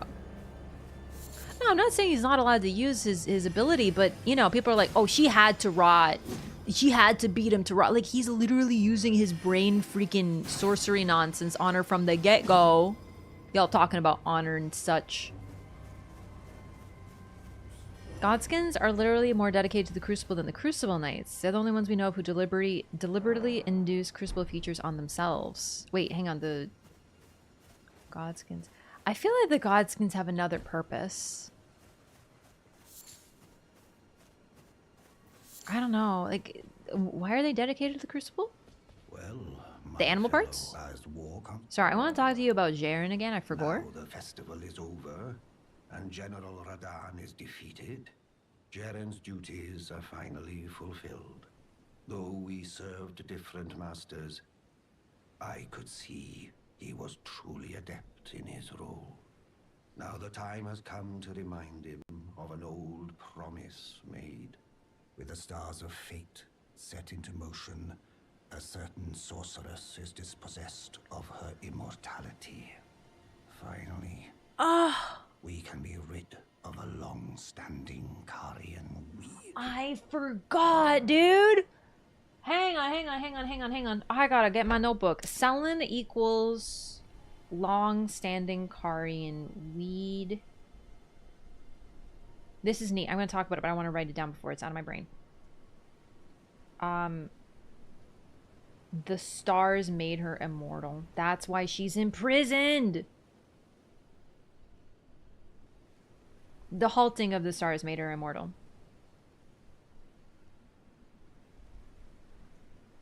I totally forgot. This is why he initially was supposed to kill Castellan, but Castellan was immortal because of what Radahn did. Karians don't like Castellan. To put it mildly. That's so neat. That's why she's imprisoned and she projects herself. That because I remember now. I forgot that little detail. Neato. Woo. Title Mightiest was given by achievements. Melania not searching for glory, both are strong. That's true. Radahn is all about, I am the Starscourge, and I made a big name for myself, and I made a big show of it. And Melania is like, I literally am simply a sword. I am the blade of Mikola. I am merely a weapon. Just point me in the right direction. It's actually really neat. Also, yeah, Melania, her eyes are completely gone with the rot. She is blind, as far as we can tell. Does that mean she can't see? We're talking about demigods here. The rules don't necessarily apply, but she does not appear to be hindered by having a missing leg, a missing arm, and no eyes, as far as we can tell. Her plans and the other primeval sorcerer's plans were also completely halted by Radahn hauling the stars. Because they gazed into the void, whether intentionally or unintentionally. The question of the Godskins is, which gods were they killing? Pre-Erdtree age gods? Because the god-killing power of the Black Flame was explicitly sealed by Marika with the Rune of Death. Had to be killing gods from before Marika's reign. I definitely think so. Godwyn was the first of the demigods that we know of to die, but before that, when the Rune of Death was held by the Glomide Queen, her and her people were skinning gods. So there must have been others. I'm so curious about that era. Like, forget all these youngins, dog. I wanna enter the world. I wanna play the Elden Ring. That's Marika fighting for the Erdtree. I know we're not gonna, but my God, imagine how cool that would be. Seeing Marika and Godfrey in their prime, getting to meet all their rivals, like the Glomite Queen and what's going on with that. And, it's so neat. I love games like this to inspire the imagination. Fire monks that abandon their duty.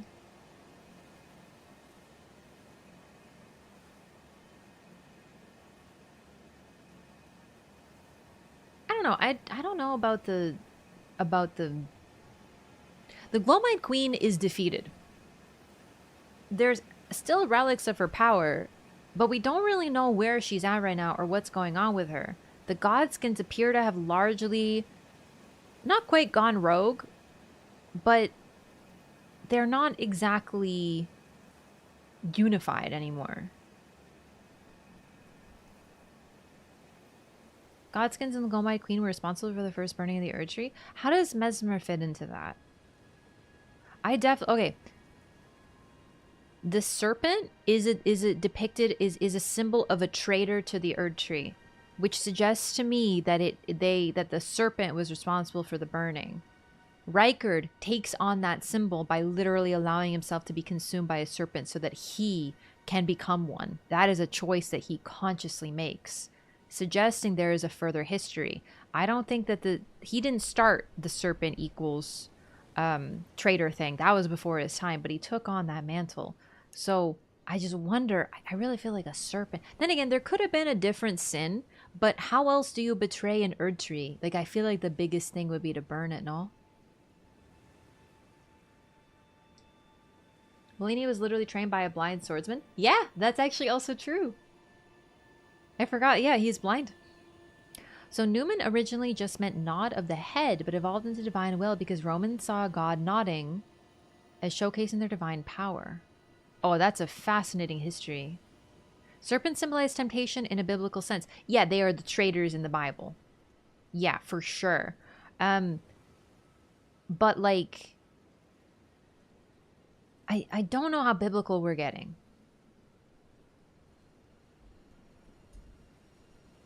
Glomite Queen is a serpent, maybe? I mean, the Godskins, who are her children, do have serpent tails. It does link her tangentially to serpents. I do love how people depict the Glomite Queen and they make her just like hot AF. Blythe wanted me to tell you not to bother waiting for him and head straight to Nokron. PG. Blythe has been given an important task. Apparently a matter of great urgency. He's not even gonna tell me the truth? You need not await Blythe. Descend underground alone with a fallen star-struck Limgrave and make it yours. The precious treasure of Nokron, so that Lady Rani may tread the dark path of the Empyrean. Literally, I think my biggest proud moment of the stream, and make it yours, so that of the first playthrough, I should say. Forget finding the hidden path behind Suarmog. Forget finding the three fingers. Forget figuring out law of regression. I can't believe I freaking found Blythe because of a completely wrong guess that I made that I ended up finding something else with. This is the most niche thing. Is it really that important? Not really. But I'm still really proud of this because it's so random. The Fire Giant's flame might be an offshoot of the Glowmide Queen's flame. I really wonder where they're going with flame because there's tons of different flames. In fact, okay, so I think I mentioned before, but Mesmer appears to use a unique flame. It has elements of lava sorcery in terms of it literally looks lava-like. It's potentially linked to, and also magma worms who engage in Dragon Communion use lava and live in lava very often, so it makes sense there with the Dragon Communion link. But there are tendrils of dark runes around his flame that are visible. I think that he's using something a little different than things we've seen. That there's precedent for there being new things introduced in DLC, and I wonder if maybe he isn't using some of the Glowmide Queen's power or some shadow power or something. So I don't know. All I'm saying is it's possible that he has a bit of that power too. His sister, potentially twin sister, Melina, does appear to have a similar ability. I don't know. Oh, it's you. It's me, Blythe. Old E.G. trapped me here. Told me I'd bring naught but bale to Lady Rani. Baleful shadow. I'm part of a being. A very shadow. I thought old E.G. knew as much. Honestly, I don't know what's going on anymore.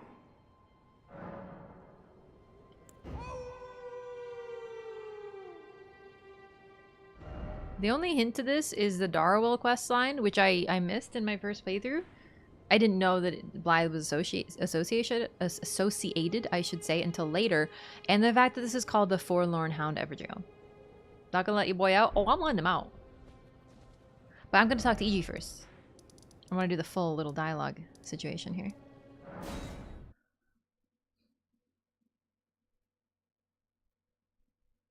Twin sister, you mean Twister? Oh dear. Hello. You know what's cool too? Black Gold Flame. I just want to talk about the Black Gold Flame because the Black Gold Flame is the Deathblight Flame, but it looks so similar to the cursey color of what the Omen spew. It's like a yellow and black flame, but it doesn't do Deathblight to you. Like there's a curse involved in that. It's really neat.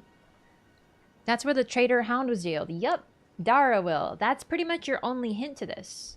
His flame looks similar to the icon of the Dragon Communion Seal for sure. I just think we're going to get some new stuff related to it. Did I miss Dark Souls? No, we're going to do that next. I'm starting with Elden Ring, basically because the trailer got me really hyped. So we're doing a little backwards. But we're going to be doing Demon Souls and Dark Souls next. Hi, E.G. Well, my fellow, how may I serve you? As War Counselor? Or as Blacksmith? Why is Blythe in the Everjail? I presume you've spoken with Blythe? Very well. There is something you should know. The Two Fingers gave Blythe to Lady Rani as a faithful follower. Her very shadow, incapable of treachery. But if Lady Rani, as an Empyrean, resists being an instrument of the Two Fingers, the shadow will go mad, transforming from a follower into a horrid curse. But such is his destiny. In such matters, Blythe's own thoughts hold no weight. It pains me so. But he must be neutralized. For Lady Rani's sake. It is really freaking sad. But he is very pragmatic. For Blythe, who E.G. thinks is a future traitor. The thing is, it's not even a traitor. It's not called the Traitor Jail. It is called the Forlorn Hound Jail. I wonder if the previous Forlorn Hound, Darwell, wasn't kind of having some different issues. Perhaps he wasn't able to maintain his loyalty to Rani because she forsook her flesh. Often hear Demon Souls lore is cool, but I know little about it. I have a fairly general understanding of the Demon Souls lore. I'm actually really looking forward to being able to do like a more thorough deep dive.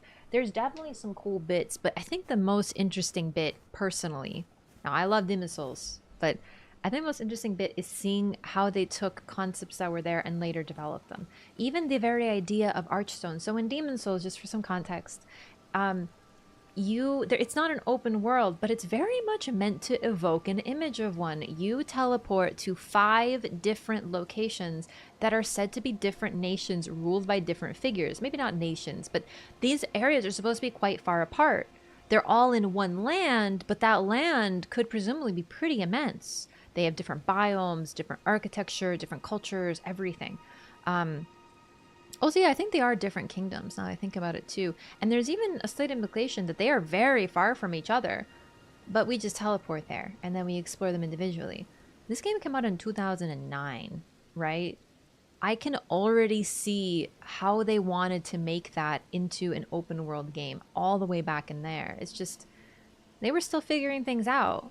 Dark Souls 1 kind of moves away from that a little bit, but works very hard to make a deeply interconnected world that you can explore. It's still one area, feels a little smaller, but is super intricately designed with a very detailed and thoughtful map that actually makes literal sense in how you explore it. Dark Souls 2 once again goes back to that super cool, big exploration, multiple nations concept, including with the DLC.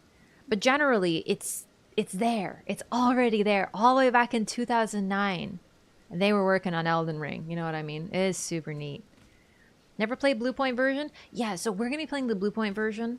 I do want to play original, but that's going to be at a later date. I want to be able to give it like a lot of time, you know? Compare the differences. Something else? Okay, let's go free Blythe.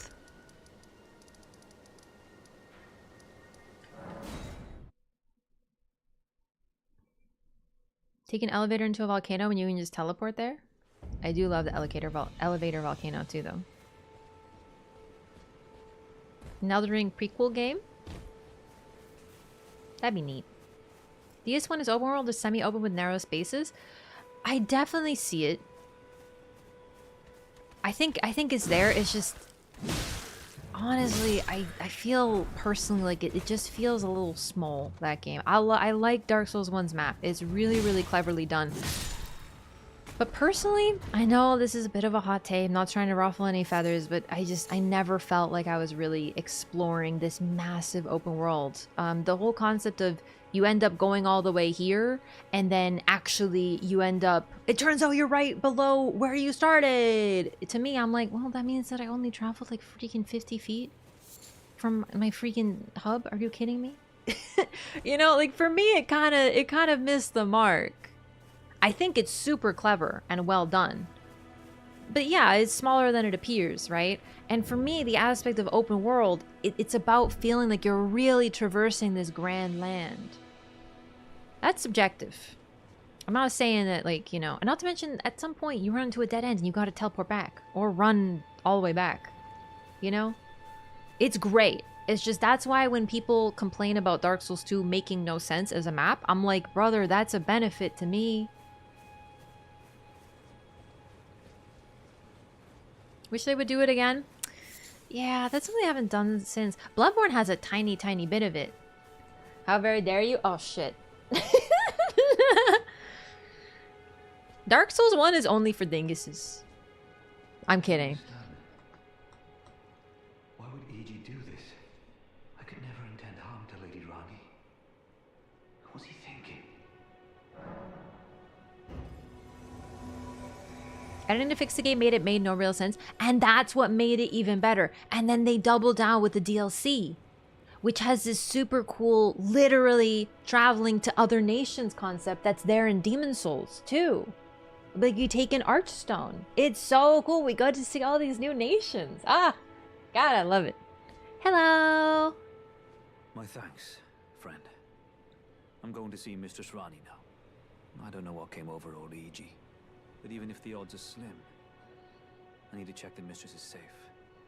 Now, Rani can finally set in motion the fight against her fate she's dreamt of for so long. I think he gets held up. I don't remember, actually. No longer has any color. Are we talking about why the black flame is like white? I definitely think that it's because it's lost its color. If anything, I think that the Glowmite Queen's flame before the Rune of Death got stolen was probably purple.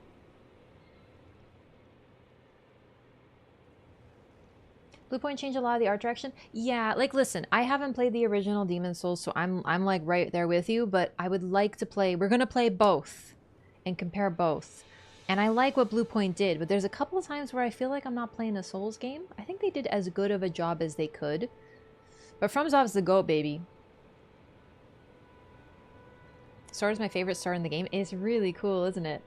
Alright, gamers, I'm just gonna use the restroom. I'll be right back, okay?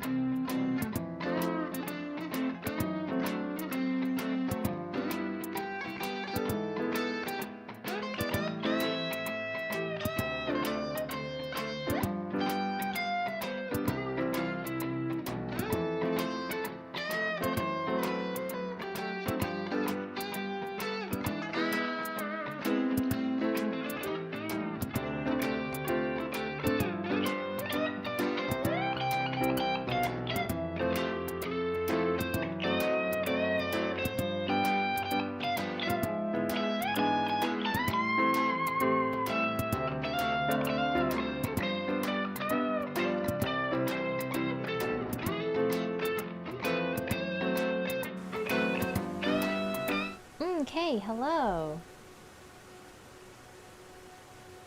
Alright, disagree about black flame loses its color. I read that before I left. I actually wanted to say, once again, it's a thought that I have, but of course, I don't want to make assumptions. We haven't seen the Glowmite Queen's flame. Bluetooth mode. So absolutely. I'm not saying it's for sure it lost its color. It's just when I saw a white flame, I couldn't help but think, I wonder if it perhaps has lost its flame. Because we already have a white flame. That would be the ghost flame. Ghost flame is associated differently. And with different figures. And that doesn't mean there can't be a crossover. But is the Glowmite Queen linked to the Deathbirds? As far as I can think of, I don't see any link between the two. If I'm cycling through my lore knowledge, there's lots of groups that are linked to the Deathbird and like Ravenmount, for example, but I don't know about the Glowmite Queen. So that's what I wonder. Because the Glowmite Queen and Burial and the Deathbirds, these are all things that have roses, they're linked. Ravenmount assassins, they're linked, but not necessarily Glowmite. It's not to say that she can't have white flame, but there is also very often a correlation with the color of people's eyes and the type of flame they produce, right? Like the frenzied flame is orange and yellow, and it makes your eyes orange and yellow. You'll never guess. Kind of pinky. You know what I mean, though. The color of frenzy is the same as the flame it produces. I'm not saying for sure, but pretty interesting. Glowmite Queen was always black flame, right? It was, but I wonder if the black flame has not changed. The blackness of it for sure, but was the other color it had white?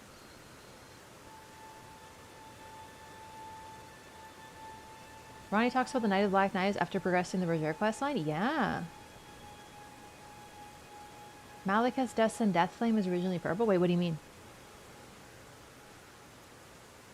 Deathbirds can inflict deathblight with their screams, which connects them to the power of the Rune of Death, at least. See, that's interesting, because to me, deathblight, now that you mention that, deathblight to me equals Godwyn only.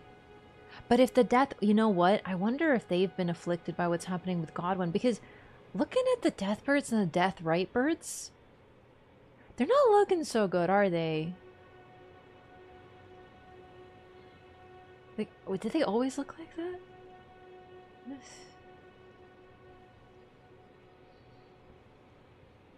Okay. Hello. I'm going to see Mr. Srani now. I don't know what came over old E.G., but even if the odds are slim, I need to check the mistress is safe. Alright, let's take a look. There's 2 ladies on his chest? Oh my god, I guess those are ladies. Is that a cradle? What exactly are they in front of? Is that a crest? That's 2 ladies. You see a face. You see the long hair. They have a veil. Twinned maidens. They have no legs? Is that a mermaid fucking tail? Or is it a swirl? They don't have human legs. They got something else. Are those snakes? Is that a fucking snake? That looks like a snake head to me there. I see 2 snake heads. I feel like I'm seeing snakes everywhere. And then what looks like a mermaidish tail? Or octopus legs? Dude, is this fucking Gwendolyn? Are they pregnant? You can't just ask someone if they're pregnant. I'm kidding. They do be looking a little rotund, you know what I'm saying? Dude, they look like freaking Gwendolyn. Yeah, it's just Mikola twice. I do see snake tails though. Gwendolyn, for real, for real, for real. It's one of those experiments Seath did to priestesses. You think they're, oh god, what are those called? I'm having a moment again. In the 1.0 version of Elden Ring, Malekith's flame a different color. Really? I actually didn't know that. Is it Stormlord the Hawk or Placidusax? I don't know. I'm not sure about the Stormlord. It's still rather a mystery in my eyes. Oh my god, it's on the tip of my tongue. Whatever. They look like ladies. Their faces are normal. They have what looks like a crown or some sort of veil around their neck. Very nice long hair. What the hell does this have to do with the Karn royal family, though? I can't believe this is one of my favorite boys, and I've never looked this hard on his chest. I was just trying not to sexualize him. Sorry, it's just with giant eyes. Yeah, major. Hang on. Bit of a Raph zoom moment. Yeah, I thought it was like a Karian royal family crest, like a la this. Like what's behind it? Do you see what's behind the symbol? This one might be easier to see.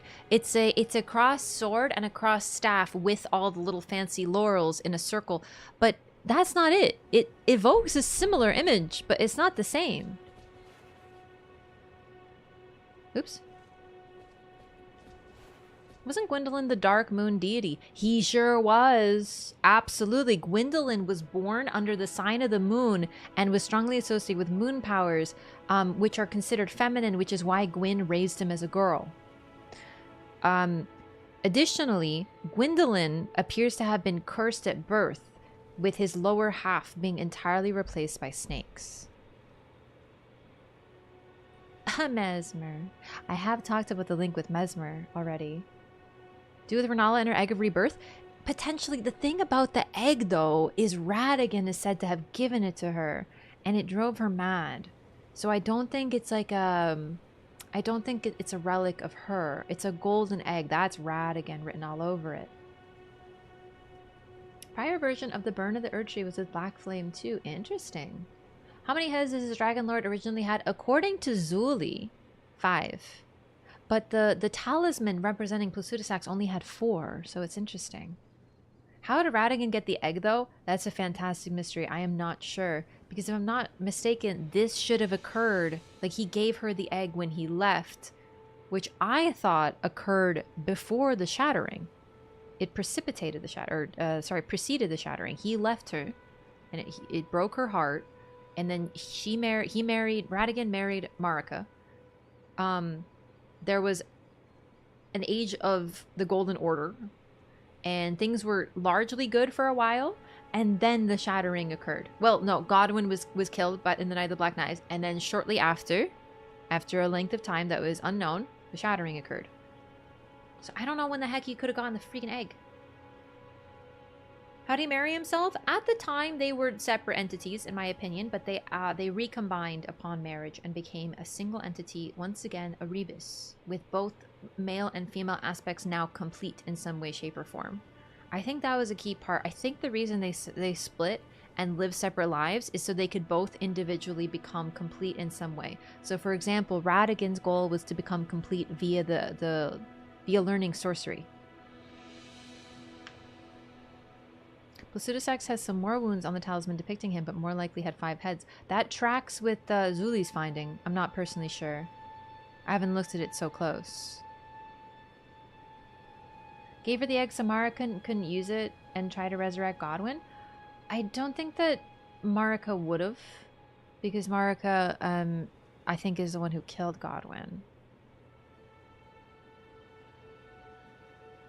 Marika and Radahn are totally at odds, for sure. They are literally fighting one another all the time. One is trying to destroy Marika, in this case, the Elden Ring. The other's trying to keep it and fix it, but he can't because he can't create. But either way, they are completely... They have been at odds since the get-go, if you ask me. I think during the War of the Erdtree, they were together. And they had the same goal. But then Marika realized her mistake and changed her plan.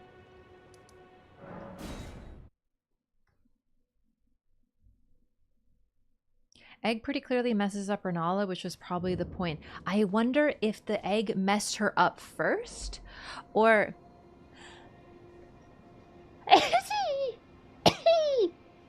Ow! Excuse me. Okay, sorry.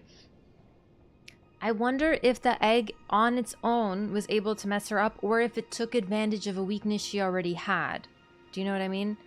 I wonder if... I don't know why she becomes obsessed with rebirth. Some people theorize that it's because she doesn't know that Ronnie's still alive, and she's trying to like bring her back and rebirth her because she's sad that Ronnie is dead, as far as she knows. I don't know if that fits with the timeline, but then again, the whole timeline of her receiving the egg is kind of weird anyway. Because how can you have a great rune, with the Elden Ring isn't shattered yet? So maybe Radahn left Renala. And then he came back. He's like, hey, baby, I have a present for you. Here's an egg. It'll drive you crazy. Bye. You know, like maybe it's one of those. I'm not sure, though. Hembry, welcome. Sorry, I can't fully read your name. I thought Blythe was given to Ronnie by Marika the Greater Will. Could this be a symbol representing the coming of an Empyrean? So, Empyreans receive a shadow. Yeah. Ronnie got her shadow, Blythe, when she was very young because they played together as siblings. So she would have been a child. This was before the birth of Melania and Mikola. So the Greater Will was already preparing, potentially, for a successor to Marika.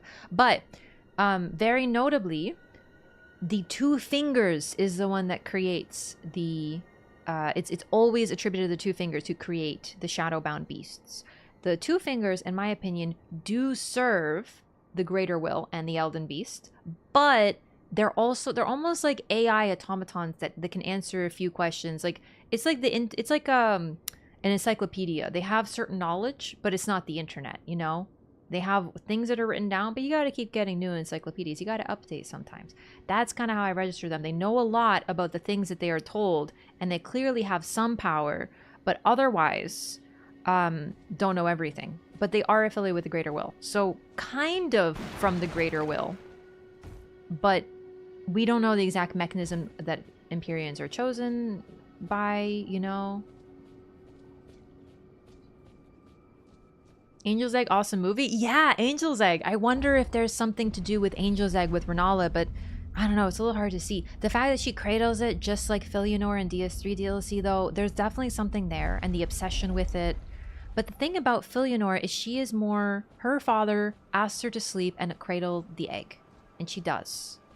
And that is all. There is really no will or choice of her own as far as we know. She is meant to keep status quo and stagnation. Whereas Renala appears to be choosing it herself. Although she's clearly kind of driven mad by it.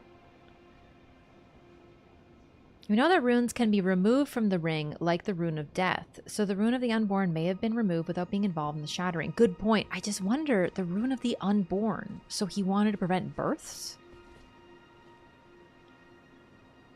Oh my god.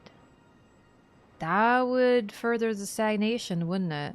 If you remove the Rune of Death, if you are really, really fixated on stagnation from the very get-go, and you want to make, you want to further it, and regress things further, you would remove the Rune of Death as well, or a Rune of the Unborn. Yikes. That's disturbing. Even more disturbing than it was initially. Wonder how much of Marika's plan Godfrey was aware of? As in the purpose behind the being banished and brandishing the Elden Ring? I don't know. I really wonder, but Marika chose Godfrey. In fact, the thing about Godfrey is she kind of turned him into her perfect king consort. She controlled him in many ways. He chose it too. He did choose to take Siraj onto himself. But I don't know if he chose his name change to Godfrey too. But Marika was like, I like you, but we need to clean you up because you're too much of a bad boy. You got to be my king consort now. Change your name, fix yourself, wear this lion. And that's, and as it was said so, it was done. So it's interesting how much control she seems to exert over Godfrey, but she clearly also chose him. And that's really it. Has to do with not being able to bear children anymore? Yeah, I remember that too, but people in chat were telling me that according to the lyrics, they can't find that. We'll have to find it. I just don't speak Latin, so I'm reliant on other people's translations, unfortunately. According to Melina, she had a whole speech about this to them. Yeah. Godfrey respects power? Yeah. Hey, Ronnie. Oh, you're still sleeping. I'm so sorry. I'm so sorry to interrupt. Yeah, I clearly remember something about sort of lamenting to the Golden One because of the Golden One they're not able to bear children. Or wait, was it the part about their bodies being warped? Because I remember about their bodies being warped, and that's why they can't bear children. But that might be me misremembering something. The bear children part is there for sure, though. I just wonder if she knew... Oh my god, did I not give Celivis, or the potion to Gideon? I don't think I did. Oopsie. Radahn removed the Rune of the Rune of the Unborn after leaving Renala. Wouldn't Melania and Mikla not be able to be born then? Yeah, that's the thing about Mikla and Melania. I wonder about the circumstance of their birth. I wonder if there isn't a little bit more alchemy occurring there than we think, and that's why they were cursed. The existence of Mohg and Morgott and their omen curse, which I don't believe is a curse, obfuscates the fact that Melania and Mikla are very, very, very unique. And eventually when you discover the fact that they were born of a rebus, it makes more sense. I don't know when the Rune of Death was removed, or Rune of the Unborn was removed. Because it kind of doesn't make sense. It might have been removed sooner. But yeah, honestly, that still kind of tracks though, because Mikla and Melania, I think, are sort of like alchemically distilled versions of their parents, and they weren't traditionally born. That could be why they are cursed too, because they weren't born. We have to wonder too, there's a lot of really interesting stuff to do with alright, you know, in Lord of the Rings, when Éowyn kills the Nazgul, and he's like, no man can kill me, and she's like, I am no man. It's one of those like technically correct things. Similarly, in Shakespeare, Macduff, I believe, there's a prophecy that no one can kill Macbeth. No one born of woman can kill Macbeth. And then Macduff's like, bro, I was born by C-section. Like, his mother still carried him, still gave birth, just through C-section, but since he wasn't born of woman through the birthing canal, he is able to break the prophecy. It's like one of those technically correct things. So I wonder If there isn't something going on there too. No one can be born, but Mikkel and Melania aren't born though, right? Oh, that McDuff? Yeah. That's a stretch. I mean, the thing is, we know that there's something weird about Mikkel and Melania already. I'm not saying they're literally McDuff, you know, but I'm just saying that there's something different about them. There always has been. Every sign points to it, and the more and more I think about it, the more and more I realize they are literally their parents, but divided and gender swapped in terms of so many different things. Their talents, their abilities, their strengths, their weaknesses, their personalities and behavior, potentially even their choices, depending on what happens with Mikkel. I was an emergency C-section. I like to say that I was harvested. It's funny. That's where that Lord of the Rings line came from. Yeah, Éowyn has a phenomenal, great, really long, nice speech in the books. But they cut it down for the movie. It was really cool, though. The Macduff thing? Oh, you mean that? Yeah, no, take it up with Shakespeare. I agree. Also, like, listen, I'm just talking about Shakespeare. The whole thing of, like, if you had a C-section, you didn't actually technically give birth. It's such, like, the most bullshit gatekeeping nonsense. C-sections are freaking dangerous. The fact that we can even perform them now without killing the mother is shocking and astonishing and incredible, and they are horrific to recover from. So is birth. But generally, cutting open, what they do for a C-section, if you're squeamish, maybe don't pay attention to this. They make an incision. They peel your abdominal muscles to the side. They pull them aside like curtains to get to the uterus. I don't know if it's like one incision or multiple. I don't know. I'm not a doctor. But they literally take your abdominal muscles and pull them like curtains, dip their hands in and pull the baby out and then sew it back up. It can be super bad for the woman. A lot of the time, the muscles don't really go back into their place again. C-sections are so important to modern medical and surgical practice that OBGYNs have to train to be able to do one inside of 5 minutes or your pizza is free. Dang, I didn't know that. Like, dude, C-sections, giving birth is metal as hell. C-sections are unbelievably intensive as well. They can take longer to recover from than birth. It's unreal.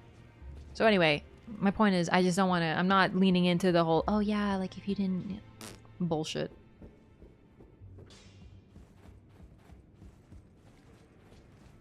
Realizing how insane it is that women are expected to have them and raise an infant. I know. After a C-section surgery, you are not allowed to lift even your own baby. They're too heavy. Ugh. C-sections have a higher fatality rate? Yeah. I mean, it's a major risky surgery. It's just sometimes during birth, like it has to happen. Most C-sections are emergencies. It's really interesting. Curse me, the unborn can also mean someone who's born and then is undone, you know? Unborn. Ooh, intriguing. Most people think giving birth is a short process. Yeah, because you watch a movie and it's like, oh my god, no, I am giving birth. And then she, in her perfect makeup, has a couple drops of sweat on her forehead and goes, eh! And then 5 seconds later, you hear little baby cry and everyone's like, oh my god, it's a boy / girl. Dab, dab, dab the forehead. Here's the cute baby. It ain't like that, fam. Here's your baby. Oh, great. I didn't even mess up my makeup.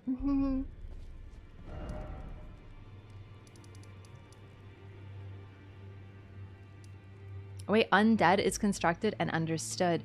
Notably, they never use the term undead in this game. There are those who live in death. They're not undead. That's actually really interesting. Dark Souls is filled with the undead, but we never see the term here ever.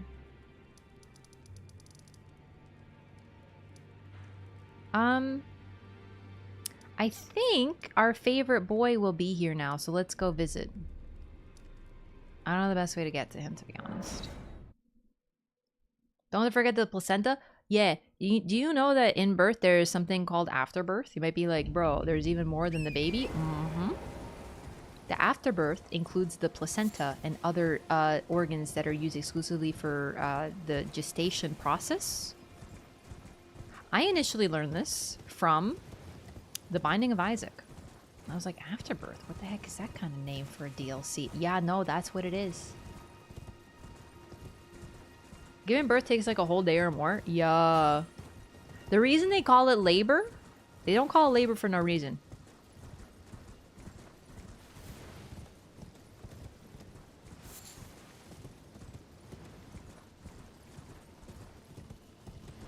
Afterwards is a myth?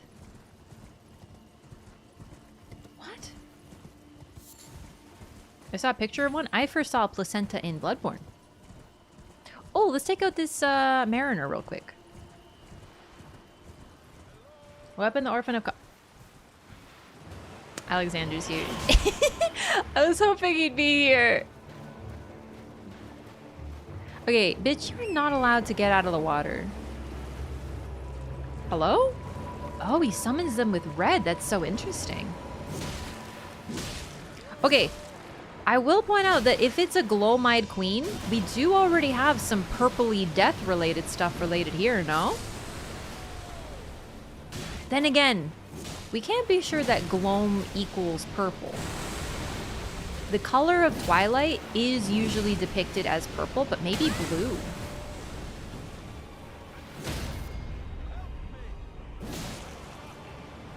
You do 2 deliveries, the baby and the placenta? Yeah, that's afterbirth.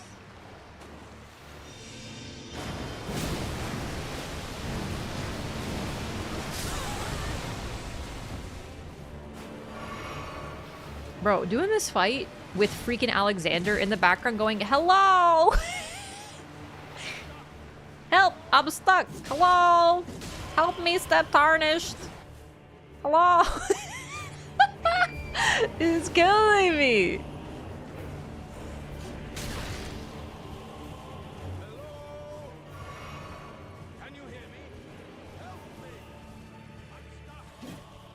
Whose sign is this?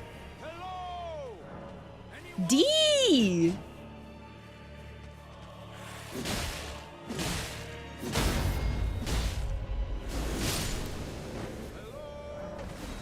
I never summoned him for this. Let's get him in here. Summon ghouls have gold eyes. It makes sense because they are still the bodies of those who were grace given, no? Hey, what's up, D?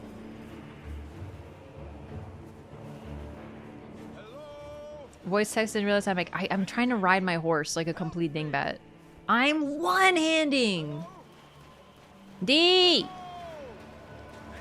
I'm not gonna lie, Alexander is mind flooding me a little bit. It's hard to focus. Hello! He's such a grandma, dude. Bro, chill. Although they're kind of more red, actually. Like the way they were summoned, like invaders. Looking at it again. Symbol on his boat on the chair. It's just like a typical coral symbol, no? Is that a figure 8, would you say, on the back of the boat? Or like, okay. Is that a figure 8 on the boat? It looks like a figure 8 to me, like a true figure 8 where it loops in. The Ouroboros is often depicted as a figure 8. Or is it simply 2 conjoined circles? Like a caduceus? I'm gonna be real, I'm not... Oh, I can kind of see a caduceus on the back with the thing at the back.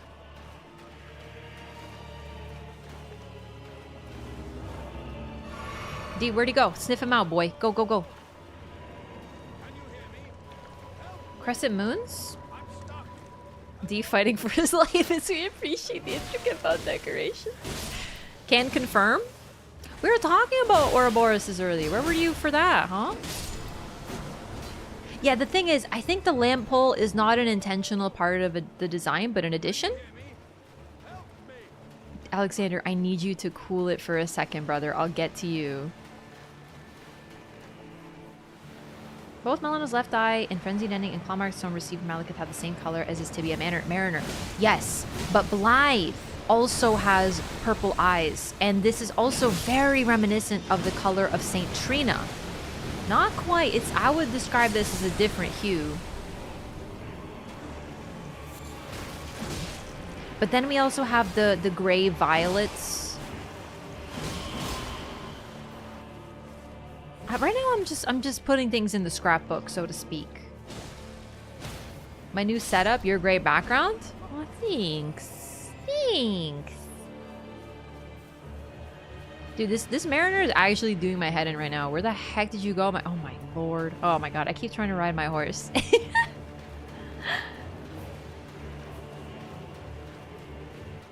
Alexander shouting in perfect syncopation. I am in tears. Amazing. Hello. Hello. Stop that, Xander. You're killing me, brother. Yo, Lady Money Battles. Thank you so much for the 5 gifted. I'm so sorry. I'm just gonna try to look at this symbol before I kill the freaking guy, before D does it. Get as much symbols of the chair as you can.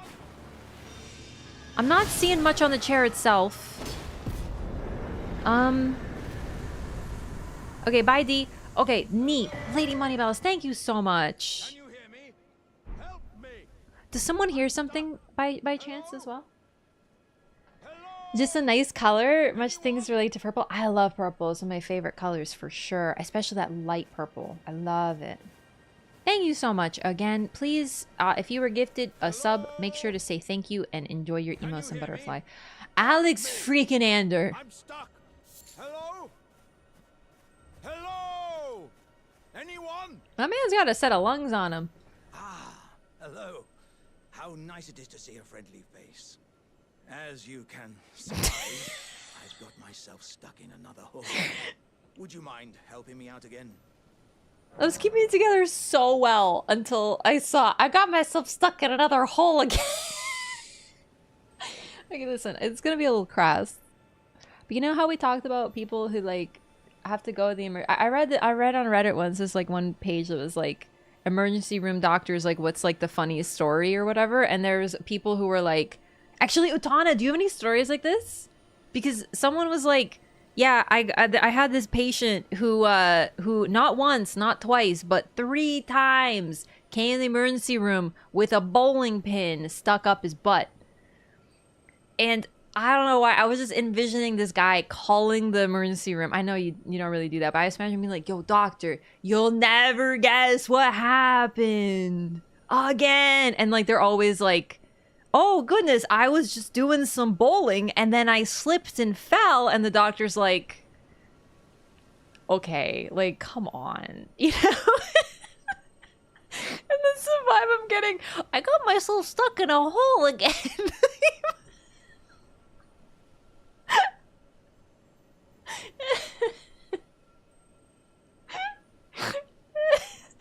Okay, I'm good, man. I'm good. It's so... I love Alexander so much. He's so pure. He's such a pure being, because there's also this question of how the hell does this keep happening to you, dude? Like, what's going on? I kind of feel like this is me. If you've ever walked in heels, you will know to avoid grass. Especially if it's rained in the past week. When I walk in heels, I'm not very good in heels on a good day. And then I walk, and then all of a sudden I'm on like grass. Your heels start to sink in, so the back of your foot just whoop, and you're like, ugh. It's like you're like, ugh. And you're trying to like free yourself, but you're also trying not to wipe the hell out, because your heel will get stuck, and then you pull your foot, and then your foot just comes out, and then you just wipe out because you got no shoe. There's like a lot going on with that, and that's what I get from him constantly getting stuck in weird shallow holes in the ground. They always slip and fall on it. Okay, buddy, sure. Oh my god. Or in Animal Crossing, when you bury a pitfall and your villagers fall in. This is why I don't wear heels. Real talk though, I only wear heels on I wear boot heels, like boots. They're thicker, and they wrap around your foot, so it's better. How'd you end up in grass? Me? With my heels? Well, because I can't touch the grass. I have to make sure there's like a protection. I can't touch the feet in the grass. I won't be a gamer anymore. I have a story about that too. I remember, okay, when I was in university, there was, in first year, there was like this bonding thing where we all sat in a circle, and they're like, let's all tell an embarrassing story. And this one girl straight up tells the story of how she went to the emergency room. She was a medical student. And she was freaking out. She thought something was wrong. It turned out exactly that happened. Yeah. I was like, I cannot believe you just told that to a bunch of teenagers. But okay. I'm allergic to grass, ironically. You're the truest gamer of us all. I wonder if it's something to do with jars being made of clay. That still doesn't look like it has much clay, so I don't know. That's actually interesting. honestly, I really do get the vibe that he simply got stuck in the mud on his journey. But like, he's got pretty long... I don't understand how he gets stuck. Although, now that I think about it, his arms do look like a different material than the rest of him. They look a lot more dirt-like. In fact, if you look at the arms, we're actually getting lore from this. Very insightful. I've been just memeing about how he's like a goober and haha step tarnish, but his arms do look like collections of rocks kind of stuck together. I wonder if when he walks on... I wonder if he literally doesn't start to fall into the dirt because like me wearing heels... His feet are made of the same stuff. Like, look at the ground right in front of him, where it looks like there's like a bit of dried grass, there's a little bit of sand, there's a little bit of rocks, there's a little bit of dirt, and then look at his arms and tell me it's not made of like the exact same material. He's gonna look at Jarburg. I think he's going to Jarburg. He's facing Jarburg. I wonder if he was going for a visit. Yeah. Can you imagine being in Jarburg and all you hear from the top of the mountain is, "Hello? Is anybody there? I'm stuck." And then people in Jarburg are like, freaking kidding me? Maybe it's just really, really heavy. Could be a bit of column A, a bit of column B. Half his jar is below ground. Okay, let me create an image for you. You ever seen those little videos on the internet of when you take a dog? It's normally dogs. And you start putting them near water. And they're not in the water yet. But their legs are like... They start like doggy paddling. Like they're ready. They're like... You know? Now imagine you're Alexander. And your feet keep slipping into the mud. And you're like... And then eventually, like my heels, your legs are fully immersed into the dirt. You just... And you're like, uh-oh, uh-oh. And you start kicking. You're like, And then, because you're kicking, it just makes a bigger hole. And then you're kicking with your other leg. And you're like, And then you fall in. And next thing you know, you're the little dog. And you're swimming. And you're trying to get your way out. But instead, you just create a hole. And you just freaking descend.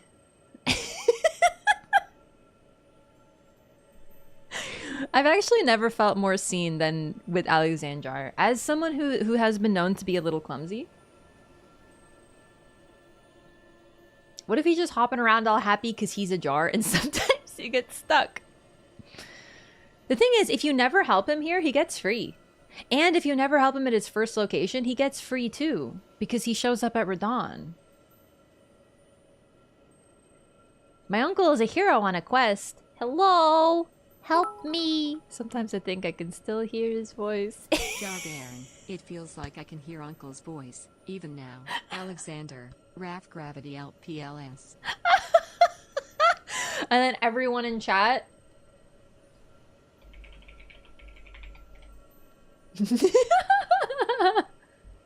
And I'll do it on YouTube too. There you go. No help. Okay, anyway. We have Alexander. We're going to say no. Of course. It's going to break my heart, but we're going to say no. Because I want to get the dialogue. I see. More's the pity. No. I apologize. Don't you worry about a thing. Despite my appearance, I am but a chip off a greater jar. I'll pop out eventually. Just you wait. He doesn't even get upset, dude. He says the same line in the other spot, too. You know, I do wonder, he's a chip off a greater jar. Okay, here's what I really want from the DLC. Okay, you ready? It turns out that all the jars are actually worshipping the outer god of jars. And Jarfree, aka the giant jar outside the Caelid arena, is his elven lord. Give me my jar ending, FromSoft, you cowards. What's that look, good lady? Are you willing to help me out after all? I have to get it together because I know he's gonna start talking about how he needs some lubrication.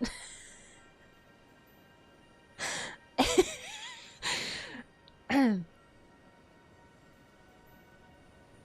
thanks in advance. I know you're the woman for the job. You know what to do, Give me a good smack from behind with something nice and big. No, don't worry about my wound sustained at the festival. I'm stuck back together good and proper. Just give it your all. Oh wait, I guess he doesn't start with lubrication. Gosh! Stop! Please! That's my face! Smack me from the other end! The other end! I love him so much, dude. Ah, also you can actually see just how cracked he is, the poor boy. Ah, God. All right. Come on. Give me a good smack from behind with something nice and big. I never imagined Alexander would be such a size queen, dog. I'm so sorry. It's just a little comedic, but I love him so much. Please. Wait. I have a terrible feeling about this.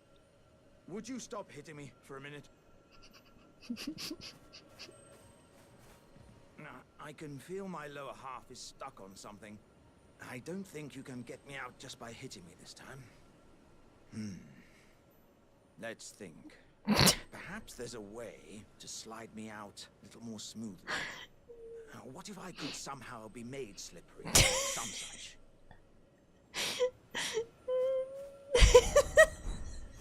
My man's like, oh man, it hurts when you hit me from the back. I'm gonna need some lube.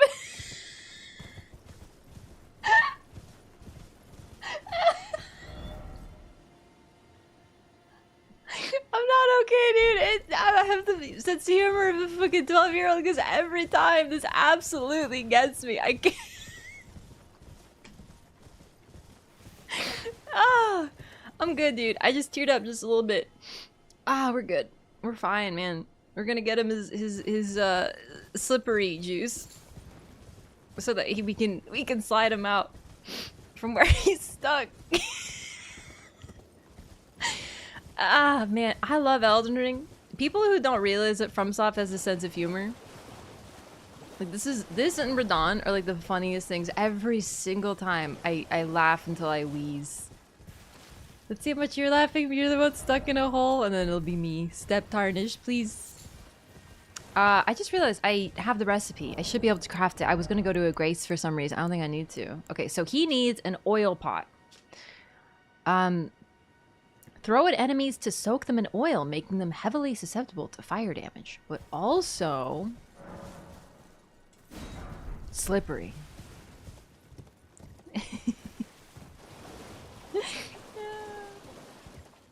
First reaction is, I'm waiting for one of the maidens to say that. Oh no, your maiden's Alexandrar, baby.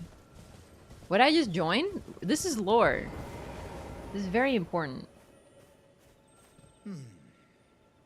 Let's think. Perhaps there's a way to slide me out a little more smoothly. I mean, what if I could somehow be made slippery or some such? I love you, Alexander. Oh, I have another talisman slot. I totally forgot. Let's get some faith. We want to use it eventually. Okay. And then we put the oil pot on our bar.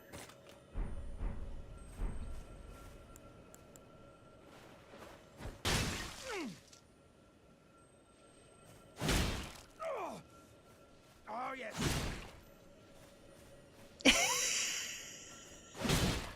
Alexander, stop it.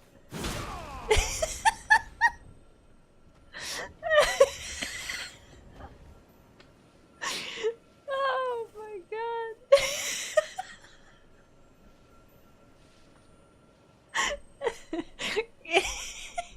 Oh, I'm good. I'm good. He's still dripping. He's very effectively slipperied, isn't he? My thanks to you and your razor-sharp wits. Oh, as a token of my thanks, I'd like you to have this. More meat. Dearie me, I'm oilier than a toad. Yeah, there were countless oil jars back where I'm from, actually. And now I know what it's like to be one of them.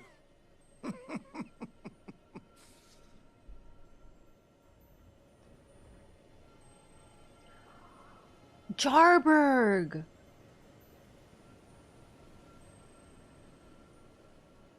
Okay, so you know how we go to Jarburg and only Jarbaron can talk and none of the other pods can talk? I wonder if it's because they don't have people inside of them.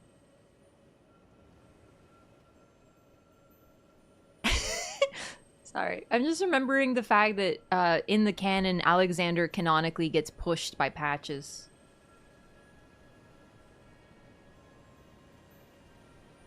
We got the slippery Alexander? We sure do. Always found him at Gelmir and at Farum. This is an optional part of his questline, just like Caelid, actually. You can meet him at Gale Cave. But it's completely optional. And he just shows up where he needs to be without it. Where did Jarbaron get people? So I wonder if, okay, I shouldn't assume. Maybe he's not from Jarburg. Maybe he's talking about the place he was made. Jarburg is a settlement of Jar folk, but we don't know that that's where they were made. It's just a place they live to try to escape from poachers who are constantly trying to kill them for parts. So perhaps he's talking about where he was constructed along with the other pots, where he's from. I'm not sure. So, okay, I don't think I have one too close. I want to get to Jarburg, but at Minor Erdtrees, there's a ton of cracked jars, because jars, they basically put people in them and sealed them up, and then the jars were sent to walk to the Minor Erdtrees, where those people all squished up into parts could be fused. It could be buried at the tree. At Minor Erdtrees, we see them all over for Erdtree burial, presumably.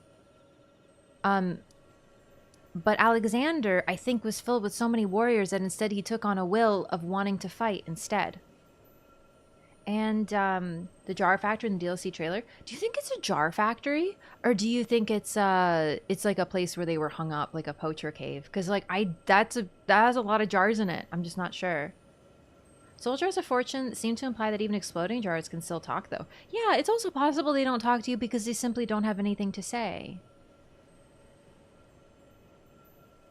Not much going on between the ears, or maybe they're just at peace. You know? It's really sweet. Hard to imagine Baird having... Okay, so just... Okay. Jars, based on Alexander, they take on a will when they are filled with people, because they sort of create an amalgam within them. But Alexander, he doesn't call himself we. He calls himself Iron. He has an identity. So it's like he has taken many people and combined them into one personality, who is Alexander. But his personality changes based on the people he consumes, his skills, his ability. But presumably, when they are initially constructed, they make a jar, they fill it with people, and then they seal it with a stamp. That wax look and seal at the top. I say wax, maybe not. It looks waxy to me. And some part of this gives it the ability to move on its own, potentially sentience, but we're not sure.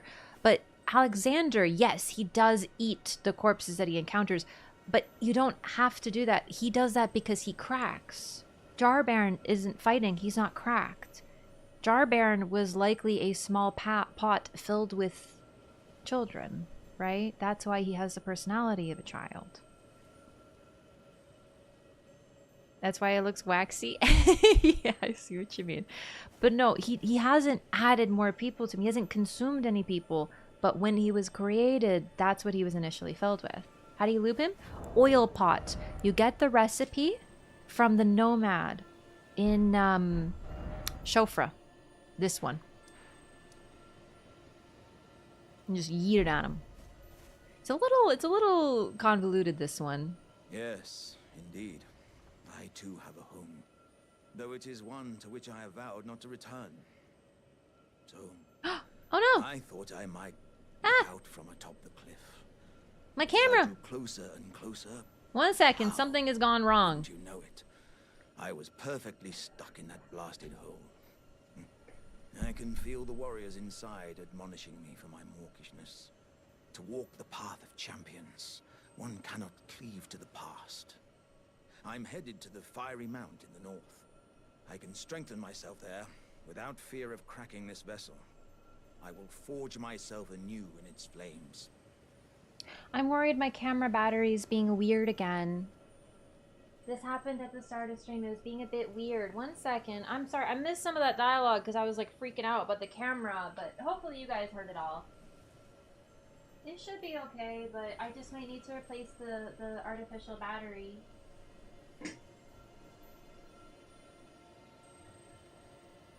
Come on, baby. Uh-oh.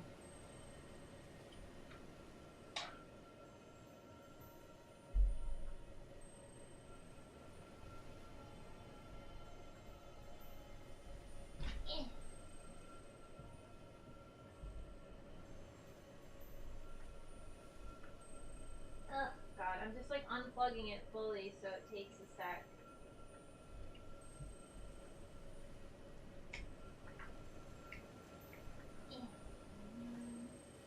With that, we plug this in.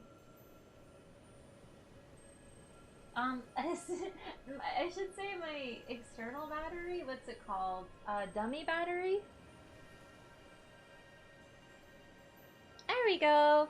Alright, sorry about that. I do have a replacement whole dummy battery set up, but I'm hoping it's just a bit goobery.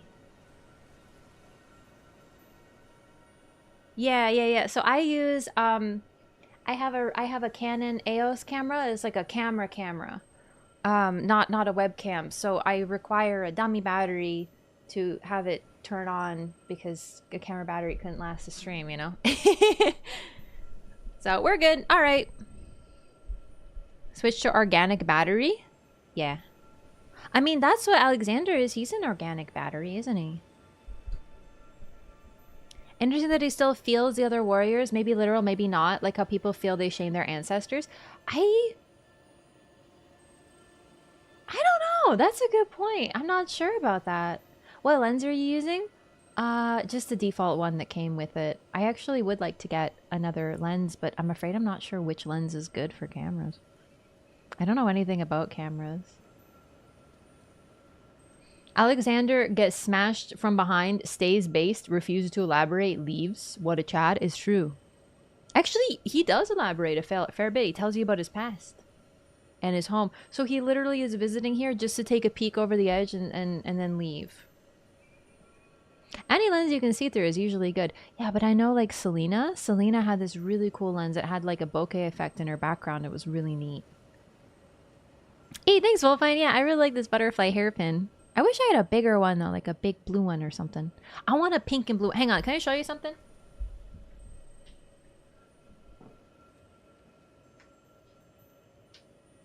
So I love Cinema Roll. He's a little guy. He's a friend of Hello Kitty. This is Cinema Roll. And I got this plushie of him. He's got do you see this hairpin he's got with the blue and the pink butterfly? This freaking plushie is better styling than me. I want that one.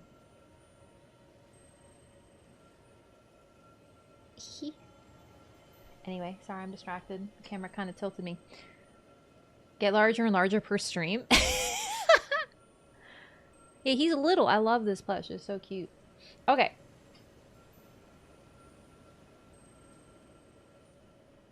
Probably a 35mm. I'm going to write that down. That's very insightful. It's a Canon EOS 200, I believe, if I remember correctly. Like wide angle lenses? That's the one with like the more background, right? I don't want a wide background. I actually prefer to be pretty focused.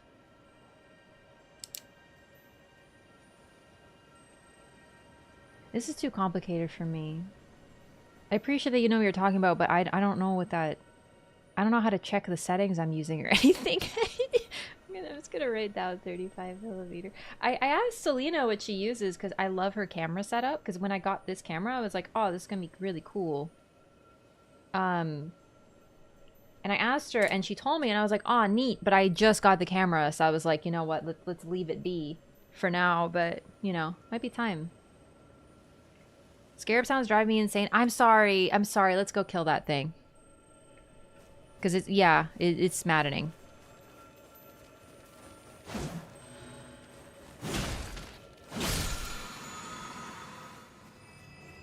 We're free. I mean, I don't even necessarily want a bokeh effect. It's just, I want something that looks neat. Okay. I'm headed to the Fiery Mount in the north. I can strengthen myself there without fear of cracking this vessel. I will forge myself anew in its flames. All right, so I got a little distracted, but I want to talk about this. Someone asked, who, No witnesses to you and Alexander's affair. Nodders. Okay, you distracted me again, but it's good. It's good distraction. I love being distracted. Woo! The camera shut off so you wouldn't know about me and Alexander. In New York, ask them for help? Oh my goodness, that's actually pretty neat. His arms kind of look like Nerd's rope. You want to know what looks like Nerd's rope? Estelle. Estelle's body. For real. Okay, so just someone asked his motivation changes by the end. So Alexander's motivation changes sort of, but it's more like he realizes that he himself is never going to achieve his goal, but you can. How 1-to-1 is that trophy to Alexander? It's a pretty darn good trophy. Like, it's very accurate. The texture and everything. It doesn't have the red seal on top. It's just one color. But it's very good. I do want to take a bite out of Estelle. I will say, no weird intended. He looks very edible. What is it made of, this trophy? I actually don't know. So this is for winning the PvP of Twitch Rivals. You can see there. I'll make the camera big for a sec. Elden Ring X Twitch Rivals PvP champion. So my team won. We won. So I got this, and it's one of my most prized possessions because I've never won anything in my entire life before. Because I didn't compete because I've never been athletic, and I'm not like that great at games, so I like never did like professional gamer or whatever. So it's just really cool. So, and it's also Alexander. He's my favorite. Is it cake? No. Was Lyko on the team? No, it was myself, Ouroboros. Ouroboros was like the team lead. It was Team Ouroboros and Maximum. The insides are opposing teams. Raph beat. Anyway, it's I really like it because Alexander, and I like literally have never won anything in my life, so it's just like really thrilling for that reason. But you know. Okay, Alexander. Sorry, I totally bumped the thing. What is everyone's reaction to Melina saying she's a finger maiden? So, do you mean at the start of the game? Because she actually doesn't say she's a finger maiden. She says she can act as one, and that's a really important distinction. She can do what they do, but isn't one. You all three got one? We did! With Oro and Max? Yeah, that was my team. So we won PvP. It was Team Ouroboros, and so it was myself, Max, Maximum, and Ouroboros. Erudition gesture? No, he's doing the ring gesture. Like the literal, like, shh. Remember watching that? It was fun to watch. It was fun to be a part of. It was very stressful. Personally. Okay. She apologizes for not being a finger maiden. I don't know if she so much apologizes. She simply says that you are maidenless. I have something. I need something from you. You need something from me. Let's work together. But before I get distracted again, Alexander, at the end of his story, he asks you to defeat him. And basically, it's him realizing that he's never going to be the warrior that he wants to be. But if you defeat him, everything that is him becomes a part of you. Just as he consumes bodies and takes them into his jar and becomes stronger through that, even with all that, he's never going to achieve his goals. So he asks you to defeat him so that he will become a part of you. And it's heartbreaking, and it's I think the closest I came to crying in this whole story was that, because he's so happy and so optimistic, and in the end he asks to fight, and that's a big part of it, because, you know, this whole game, when you defeat something, you receive its runes. Those runes turn to strength. Rykard eats tarnished. Godric grafts tarnished. Alexander takes bodies into him. We take runes from other beings. We take the grace of gold that is within their eyes and use it to strengthen ourselves. We use fingers and body parts and tongues to invade and summon help and to leave messages for others. We literally use the body parts of others who came before, and that's what his story concludes with. It's not him changing his mind per se, so much as he realizes that he, in the body that he is in, will not be able to achieve his goals, so he asks us to do it for him, and thus he spiritually joins us on our journey. It's sad. The Melon, the manga version. So Elden Ring has an official manga that is very comedic, and it's very funny. Yeah. It's a full arc. It's a heartbreaking one. Yeah. I mean, I know that, for example, Bach is another one. If you give him what he wants. Bach, I think, harkens back the closest to a Dark Souls storyline ever. Because if you give him what he wants, he will die. But if you don't give him what he wants, if you just continually don't give him the item or an information or whatever, he will just stay there forever. But it's not really his story arc, is it? Dark Souls 1, I think, does NPC questlines the best in the most heartbreaking way. You're gonna freaking want to cry every single time. Yeah, the Shard of Alexander talisman that you get from him is one of the strongest in the entire game, in my opinion. I love it so much. We do take a part of him with us. Use the I love you sound on him and save him. So we're going to do that this playthrough if I can swing it. But the thing is, that's an optional encounter. I don't know if that changes the larval tier, but we're going to find out. I've only done that once. It's been a really long time. Is the manga canon for lore purposes? I don't know. I haven't read it. Comes to terms with his looks. I see. I have done that once, but I don't remember exactly how it goes, so we'll see. It's not quite Dark Souls for that reason, but still, you'll see. Through it all, Alexander went out the way that he always was, a true warrior. It's true. Well said. Rather than giving up on his journey, he chooses to die. And what's really, really sad too is that every single warrior inside of him died.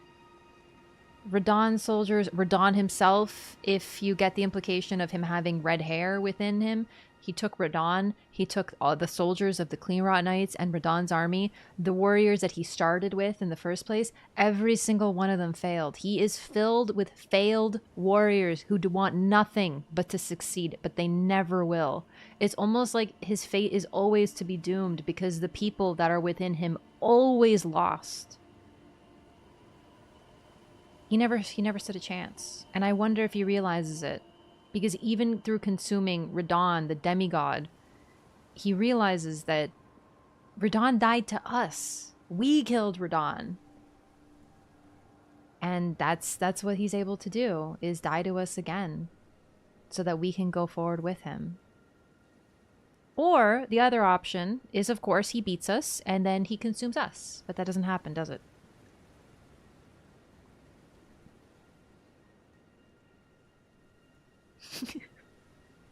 God, no. All right. Hello. I'm headed to the firing okay. To strengthen myself there. I will forge my... All right. Thank you. Sweet boy. Alexander's story really pulls on my heartstrings. Because you already know how it's going to end. Honestly.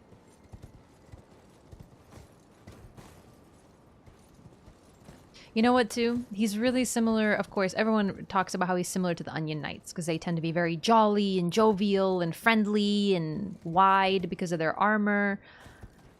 in Dark Souls 1, you'll see. We'll play it, but you know, I guess don't listen if you don't want to know about Dark Souls 1 plotlines. But in Dark Souls 1, your option is to basically not help someone and they presumably die because of it, the Onion Knight, or help him, and because you keep helping him, he loses his confidence as a warrior and loses his will to live because you keep helping him. And he realizes he's no good as a warrior. Dark Souls messes with you more than any other.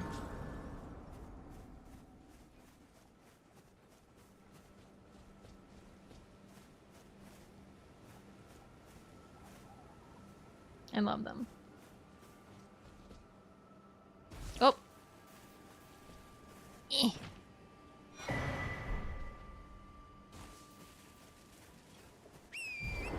That's true. Even if that were a true Master MPS, it still wouldn't be as bad as Dung Eater.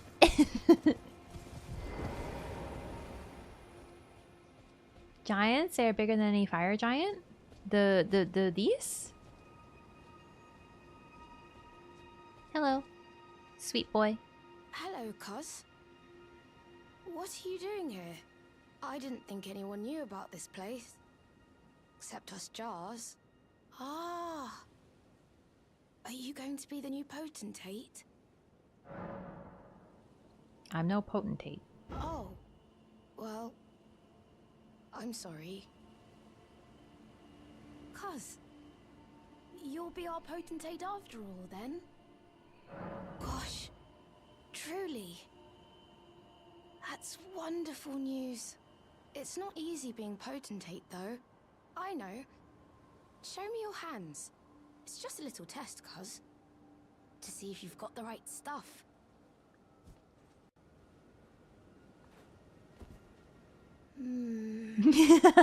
Your skin isn't so smooth, is it? You need slick, slidey hands to be potentate, you know? I'm sorry, Cuz.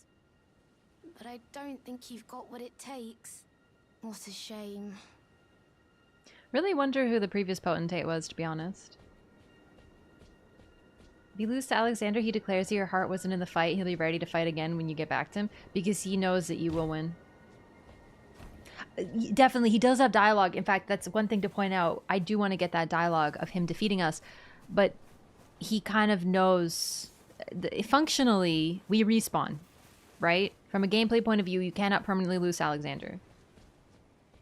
Can you imagine if you lose Alexander and a cutscene plays and he consumes your corpse and then you just play the rest of the game as Alexander? Oh, man. So... Don't look so glum, Cuz. We can still chat. Potentate or not, come back and visit me. When you can. Jar Baron is so sweet.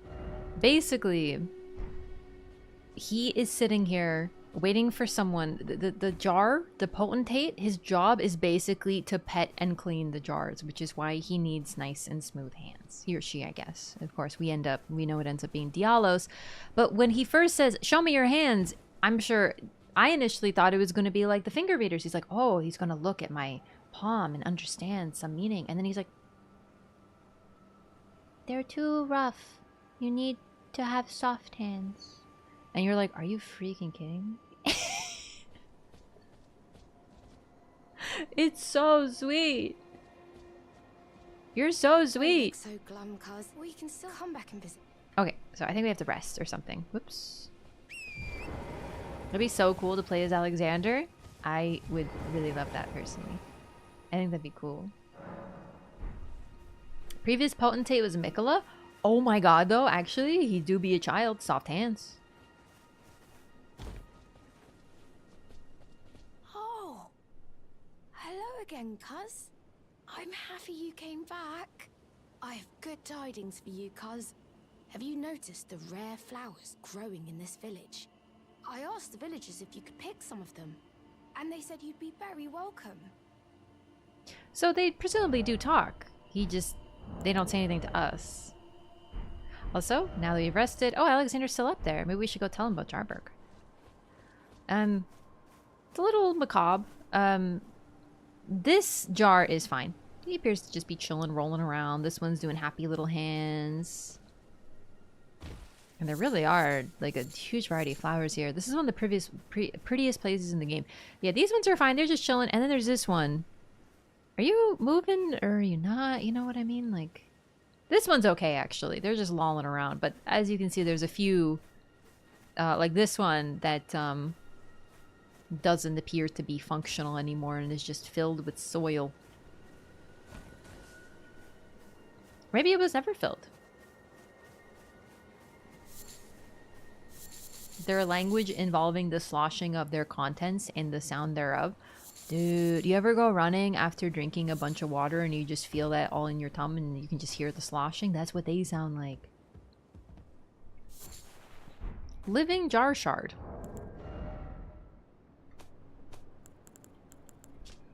A fragment of a living jar hardened after its death. Such fragments command a high price due to the magical power locked within. This leaves the living jars unfortunate targets for poachers. All of them just beeline to attack you. I don't have the heart to attack them. I have at one point knocked out Jar Baron because it was lore and it was really sad. But he just sort of vanished. He's fine. He's fine. Kill Dialos, does this place still get attacked? I actually don't know because I've never progressed the Jarburg questline. I've killed Dialos, just not gone to Jarburg after doing it.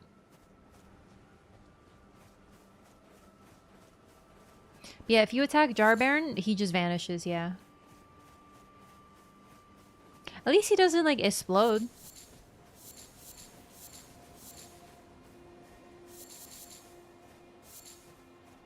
I love running here and picking flowers. Genuinely, though, the jars are peaceful, just happy to be here, and just trying not to be hurt and attacked.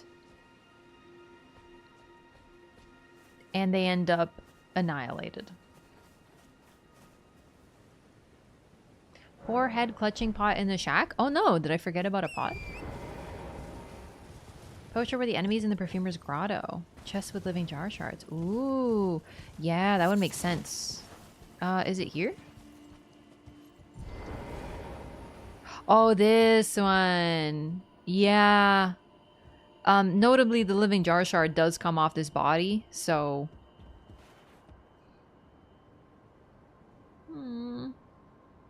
3 toes as well. And 3 fingers.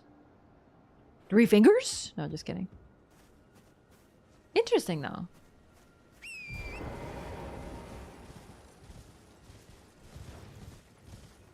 That jar is traumatized. And you picked up a cracked pot? Ah, right. The cracked pots, I wonder if they're related, though, because this empty pot somehow mends itself when broken. The others don't seem to mend themselves when broken. The material and magic sealed within deploy their effects when the pot is thrown. However, you do get a ritual pot at the top of this one right here as well. I think it's another ritual pot. Could be cracked pot. I think it's a ritual pot though. A special item with greater durability than a cracked pot. The materials and magic sealed within deploy their effects when the pot is thrown. So, gameplay, of course. Also, to help Alexander get free, you need to have a pot so we can throw it at him. And to be fair, maybe he can't see it because we're behind him, but he doesn't seem to comment on that or be bothered by it.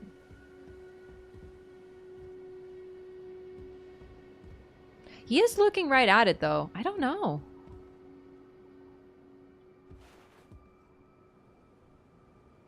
This is where we might learn about poachers, though.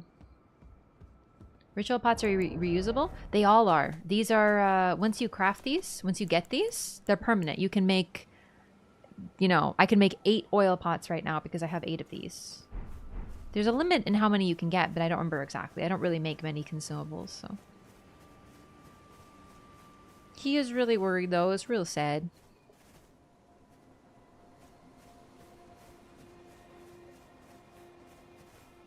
He uses humans as parts, we use pots as parts. I guess it's kind of the circle of life. The thing is, about him, Alexander is he's a little bit more like a scavenger. He's a part of the natural life cycle. Pots, let's see if we can get to one actually. Pots were supposed to simply ferry bodies, as far as we can tell, ferry bodies to Erdtree roots where they could be buried. He just took on a different will. I wonder about the others too. Now we know there were oil pots for sure, but yeah, these ones.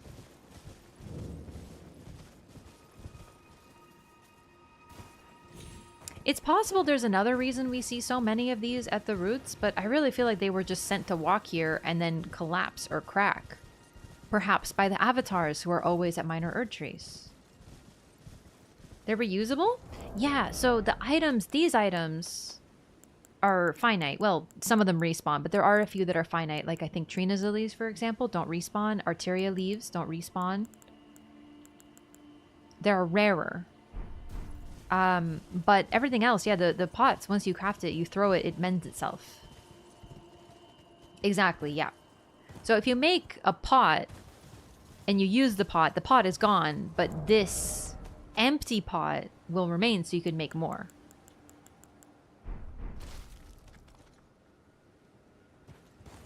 Is that all big pot enemies? Flaming uppercut? I think that might be something that he developed once he, consumed Radahn soldiers who use flaming weapons.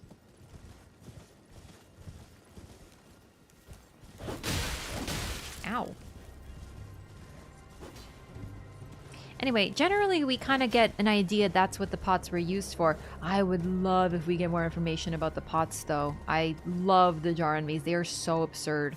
Alexander was a big part of the marketing for this game. I still remember when they showed like a gameplay trailer and they showed you Alexander and him being like, please free me, I'm stuck, hit me with something nice and big from behind. And I was sitting there like, you're joking, this can't be real. It was the greatest day of my life. I'm like, this is amazing. Yeah, maybe it is a jar factory. I'm not sure what it is, but there's definitely a lot of jars there. And he does say where he's from, there's lots of oil pots. Maybe there's a little bit more to it than we knew. Papa was a whole meme? I know!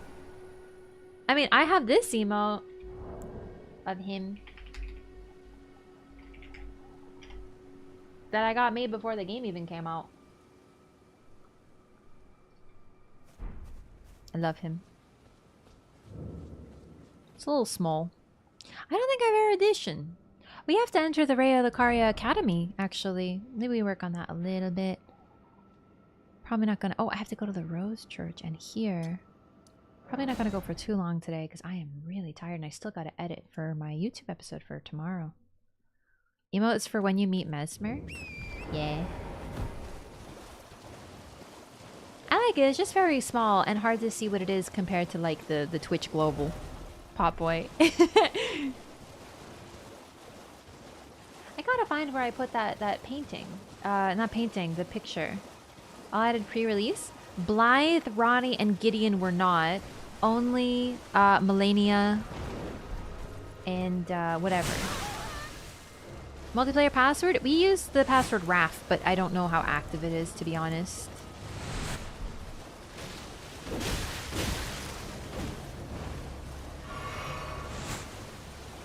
Went a little off base here. Never use perfume items either? Honestly, the way they work is weird. I don't blame you. I hardly use them either. Patches sprays out of his mouth. It was acid spray mist. Neat. Yeah, I know some folks still use RAF, but the problem is like I didn't use it too much myself because I haven't done a lot of Jolly co-op. I mostly did invading and multiplayer passwords don't do much for that. So. Oh! I just remembered something very important. Perfumer PvP build. I've heard they're very good. I'm not very good at using consumables. Okay.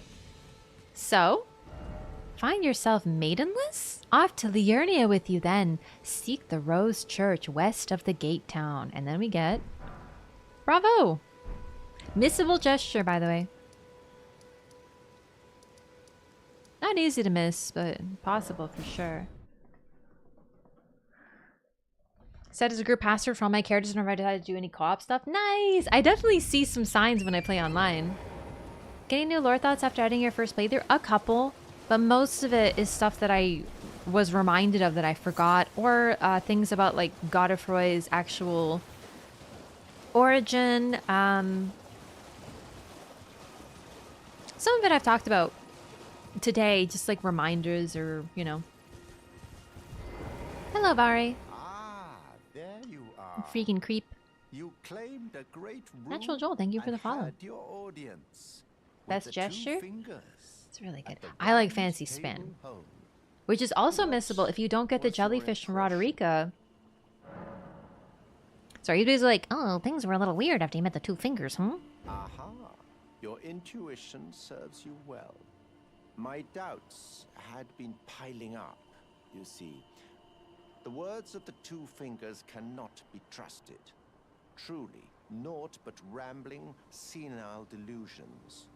I believe that when the Elden Ring was shattered, the two fingers were corrupted, their guidance skewed. Even worse, the fingers harbor no love for our kind. That's the part that irks the most. Okay, so I've actually just realized something with Vare. I've talked about how his questline involves you following in his footsteps. So first he talks about how your maidenless laughs at you, and that's why he's a massive contender for someone who's maiden, who killed your maiden. But I wonder if the same thing didn't happen to him. Did someone maybe kill his maiden? Was his maiden taken? Corrupted perhaps by Moog? I don't know. But I think that Vare, he wants you to go to the Round Table Hold because he gets angry if you say, no, I'm not going to listen to Two Fingers. Because, and it doesn't, I could never figure out why he cares unless he is literally trying to get us to follow his personal journey. So he trusts in the Two Fingers. It was like, I'm going to do what I'm supposed to do. I'm going to follow the guidance of grace. And then he ended up being the Two Fingers and he's like, something's weird here. And then next thing he asks you to do. Oh, I have a gift for you. Something fit only for the wise. Festering Bloody Fingers. He gives you 5. You have to invade 3 people to progress his questline. Doesn't matter if you win or lose, just have to invade. They added an offline method to do his questline a bit, almost like a year later. But the initial only way to do this quest was to invade 3 times. Which, once again, suggests that that was what he did next. He started using Bloody Fingers. Then, after this, he's like, oh, I have another present for you, and then you can finally join me as a servant of Moog, effectively. He gives you a cloth, asks you to bloody it with maiden blood. You don't have to kill a maiden, but it's almost as if we're doing a symbolic journey mimicking Vare's story. So, Vare, I believe it's called a war surgeon or something. Largely, him and his people, his role, his job, was to swiftly kill people on the battlefield who were suffering and could not be saved. It was like a mercy kill. He's a mercy killer. He definitely has a bit more of a bloodthirsty streak than others. But presumably, upon killing a maiden, for whatever reason, maybe his own maiden, I don't know, or any maiden, he gives you the ability to meet Moog. He encountered Moog, and him and his fellows were corrupted with the cess blood, but he kept his will. He follows Moog of his own free will. The others are basically vampire thralls, for lack of a better term. Is the Albinaric a rebus? No, they are homunculi. If you want to talk about alchemical relations, the Albinaric is a homunculus, artificial human. Did Vare kill our maiden? We can't be sure, but he's definitely very strongly suspicious because you pop out of this graveyard, and he's the first guy you see, and he's covered head to toe in blood, and he's rubbing his bloody little gloves together, and he says, oh, you're maidenless. You know? But either way, I definitely think that part of his quest is literally supposed to be his journey, his personal pilgrimage, and he's trying to take us on it too so we can become just like him. A means for circumventing the draw of the Two Fingers. Give it a try, won't you? And if it please you, May we meet again. I've The high misericord hopes is for used by you, those war surgeons? I my believe you. lambkin. The lambkin thing, besides being very creepy and a little patronizing, very often Jesus is referred to as a shepherd, and we, the followers of Jesus in Christianity, or in my case Catholicism is where I know this, are his lambs. So a shepherd to his flock, and he is shepherding us in a very particular direction. And by this point, we've listened to him quite a bit. So he's very comfortable calling us a lambkin at this point. It's an interesting pet name that he chooses. Okay, the misericord. I forgot to read it. We got it a very long time ago, but I didn't read it. Dagger favored by military physicians in white. The pointed blade is hard and sharp, making critical hits especially potent.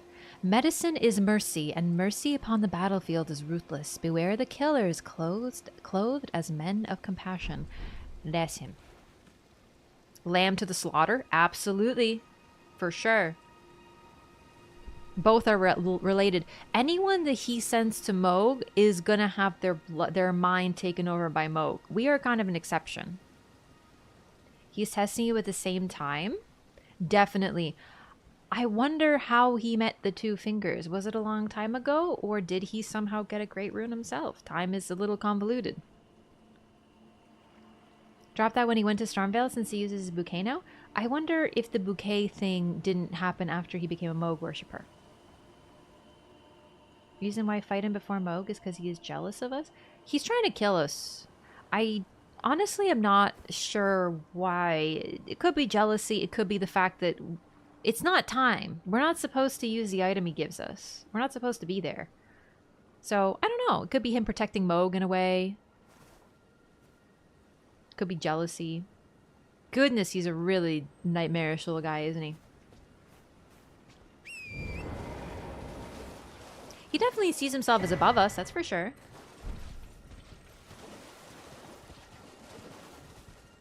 But yeah, the bouquet is a bouquet of blood roses, representing his affiliation with Moog. How did he manage to resist accursed blood? Presumably because he already had such a bloodthirsty streak. He wants to kill and corrupt people on his own. He doesn't need Moog's blood to get him to do it. So I wonder. We'll get more dialogue from his gear once we get it, but it says something along those lines if I'm not mistaken. Okay. Oh god, look at that sky.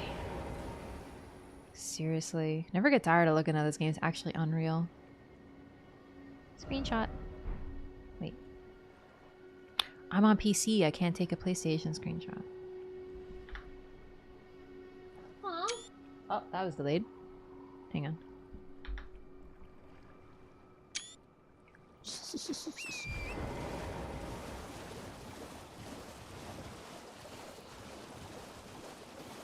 He did the thing, just be like, okay, you won't, right? I wonder also, he could be setting us up to disobey him and thus he's allowed to kill us. I don't know. He's not doing anything for our benefit.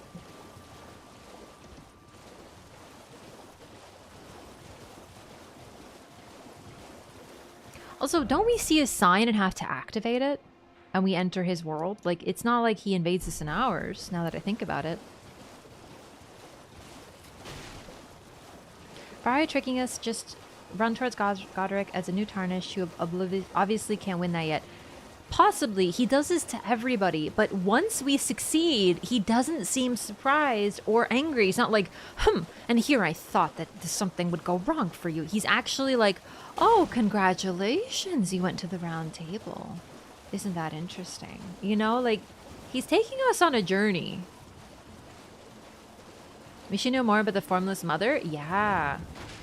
Hey, Boggart. Alright, mate. Want some more prawn, do you? God, I'm actually so hungry right now, dude. I would want some prawn. Seems to be way more in the blood path. Looks like he didn't maintain conscious, unlike Vari. He'd made a deal with with Moog. So Moog is also sort of like a typical demon that you make deals with in some ways. Like he has that super demonic look. Okina fights Moog, but Moog feels the madness on his sword or in his blood or something along those lines, and offers him a deal to become a true demon with the sword. Like he basically allows Okina to sell his soul to him in exchange for power. In a way, it's very much depicted like a demonic deal. This one we already activated, so this one should be done. Yep, neat. We lose, he gets rid of another tarnish. We win, he gets rid of Godric and keeps using us to forward the dynasty plan. Yeah, I think it's kind of like a win-win for him, for sure. I think it's the best way to look at it. He's happy whether we win or lose. Okay, I was actually going here to the dragon, but I forgot. I got distracted. Not the same as in the trailer. They are very similar. We have looked at them. The only reason I'm not addressing them too much is kind of we've already like looked at the candle tree, that particular one. But there's the same ones in the prayer room, and we see candle trees depicted. They're definitely associated with the crucible, the initial form and appearance of the Erd tree.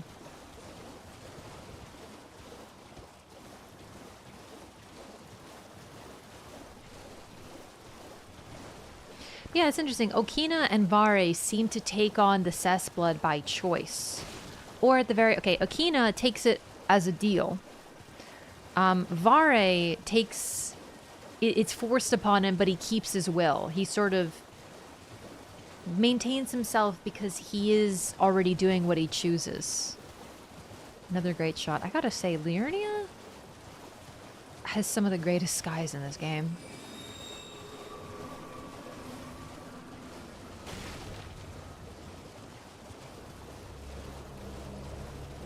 Liurnia is freaking huge. I think by like just sheer mass, it is the... Or territory, I guess is a better term. It is the largest.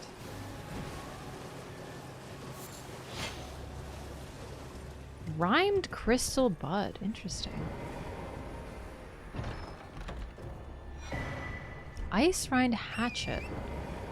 So this is the temple quarter, and we see things associated directly with snow. Also, EG created the frozen needle. Another ice weapon. Really wonder.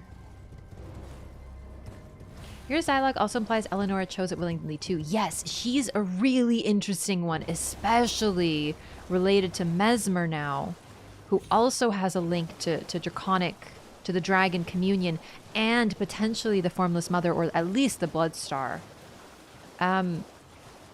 Absolutely. What's interesting about Eleonora is she does both eat dragon hearts. I wonder though, here's the implication I got. Yura tells us about dragons and dragon hearts. He says that if you eat them, you will be consumed by a hunger. It's a curse. It will drive you mad. You will eventually also lose your human form and transform into a magma worm, forced to crawl on your belly for eternity. But basically, he warns you, and he's a super odd one. I don't know if I can take on Samarag right now, but why not?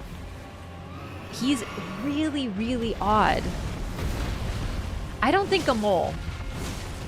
So the number one thing you'll see with him is he's like, don't touch the dragon, don't mess with it. And if you defeat the dragon, he's like, careful, don't eat its heart unless you want to take a risk.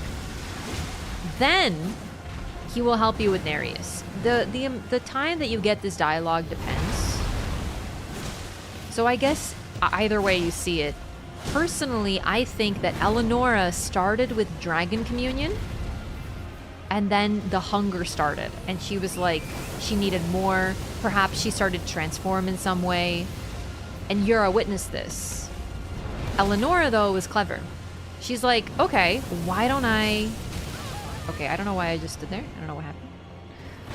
Why don't I deal with one curse with another curse, and took on the blood of Moog, because apparently She uses Dragon Communion incantations, as well as her blood weapon, Eleonora's, is it Purple Blade? Praise Eleanor's Dragon Flame is beautiful, but he said it was cursed as well. He warns you against taking it, which suggests to me that maybe they didn't know that there would be consequences. So personally, I think she went with Dragon Blood first, then Cess Blood, to try to deal with it. It's actually very similar to Okina. Okina was likely literally mad in the sense of being frenzied. His weapon does fire damage, as in Frenzied Flame. And it said that Moog felt the madness upon him.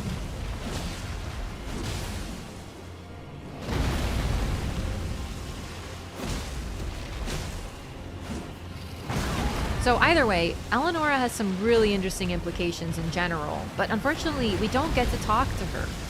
We just get invaded by her and have to defeat her. So we don't know if she is mad, if she is possessed by Moog, if she has her own will. I wonder if she isn't just trying to treat a disease with another disease. All right. What did I get? I kind of skimmed through the drops like an absolute dingus. I think it was a spell though. This isn't Starlight, is it? No. No. Oh no. What did I get? Well, Mercy, hello. Yura and Eleanor were lovers. We're not sure if they were mutual lovers, but clearly Yura is very attached to her, and to me it's sort of like a Garam Maria situation. I'm not sure if it was mutual. I don't know if we have enough information to decide that. Moog's manifestation is defo in a frenzy-soaked place. Ah, yeah. It's interesting because it's almost like he's trying to prevent you from accessing it. Okina get rid of frenzy by swapping outer god influence, or does he have both? Well, the fire damage remains. We don't see him directly attack us with frenzied flame, so it appears to have been stayed, which might be what happened with Eleonora. She doesn't have the negative aspects. She doesn't have to worry about turning into a dragon, and she doesn't seem to be possessed. Maybe, I don't know. The key dragon wound grease. No, but from killing the dragon, what did I get? Because I got the ice iron hatchet. It's a good point. I got to read that, but I didn't get that from the dragon. A hatchet with a frost-coated blade. One of several gifts given by Castle Soul in the distant north. Huh, I forgot about this. Known as freezing fog, the blade is thought to be a dragon's scale. It inflicts a powerful frost effect. Do you think it's a scale from that ice dragon, Borealis? Huh. Forgot this was given by... So this was Castle Soul to Rhea Lucaria. Just a dragon heart? Ah. Did Okina get frenzied at some point? So I don't have the Rivers of Blood right now. It was either on his gear or on his weapon, Rivers of Blood. But it says that Moog tasted the madness on his flesh. And I'm pretty sure that's straight up. He got infected by frenzy at some point. Also, on his armor... there is a circle symbol that looks like it's frenzy flame colored. It's a circle made of orangey yellow flames. And I'm like... so I'm not sure what's going on with that. A dragon is nearish Soul. It's definitely in the north. In fact, yeah, it's very close to Soul, so I wonder. Unlock their breath spell at Communion, though. That's what it is. Very neat. Okay, so we can go to Rhea Lucaria. Killing a disciple was just mad and bloodlust, not necessarily frenzy related. I thought the same thing too. It's possible when they say madness on his flesh, they mean something else. And of course, the thing is, if Okina went with Moog, he has the blood flame. So him having blood and flame is not unusual. It's just, I can't help but think about tasting the madness on his flesh. Checks out with Soul's connection to the Halid tree. Wait, what? At the temple quarter? What do you mean?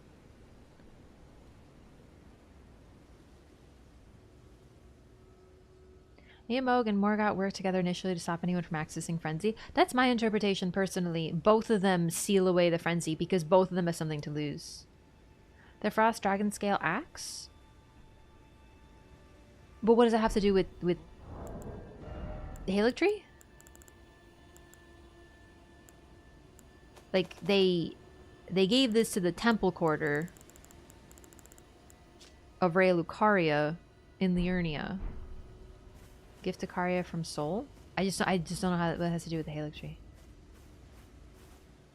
Yura also speaks about madness in his home. Oh, do you remember when he says that?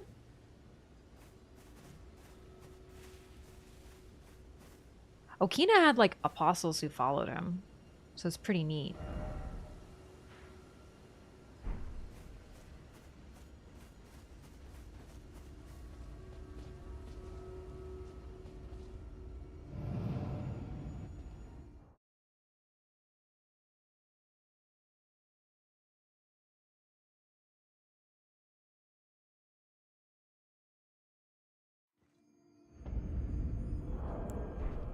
Cool. Alright, where is the key?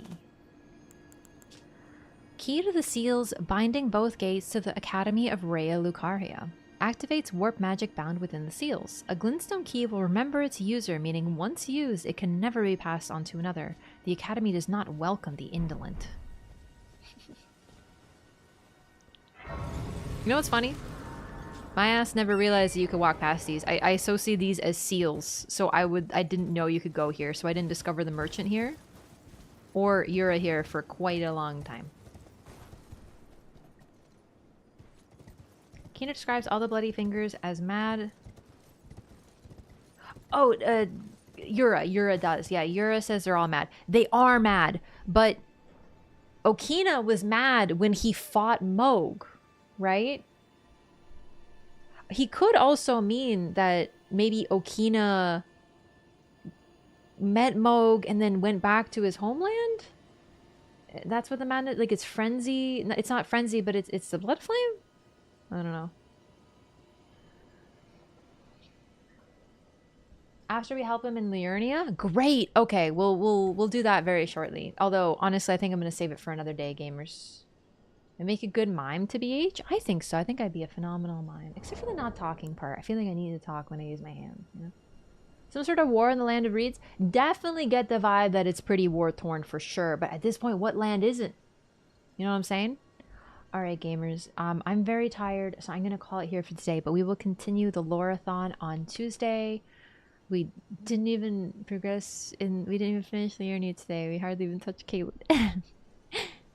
Blood Frenzy and Madness Frenzy, different things. They are. I'm just wondering what the madness in this context refers to. It's ambiguous, because madness could simply be someone being crazy. It doesn't have to be associated with another god. It could also mean frenzy. It could also mean the blood flame and them being mad and having lost their minds, because that's what happens. They become Moog's thralls with no will of their own. So, I don't know. It's just something that we looked at, but we'll have to address that further when we get to Okina again. Okay. Can I offer an egg in these trying times? Yes, please. Thank you. Oh, thank you for posting the chakras. Yeah, now that I'm looking at that picture of the fire giant, that's definitely right where his heart is. So his heart has become an eye. That's really interesting. Huh. I don't know what to think about that. Honestly, there's a lot of questions I have. That's been so great. No matter what we have in store, what we have in mind, no matter what we do, there's always something that we haven't addressed, I guess, you know? Regional Madness is pure chaos and Blood Frenzy something with vampires. Sorry, I don't understand. Blood Frenzy. Blood Frenzy is from the Formless Mother. They're both associated with outer gods as far as we can tell. Frenzy and the Blood Flame. The Formless Mother in this case. Give Marlo attention? I sure will. Thank you.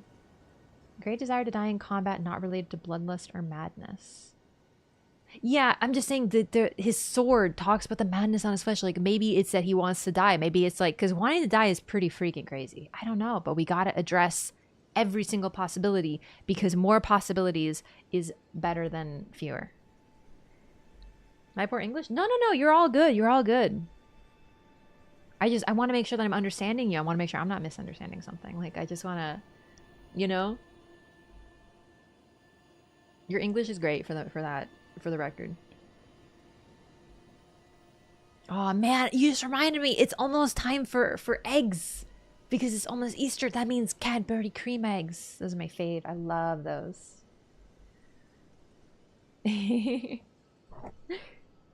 um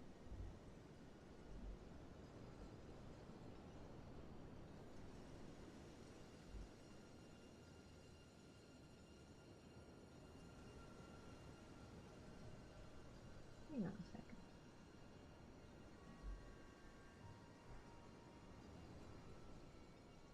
One second. I'm gonna check something.